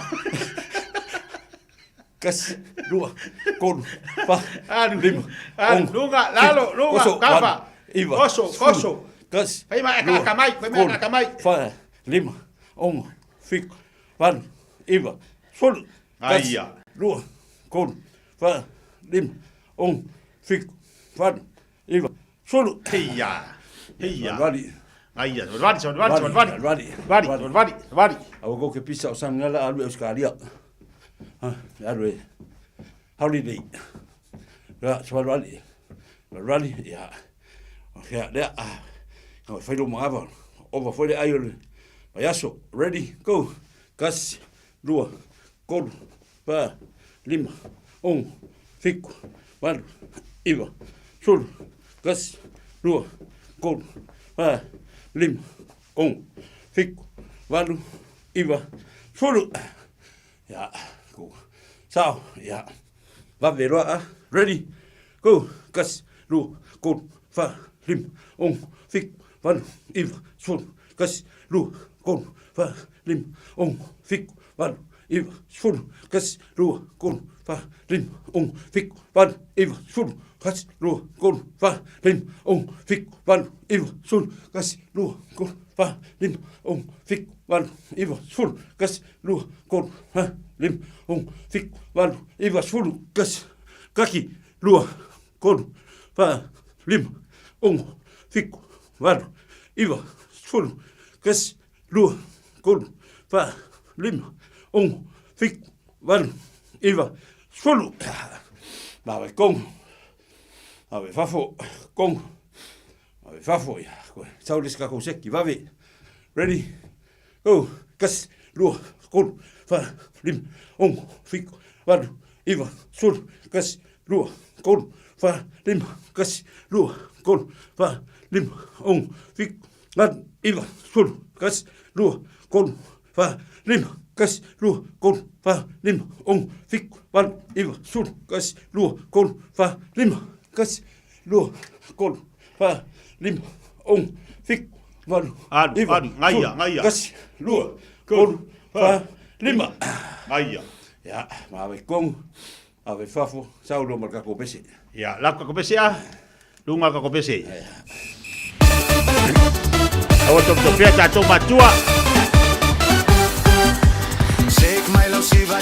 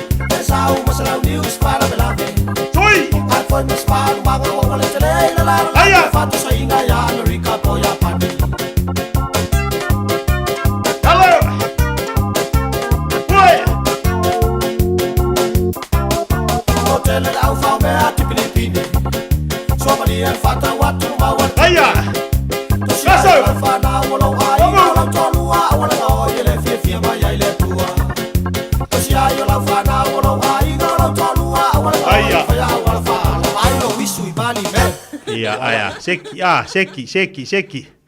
Ja.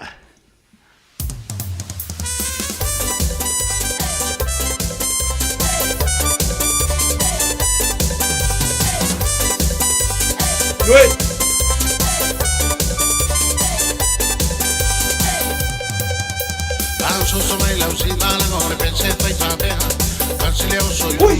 Lunga. Heia. Babu. Ja, vamos!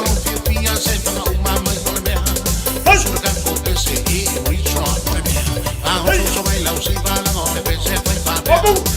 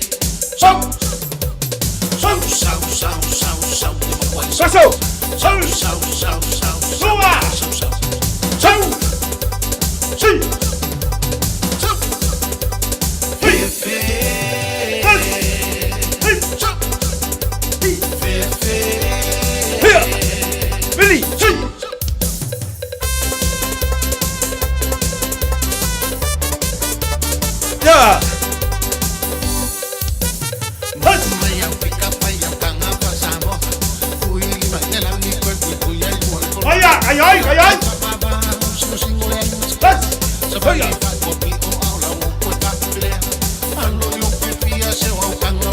Aya. Ua. Lumba. Lumba. Kui.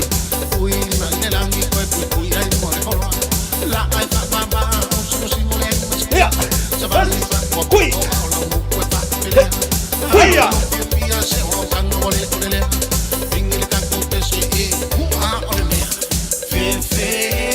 Billy.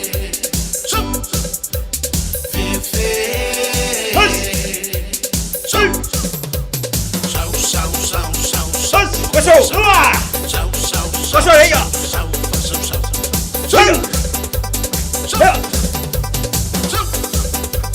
Pasó.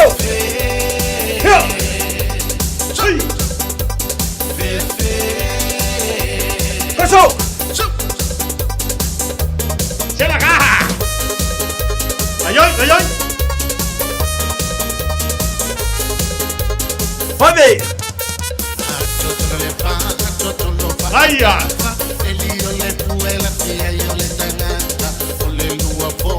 Luga.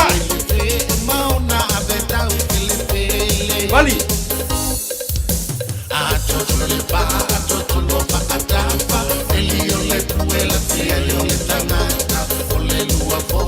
Luga.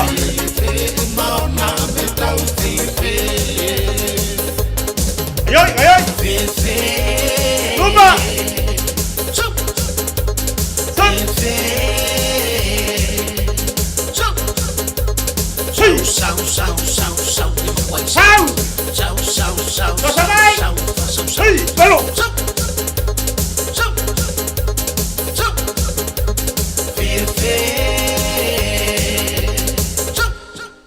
Ai ya ya. Sekian sang ya malo. Ai ya.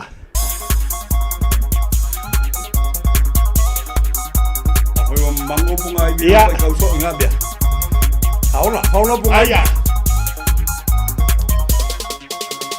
Ai ya. Apa yung mango? Awa. Kusong fa mango. Luga. Yo Toka ya le ua malima. Ulung. Vai. Dos. Luga. Koso lunga ngala mango. Koso. Mango. Luga. Tao ai le. Soi. Haya. Haya. Ya. Koso lunga kaya yan fakfaka.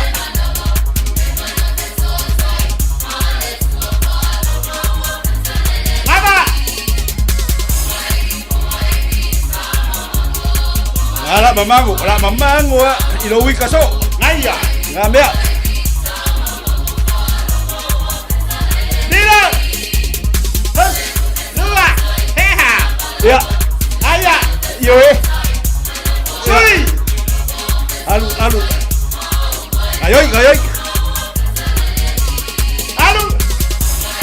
Takan ka bay. Ai. Kafa. Yo pula. Awala mamango.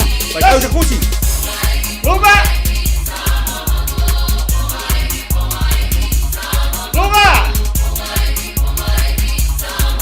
Paalam nga betalay deli. Ya. Hiya. Ngaya. Ya. Isi ada mang ngaya. Kalau kau pun ngai dua bakal orang lain. Ya, aku pesa unduri lah. Koso pa.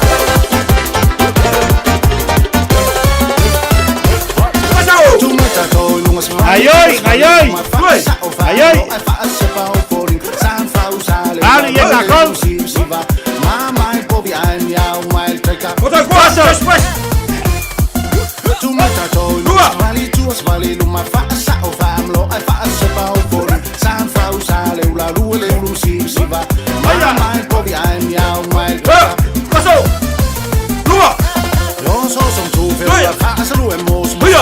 Sivan Samoa feet with your fat pisa. Here out to my Sivan fine cooker. Just so on me, I buy smell my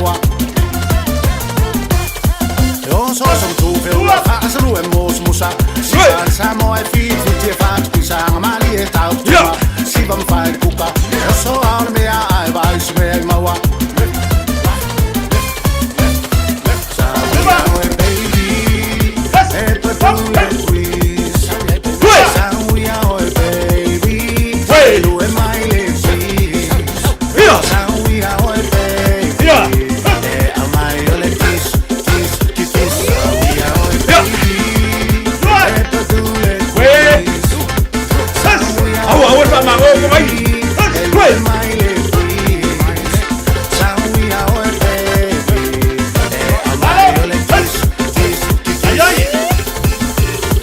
Ayun, bawa.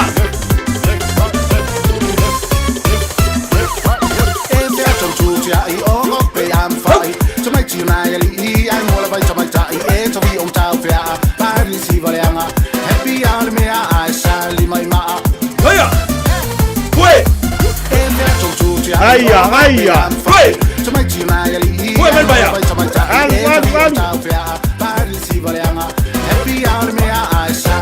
Skippy. Masuk. Billy. Biar kau. Masuk dulu.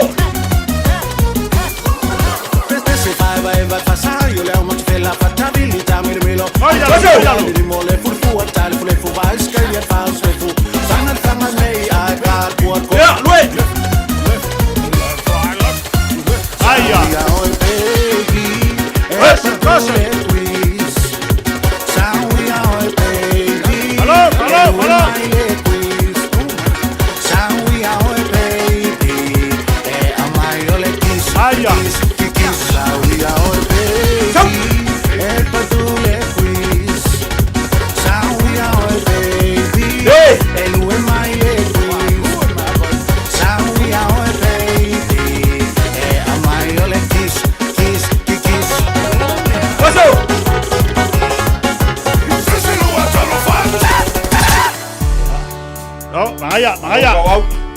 Ya, palolo masuk sini. La ubele. Awai kongu. Luma.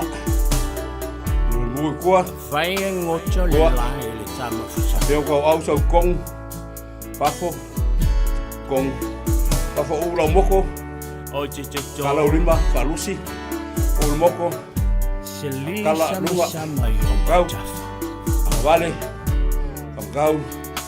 Vale ya au. Faile mabai. Debu kas. Lua koru au kua. Kas. Lua koru kau au. Kas. Lua koru lua. Kas. Lua koru galo. Kas. Lua koru. Kosok. Isi lima. Lua. Isi lima. Lua.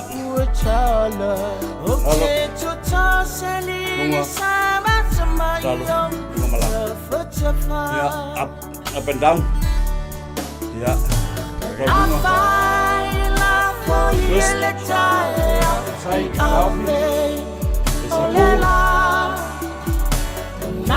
Terima kasih Alka Freeze di rumah. Ya, kaf masuk ke sebelah masuk main lagi gua. Kalau sao. Masuk pun main di rumah. Di sini kaf masuk. Ya, masuk rumah. Lalu, balik, gua rumah, lalu rumah, lalu. God bless. Muya le tua ne aso. Kakonga. Ya, balo faptai le sungal fafengai ka bultatu fa marstino li chayao. Ma futabai le tatu wa tinu. Balo malo mol statu sumpo le ya so fo mol ya so ma tango fie. Ya, bia le li faptai le tua. O am fai on na fa winol tatu fa marstino li chayao. Tani mai di so tatu fa linga. O na batu fo leo tatu ol proclame ol tatu free market Ya de fa mai to ilo tau chupa nanga ale sunga fa fenga. Ya mali tatu proklame ole tatu sumpa nei tai ao. Ua na o le Radio Samoa se furulima iwa toru a mo e tau tuaina o e ilaungangana fitu aso le vai aso. O le manunula wa i tātou I New Zealand, o le maua lava le lua se lau tala I le sei le Digicel, e vave aina mawhanawhana I o e Samoa. E se fulu whailunga ta I lua se lau tala e anga waa I tātou I New Zealand ma Australia, pe halafo se top up luas fulu lima tala pe siliatu, e whaunga ai le ClickX. E te anga waa fo I le sei pe a whaunga le ClickX e lafo ai lau seleni I le MyCash a le Digicel I Samoa. O le awha yele sei Australia te tasi, ma o le ni whaapitoa e amantaile aso whao o kuso, ai mai e le aso luas male ono se tema e ia inga o le nei whaapitoa seki a Digicel.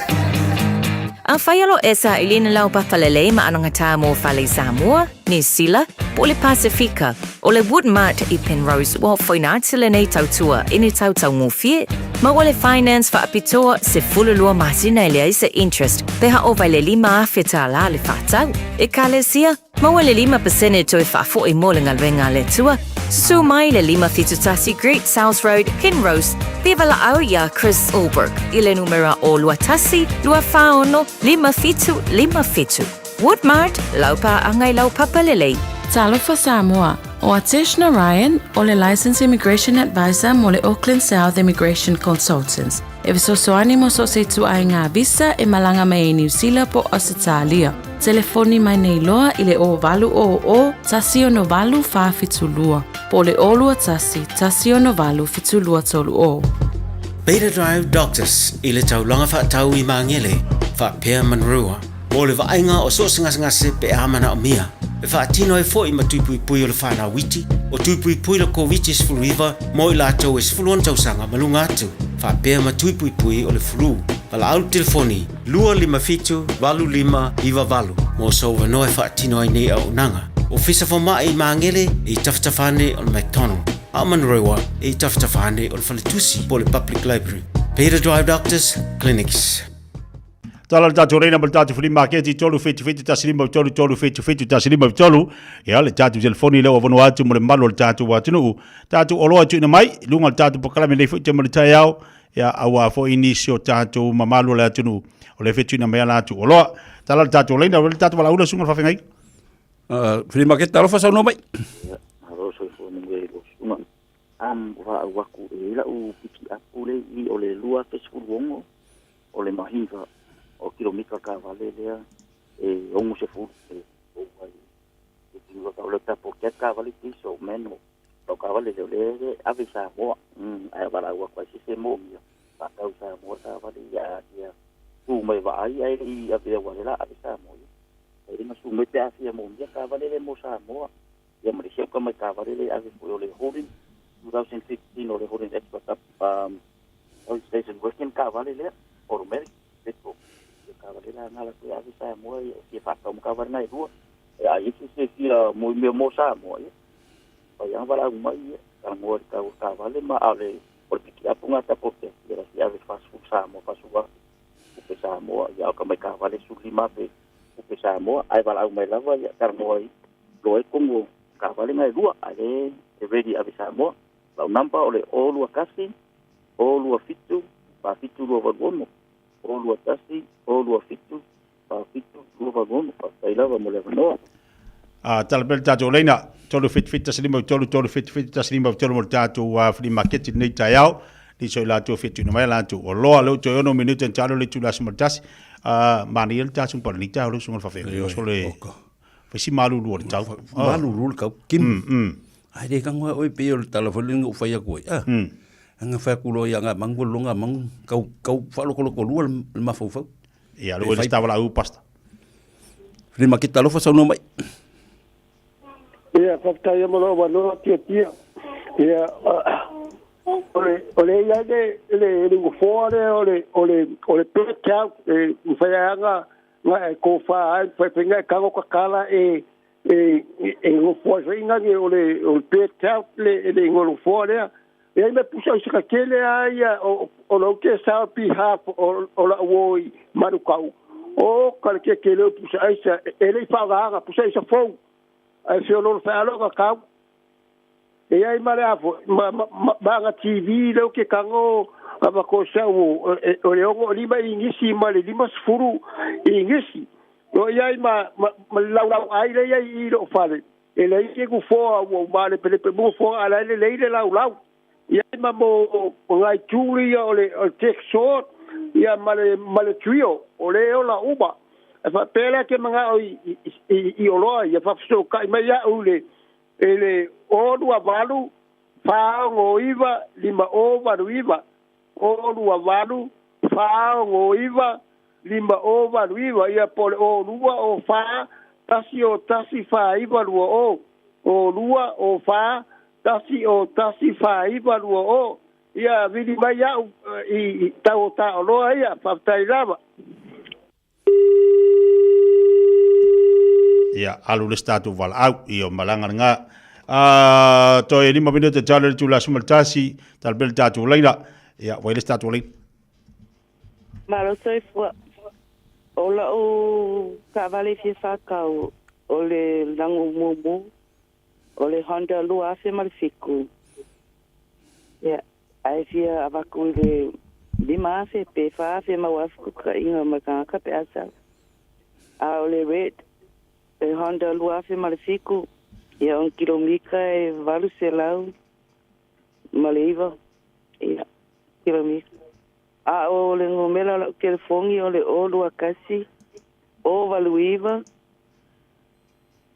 lua iva ongo kasi lua o lua kasi o valuiva lua iva ongo kasi lua ia malo fa alo fa tai prima ke talo fa sono mai o manguia o kionga ia one cavale o le Mitsubishi Outlander lua fima le ongo e four wheel ia fa pe se manga awai ia o le fa ka o se o le mo se no po se sia me a le fa ka o se o mo le ka o mai sin ka la ko fa pe se manga ia o lua tasi o valu lima valu ono to riva ia fa tai la mo no bien dia dai prima ke talo fa sono mai Talofa. Talofa. Ole prima keki. Ja. Osuki. Osuki o le tais.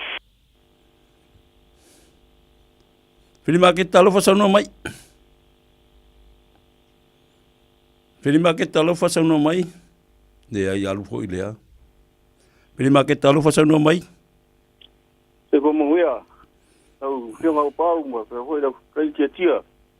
Ia o ka roa e fia va kuia o le ei mo se loi o uma service ma le ia koa mo koso ia ma voi fai la mo e fa vengo fai ia ta mai la umela o bakasi o balulima I bakasi lo kasfa o lo kasi o balulima I bakasi lo kasfa pa toi pa tai lava Lima ke talo fa sono mai talo fa soi fo manuia ia se fu manuia sono mai ia o la o pilima ki o pa o ka vale o le van e vale I mo second hand o mo le pese se manga o mia ia fa se o ka mele o lua kasi o lua lima valu I va ongo mo se ka pa o lava ia fa tai manga le aso tai hiri ma ke talo sono mai au ku kuela lo ke fu talo body Cosa ko? Ia, se fu manuia, sono mai. Ia, o ma ke ki apa fale no mo ai te nga apa fale do fale.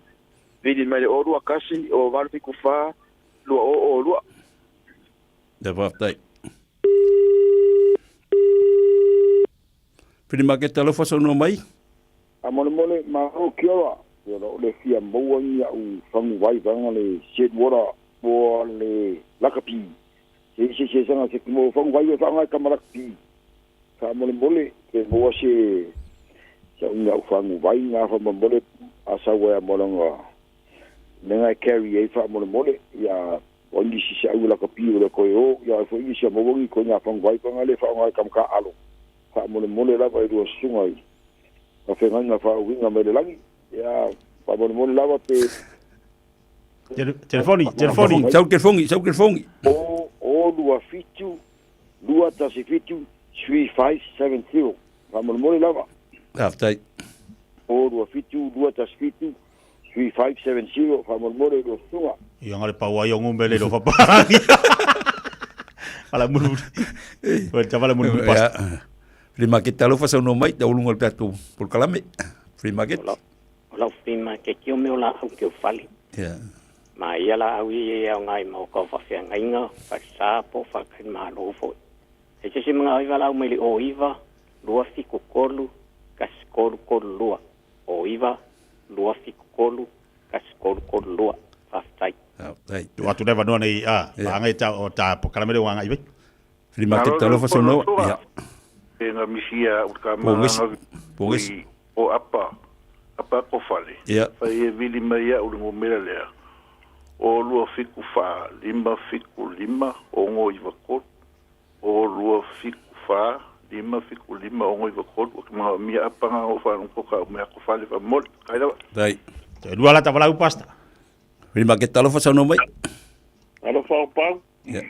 Te fu manguia.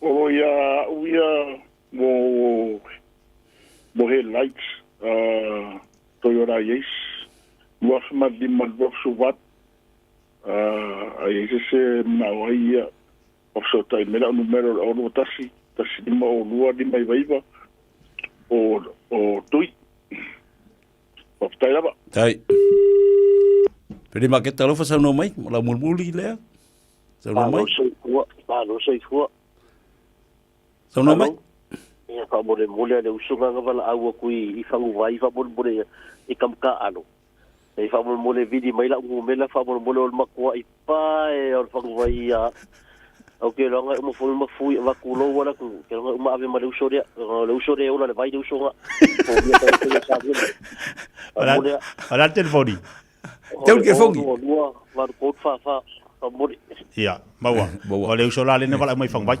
Ia lo mo so sorry fo ila le wai o le uso le ta alo a. Ia e fa malo fa tai mo tatu watu mo tatu kala melete mo taiao ila to fo ile na mo mai ala tu oloa. Ia, le na watu ina tu mo fa fonga tatu watu la se mai ata tu telefone ngala Britania. Fa mai to ilo po kala me mo lete mo taiao.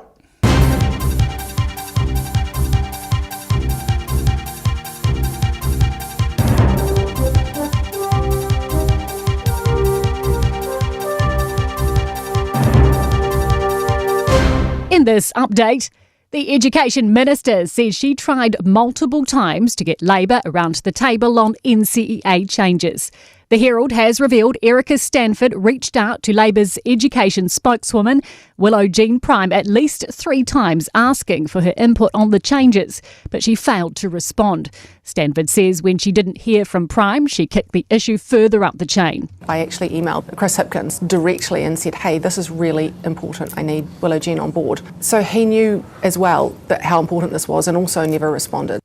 A post-mortem and scene examination are underway after a woman was found dead in an Auckland apartment block. Emergency services were called to the apartment block on Crowcroft Street in Parnell just after 9:30 last night. Police say the circumstances of her death are unclear, and at this early stage her death is being treated as unexplained. A US company is building the world's largest aircraft without having ever built a plane before. The Windrunner is being constructed to transport large wind turbines and will be operating by the end of this decade. It is 8 times as big as the largest military aircraft, with a cockpit as tall as 5-storey high building. Chief Executive Mark Lundstrom says it's capable of moving gigantic things to hard-to-reach places, including for humanitarian missions and defence applications. The goal is to be able to move over a 100-meter long turbine blade and land it on a piece of dirt within the confines of a wind farm. And if you can do that, you can reduce the cost of wind energy by about 1/3. NZTA is warning South Island motorists to be careful this weekend with wild weather forecast. Met Service has issued heavy rain watches in some central parts and snow as low as 500 metres across the Canterbury High Country. Affected roads include the Alpine Passes inland state highways in Canterbury and the Mackenzie Basin, the Kaikoura Coast and State Highway 75 on Banks Peninsula.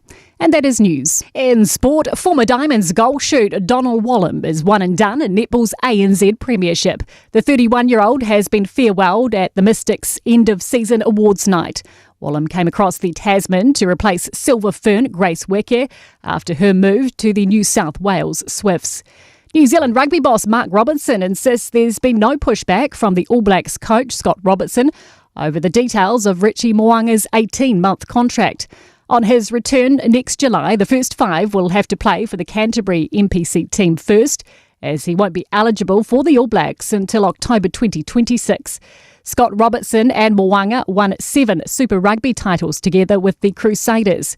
Mark Robertson says the All Blacks coach is aware Mo'unga couldn't just be fast-tracked in. And that is sport. Tasilima i Watolu Amo Radio Samoa. E ala leilo to tali mal tata po kala men le tai ao ino se mari mal tai melo wanti ya le ua 5 minuto te nei le tu la e se fu mal tasi lunga tau tu mal langa si fonga reader Samoa se nima tolo amo po kala men tata pe ona ili to lunga fo nei va yaso ilona as falai le nei fa malo atu di tatu wa tinu malo fa malo losi ya ole aso fo ya tai ao tatu tu sumpa masani ya ai ole na no tai ngala va po kala men fifia mai mo moli atu ya oila am tanga le va yaso mo fa unga le va yaso se fa malastino molo so fu marolo ina la sunga fa fenga io ti o ma na io le ngo le pol kala mele ti o le fia mai awa o le fia mo wai le wai la o nga ti the joy fia la le li fia me umba fia fo ile ola ya ai mai ele se fia ma tu ale ai so fia pe a fatia lo fo lo ngai mai o tin pe yo pe selenta fa a fa ta supangi pongai bimbango ia ati le lang mamango pungai violotino pe afa pe te fa no ono ma yoltino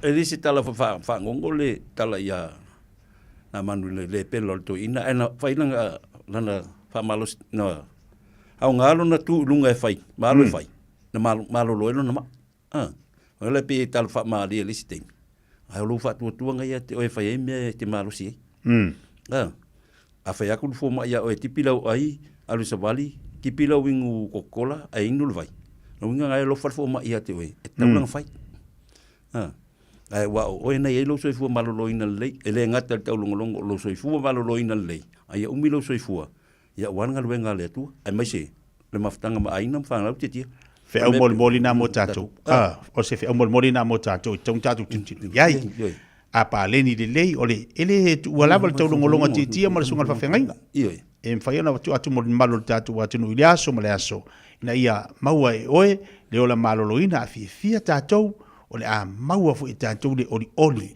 maua le telo mea i loa ona fai pe i tono lo wainga e tupu le whātua i le taulongolongo au le taulongolongo la taulongolongo i le upo le atua ma mele e le taulongolongo i mea ngai saulungo al fin ngai kasi ngā mea ngai ke mai ia na ka sa o tele o tangata wa mama i mela sa ngol Facebook ngol tinga o le loto ke loe o le ita le mea ti apolo au e te ita o no mea vai dunga ai tango e tu i le atua ma fa mo i le li ta talo i le atua ia maua se fai ngā palota manuia si o tato atu na sau fautuanga i o ainga tia se vatu sina o fautuanga lai titi mona i o ainga i Samoa fa mole o la talo fa ma sau fa ma ona tu te tau avea ia suafa e pele i se o tatou ainga o e o fa pena ona fa ma mai le tau sau i lunga o le Facebook ma lafo mai upu e le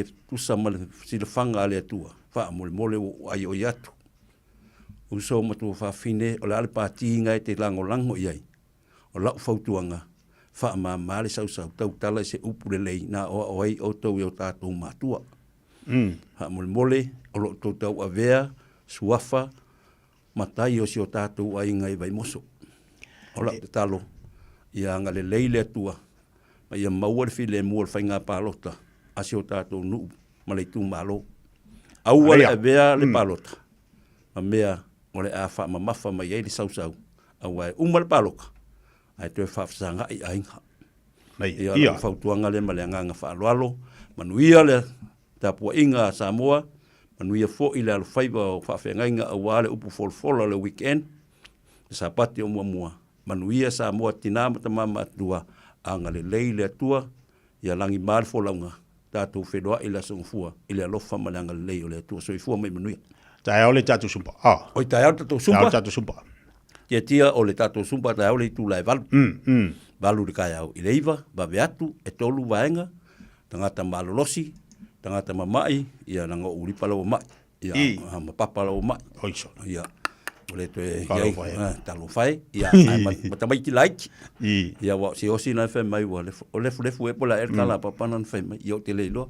Engala wa ngofo lefu. O kore kala talo papari. O ingalo wa ngofo lefu koe mo lefu. Koe mo lefu. O ngu makwa lefu wale. Ia. Ai va tai au. Tai au, tari van. O tato vai e tala ngei le iwa, ai te pungi le tolu. Tai au le stola i e tala tai au ile iwa ile valu le tai au. Ai te pungi le sulua. O lasa e tala ile lima. O ile faa.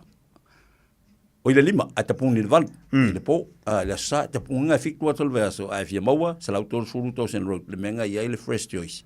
Ia tonu nanga i tato vai, o le Hepo Life. Ia, male sunga foi a vai se, mal faltua ia rofa foi sunga ia vai se, ia male Hepo Life o taro, a te. Ia, o le asa taiao, na u famana tatu famastino le asa taiao. O le tali tu lai valu i le tatu no whangamasani le tatu whare ie, suma iai, le aso taiao, tani tu lai valu mani manga ia kai au. Whakala a kikia. Whatala, dua tala whanau, ia sua tu mōr whaafu, mōr whamarastino, ia mani tatu waile na, whawtailo sunga whawhengainga mo le tapu kalame mo neiva iaso, wa mo foi se fasilinga malosi mo le malo le tatu wa tunu, ia la tatu sumpa le neita iau, ia mo neiva iaso, ai manuia te lia, tapenanga mo le whainga le iaso, lau sunga whawhengainga. Ia whapena foi o titia, mana foi lau launga na nei, ia ile whaunga ianga lei foi le tua le sunga whawhengainga ia pen, mal whatua ia Maria, no whatu ia olua, tatu whelua isi aso o mua, no whaiasi pisi foi nei vai tau titia, i fufuanga le kalesia, whamanuia le tua lau sunga. E iai le fale o loa o loo fia whaatau atu i le a aio Glen Innes. E au fia i fo ima le potu moe i tua, e mawhai ona e no foai. Mo nisi whaafisili, whaafso tai le e-maili, lucia888@extra.co.nz, lucia valu@extra.co.nz.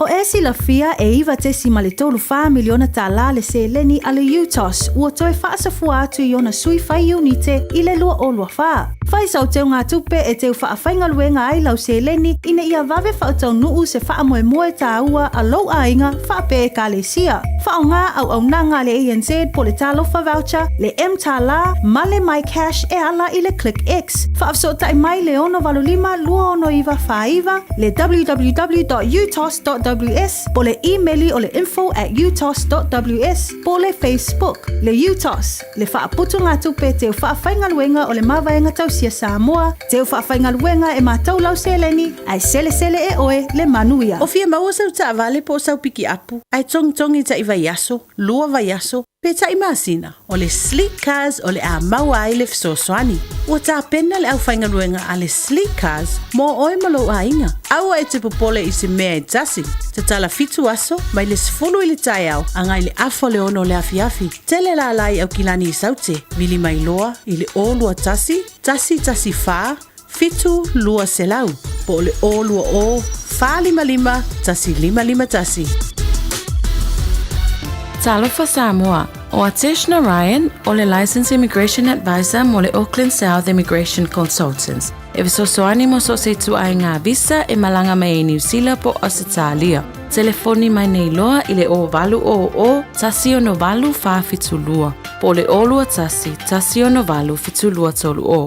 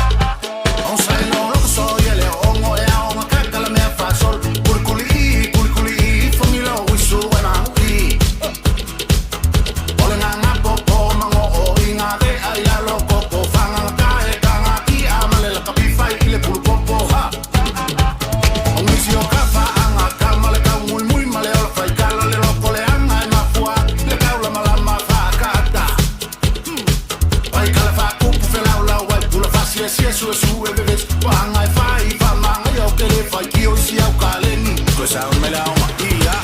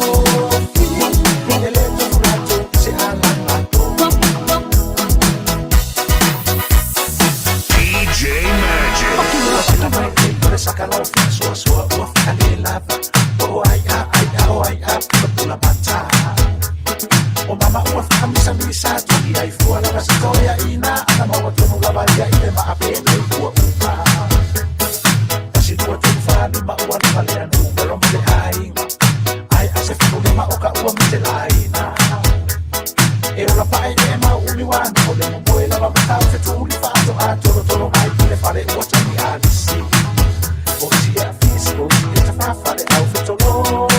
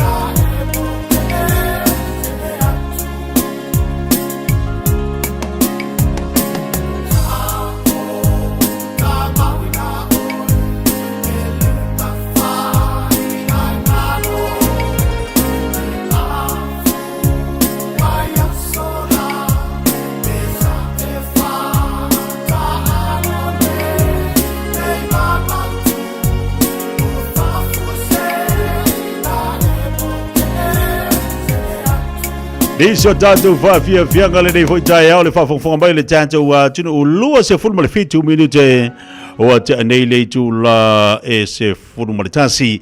Ia pela wale mafuta mai, diso tātou pokala me whanga solo nei whaitai au. Ia mali tala tonunga o lo whapenana solo ngā leima manuia o whaiva mau tiute i tonu whai o lo maota malaulawa. Le tu o lo ngā lulue nisio tātou whawhinga ruenga o nisio company mpesi nisi. La tau foi por mamalo le tinu o lo ngā lui tonu matanga runga le malo. Papalo atu po kalami a tau malo lava tau antai. As falaile le nei, fai fusi fa timu la tau o le nei yaso. Mase se ele ale tele atu alalo lava le po kalami le fifi ambai mo tātou. Walau telo le tātou atinu o lo o ngā lui. Mawheoa ilunga le tele, tau tuana maa o le saunga le mo. Wawa aile lei, lau fe aluai. Tau tuana maa oe, ia lo fe pasi ia ilunga o awala. Ai le saunga le mo matala tatu so se vaenga e te tau ai ona tatu saunga le mo ilunga le wala ya mana tu fo yo ia ia sa fa tu ngaina o tatu lunga le wala utangia nei vaenga le na mai kolosi e lumo fale aonga ai ia lunga o awala na ye le laina ma lanu me mata ya fa te tatu mo le telo le sala. O le tau longolongo le nāma le whamanatu le pokalame le fifia mai mo tātou. Awane i alu le ao ngā, i alu usu le tai au. Le au mai maluatu le sala tarutolo le whaatamalo tātou. Tau le tātou mātai tūma mo tātou mātala le telo vaenga. Pia ona tau alanga tuai malongolongo pui ele i pele malu le tātou wa tinu. Napalo atu niso tātou paanga umala valo mafuta mai Samoa. Tāpena atu la tau male a sao ta mauro lo manei tono le tātou wa tinu. Ya. Amaria fo le asau te mai umalaba i tono Samoa tapenatu mo so se fata faitaulanga i le asa i au tō moa sa fifia wa sa manuia au fo ni fa mafaina lo mafo fautulanga le porkiki la tau wa wa le le tapenanga le asau te mai i le to telefo tatou ai manatua fa mo le asau te mai fa mo le asau te mai au te mafo fautele na me o palota fa mo le sa tama ia le wa mo le tu le sa tama mo tātou tamai Samoa a fatonu nei le tula se formal tasi niso tātou paanga lo bafuta mai nisi foi vaenga ke lope po niso atunu au lo fa tu le pokalame mo uto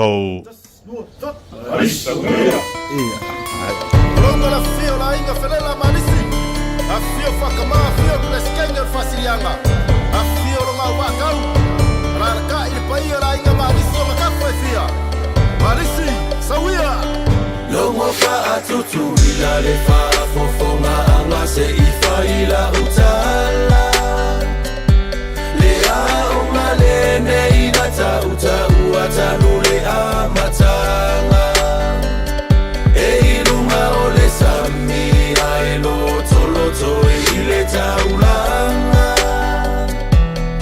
Ofele la ilea olona suafa leti otala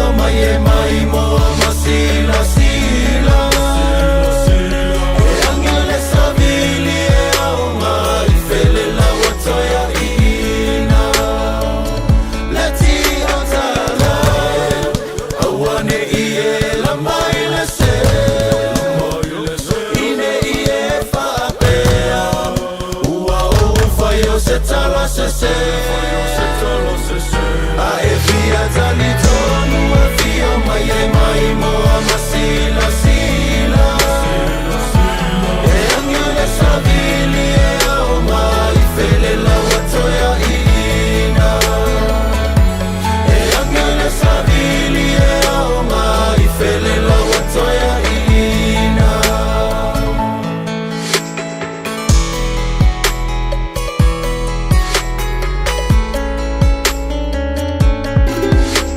Alova Samoa wa ule ne yokas futialu awal suia ngila wa ule kio aeva eva mai ina se fudu lima iva kolu amo Radio Samoa bevela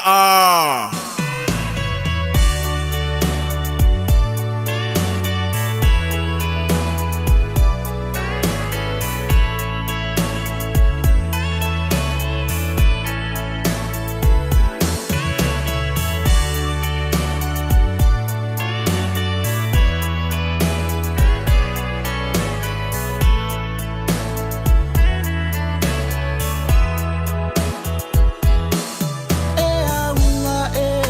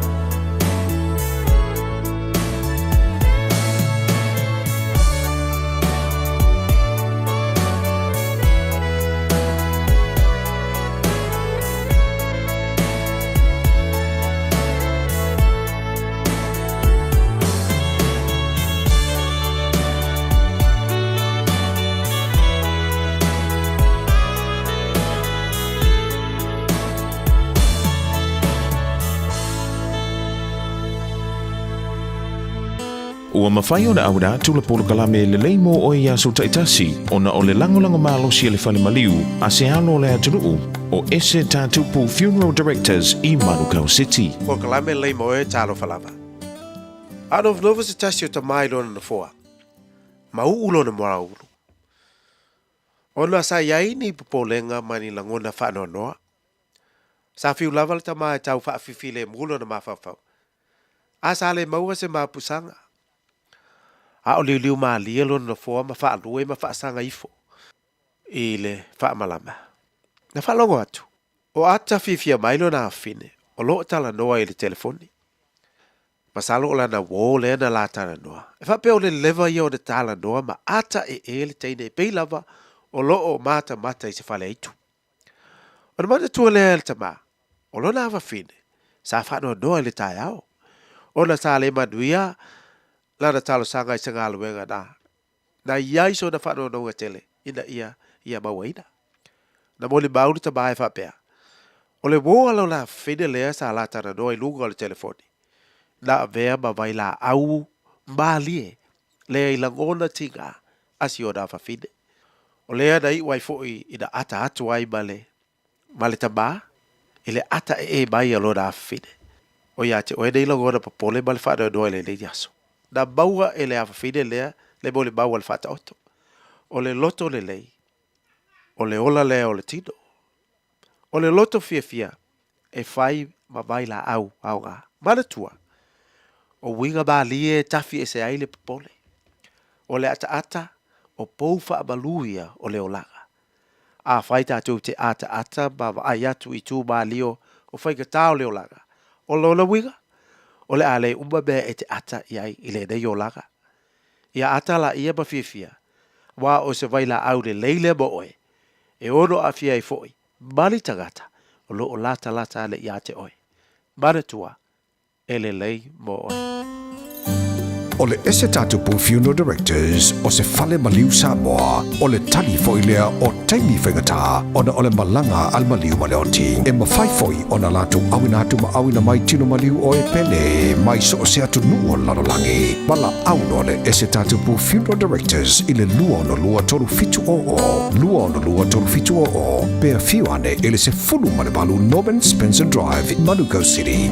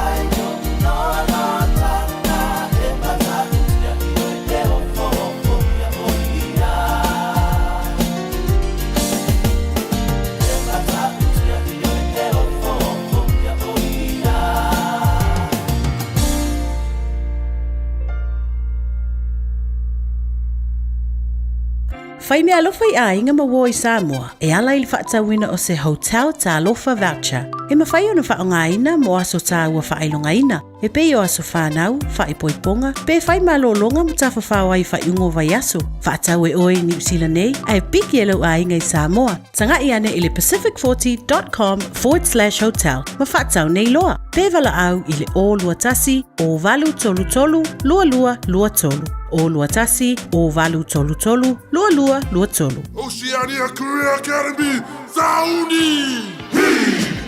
Kako hoa, kaule kaua! He whai ana whai! Wāste lumaga I maguia! A whaia sa ili la asanga fau moe, a waloe te no whai. O le OCA e au tauina ai oe I mtata e sese. Maua visenga fau fale, vali fale, palasa, male soifua maloloina. O le nei awanoa e anga wa ai tangata no whamau masiti seni New Zealand o loo halala I au kilani. Le sitala nei loa I le OCA, I le go.oca.nz/apply, po le vili mai I le o varselau ono lua lua balu fitutasi. O varselau ono lua lua balu fitutasi.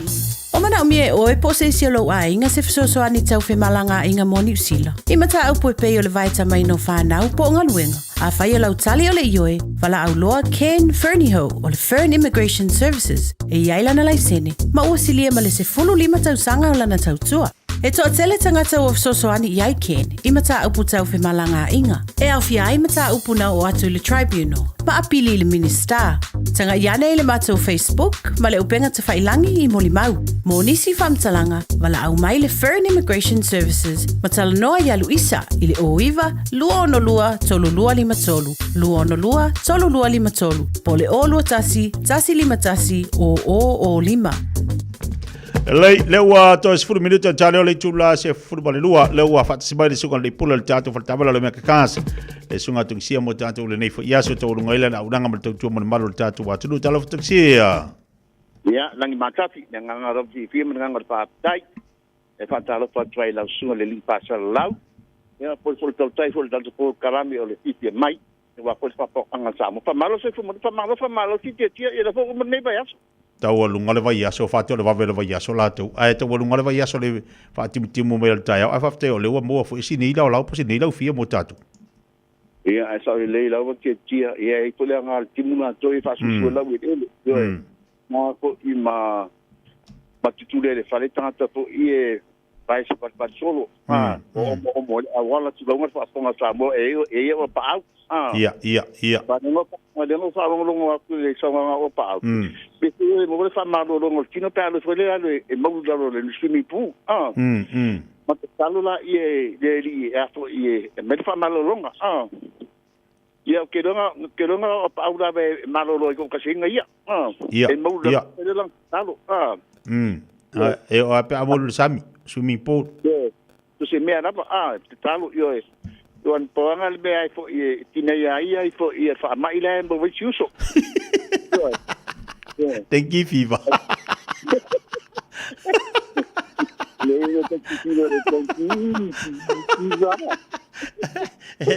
e va pe mo se va mo ko mor ko vikil la me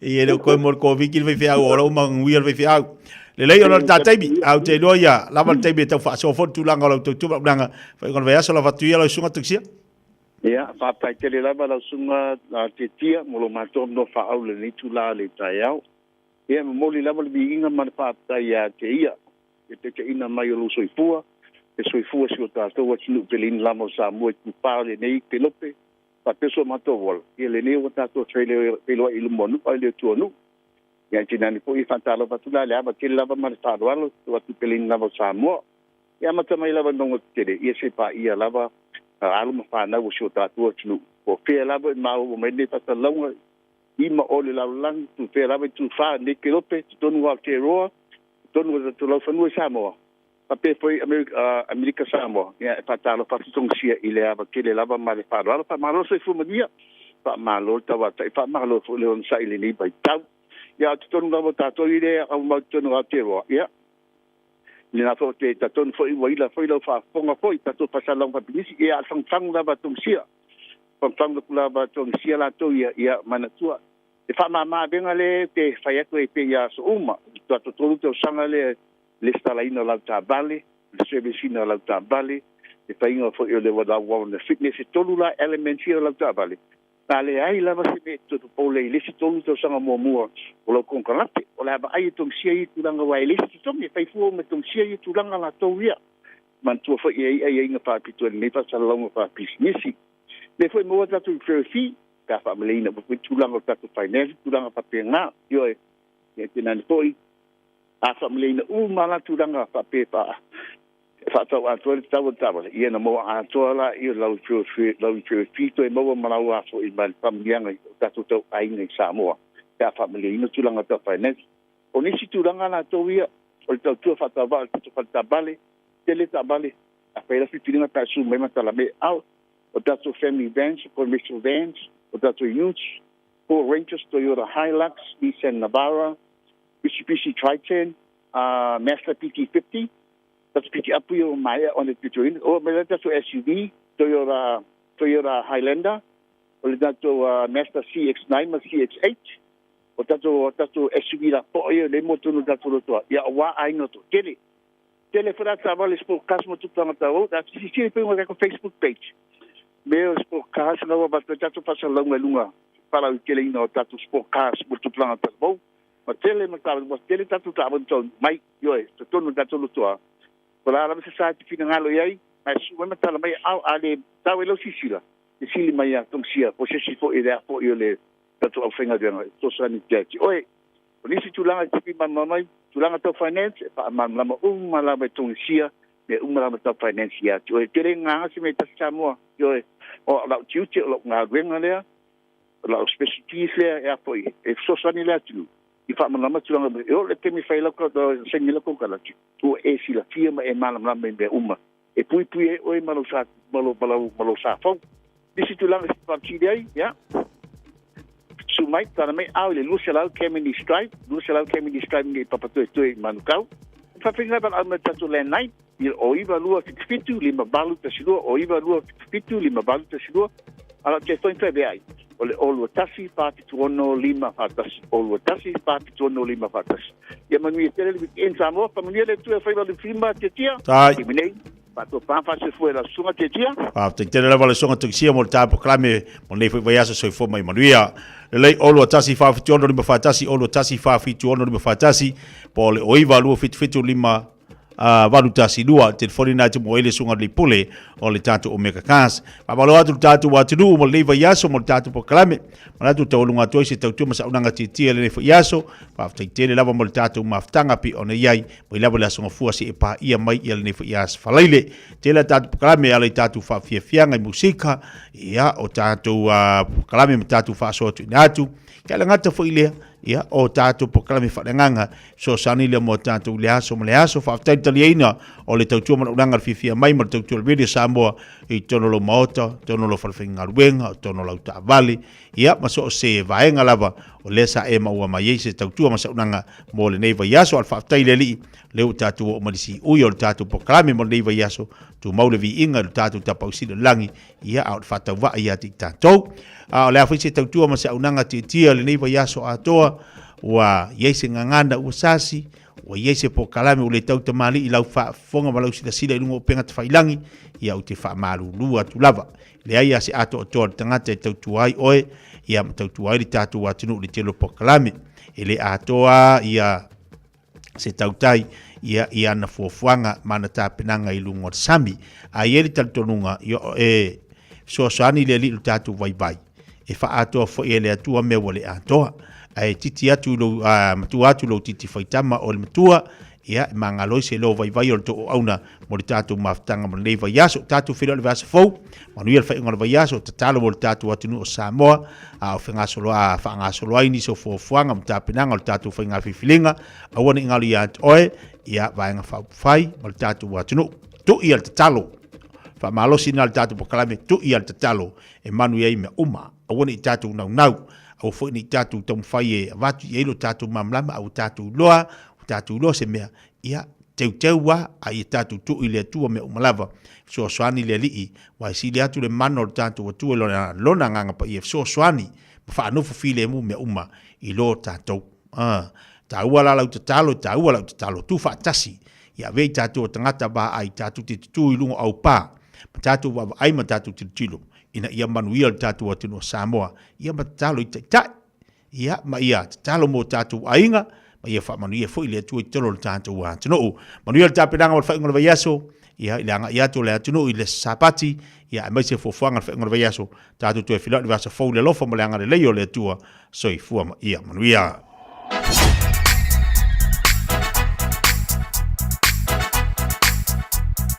DJ Magic.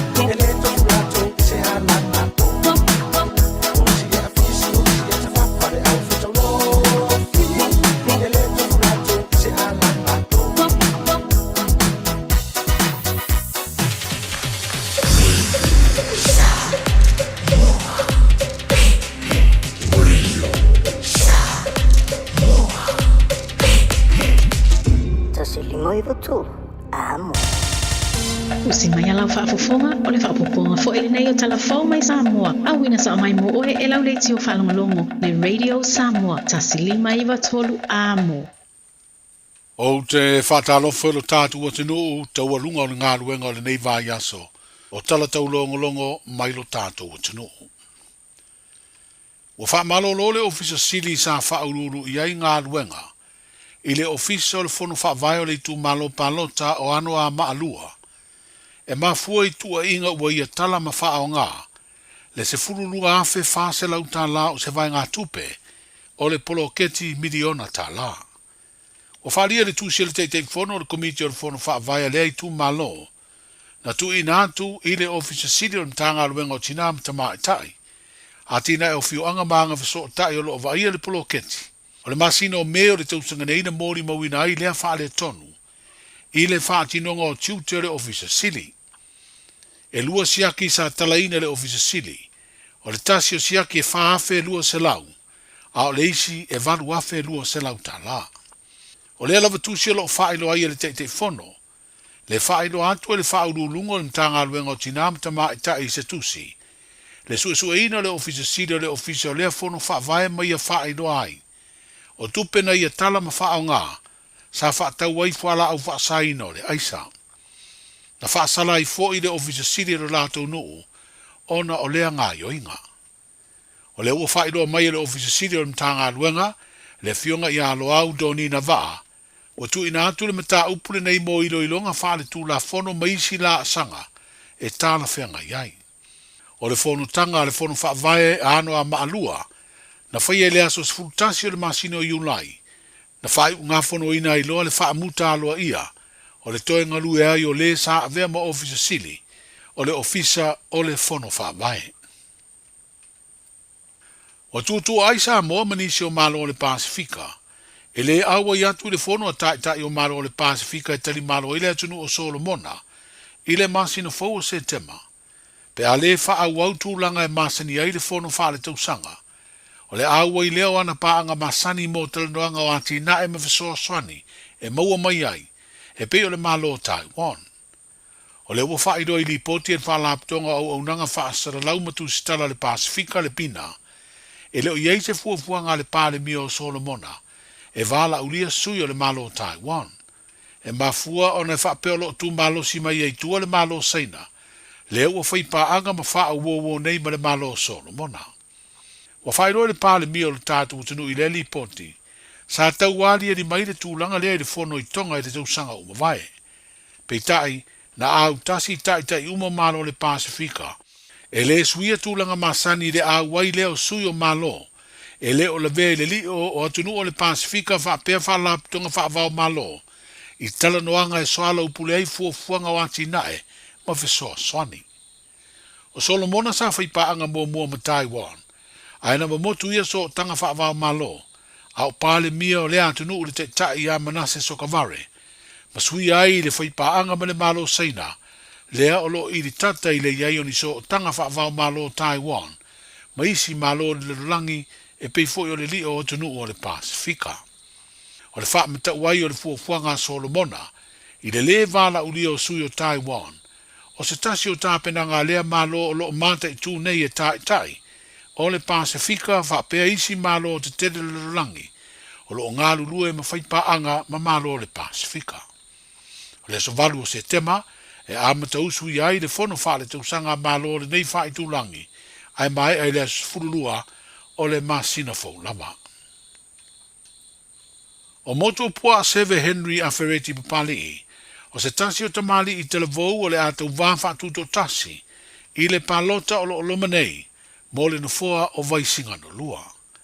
O ia o se tasi o le mafutanga e tolus furulua, o sui tau watu to tasi o lo tapena a manuia, o le alato so fatasi ma se vaenga fa ubu fai, e a vea ma fai ngā malo fong.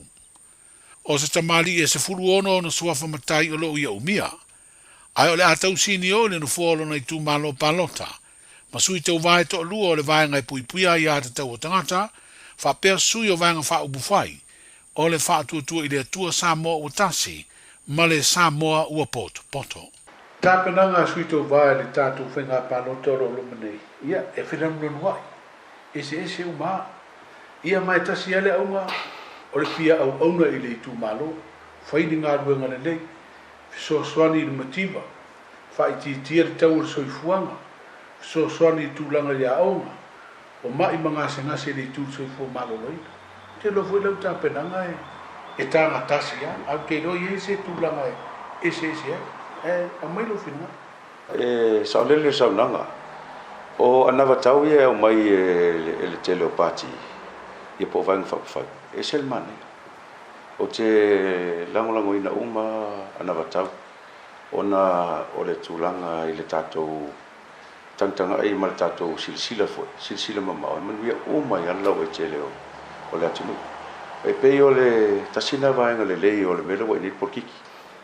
Le o tātou moli mawina ne. Le tele o anawa tau le o mai. E wa iei fai siri. O whiana iei nei tupe la taimi ma la tausanga tele o tōna. A o lesi fai laf siri. Pe sustainable pe mawhai o na wha ua pēra le pe ono a fiel tama o ingo Samoa. Ia mai se fai la nisi o vaenga tā ua tōna awe wha momo. A o nawa tau palauli ma tua se lau paseni. E le lei mo le lau e tele o la tunu. Ai o matou ia o tutotas pe fo la o totala ia mo. Ia e ngai tonu ia ni langona mani na vatau. Mo lo wai tu malo mo nu. O matou mai o le vaisingano. Fal vaisingano ia le foi ia ma fili mo politu ia ma se foi la tau. Masalo e si la fipa la le tu malo pito silia na lata o Samoa. O tala fina le tauana nga ele mamao e alu kua oi ia ngau e lo o fo le savat e le ia lo ku malo palauli e le uminga le woso ila lo va fa nga la paloti ia o mato ia fa si mamao e tele a foi la ni so soani e mo mia I tua I si o mato tu malo ia ele ngata la oni na va tau mo mato ia ai nga mole I tua sau atoa a mata mai ai I asau si pa ia fale lima e au ngā mo le matua tu malo ia la nganga fo ia matua ngā le fatasi mana i sui tau va lo o ai lava tu lai mai a ele le nganga ia matua ngā le fatasi i pe ngā le fatasi e wa le la pela la vatu la tala o au te tu lai le ai o le nganga ia fai maloto mo lalo ia o ai fo i tu lai mai i le matua fo i a fa le lima pa to lima leo ia ai ia mafaina ngā le fatasi se fa pena na tanga lo tu sele ma tu malo ia manisi o sui fo la mania mai si va no ol ma tu malo se fa tal nanga ma le sui te vatu do tasi mo le no fo vai singa no lua le sunga motu o pua a 7 Henry a fereti papali o le ave se o ai inga fa le tu la fono na fa malu si ai le te tau na nga i o tangata palota o alale upori o latu i tu malo i sava i e palota ai o se suinga le leilea i le whai ngā palota tere o lo manei, a wā le a mawhai o na palota i so o se whare palota. O se suinga le a tau fia i le tau mawhai e maua se avanoa i le waa, pu e leo le pasi i sa le longa ma tiri anu anu, e fia whai lana palota. O le palota tere le lua olua tasi, sa iai wha le tonu na tutupu e mafu i lea tūlanga. O nisi na maua le waa ai taunu uatu i sa le longa, o le maua se a wala yanga ia i tū malo, e fai ala tu palota. So se fai paloka e mwhainga kāsero paloka. A ma ngofu e ripaka ke paloka e fai alupu. E fai ngai paloka me ripaka. I treat it as a special vote. E paloka me ripaka. So se fai paloka, a vefo ke se vai e ke paloka i whareaka. Fai ngai kāsero se vai ilo paloka e special vote. Me ngai renga rua pusa paloka e kong fai paloka. Il paloka i kākore kumalo. Ma il paloka la re special vote. So, au fa po le malo le tunu. So se fa il paloka, mi fai ngai paloka. A le foi fai le bufa pikoa musaba. Fai o ko ngai mako. I le mako o flai e ofisa. La i le bufa pikoa mo la ku, fia ngai aku ai. Fai ai mamau me ke ai. Nga lo ki fai pas fa il paloka ko kumalo. Fa kasa ngalo paloka. Le komisina o whainga palota, le fionga tole a foa tui e whelolo Alexander John Stanley. Wa o mai whalau i te le se whina ngalo na so se ie te alo i e le tātu utino. Wa tālu sanga ina ai le tau si o le malu pui pui o ai e inga o whainga palota, mo le so longa le lei o whainga whiriwhiri ngā mi o tonu.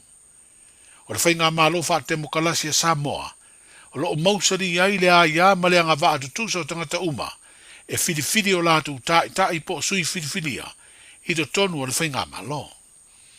I le tausanga e awhi se lau iwa sifuru, e peona toe whaamana tumai e le so seiete, sa whaatino ai se perepesiti a Samoa, ma sa whaailoa manino ai e tangata anō, o lo tātu o tunu le lātu langolongo ina whaalau i tele o ai a te tau, o whainga palota.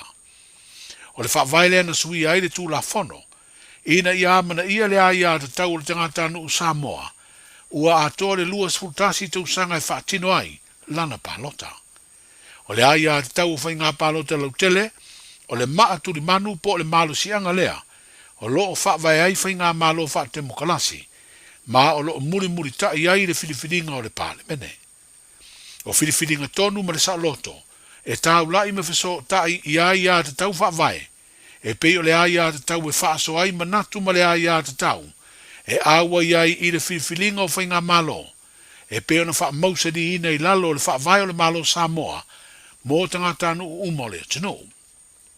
E au fia i fo i le sa o le tonga o le tautala, o le wha potopoto, wha la tonga, ma le whenga solo ai.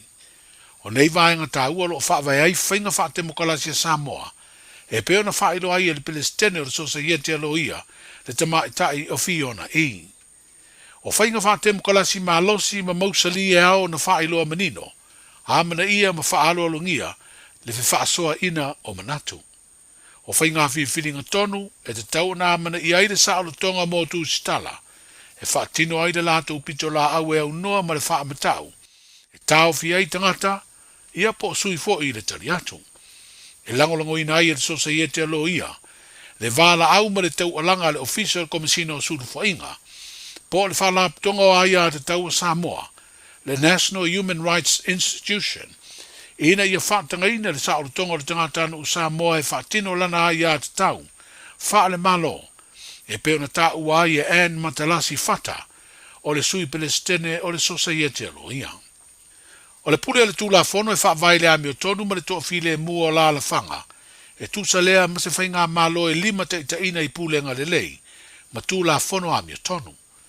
Ua te talo atua I nei le Society Aloia mo tangata anu uma o Samoa, ina ia amana ia ma whaalo alungia le Saulo Tonga, o whiniwhininga o whainga malo ma le a ia te tau, e aua ia I tau anu manga uma o le whainga palota, mo le malu pui pui o whainga whaatemo kalasi. O le Society Aloia I Samoa, o le whala tonga leo Aloia uma o le atunuu, o se tasi ona matafa ioi, o le whau fautua mo le pule o le tulafono, ma le tausisi o le whaavae, ma tulafono a Samoa. E a manuia le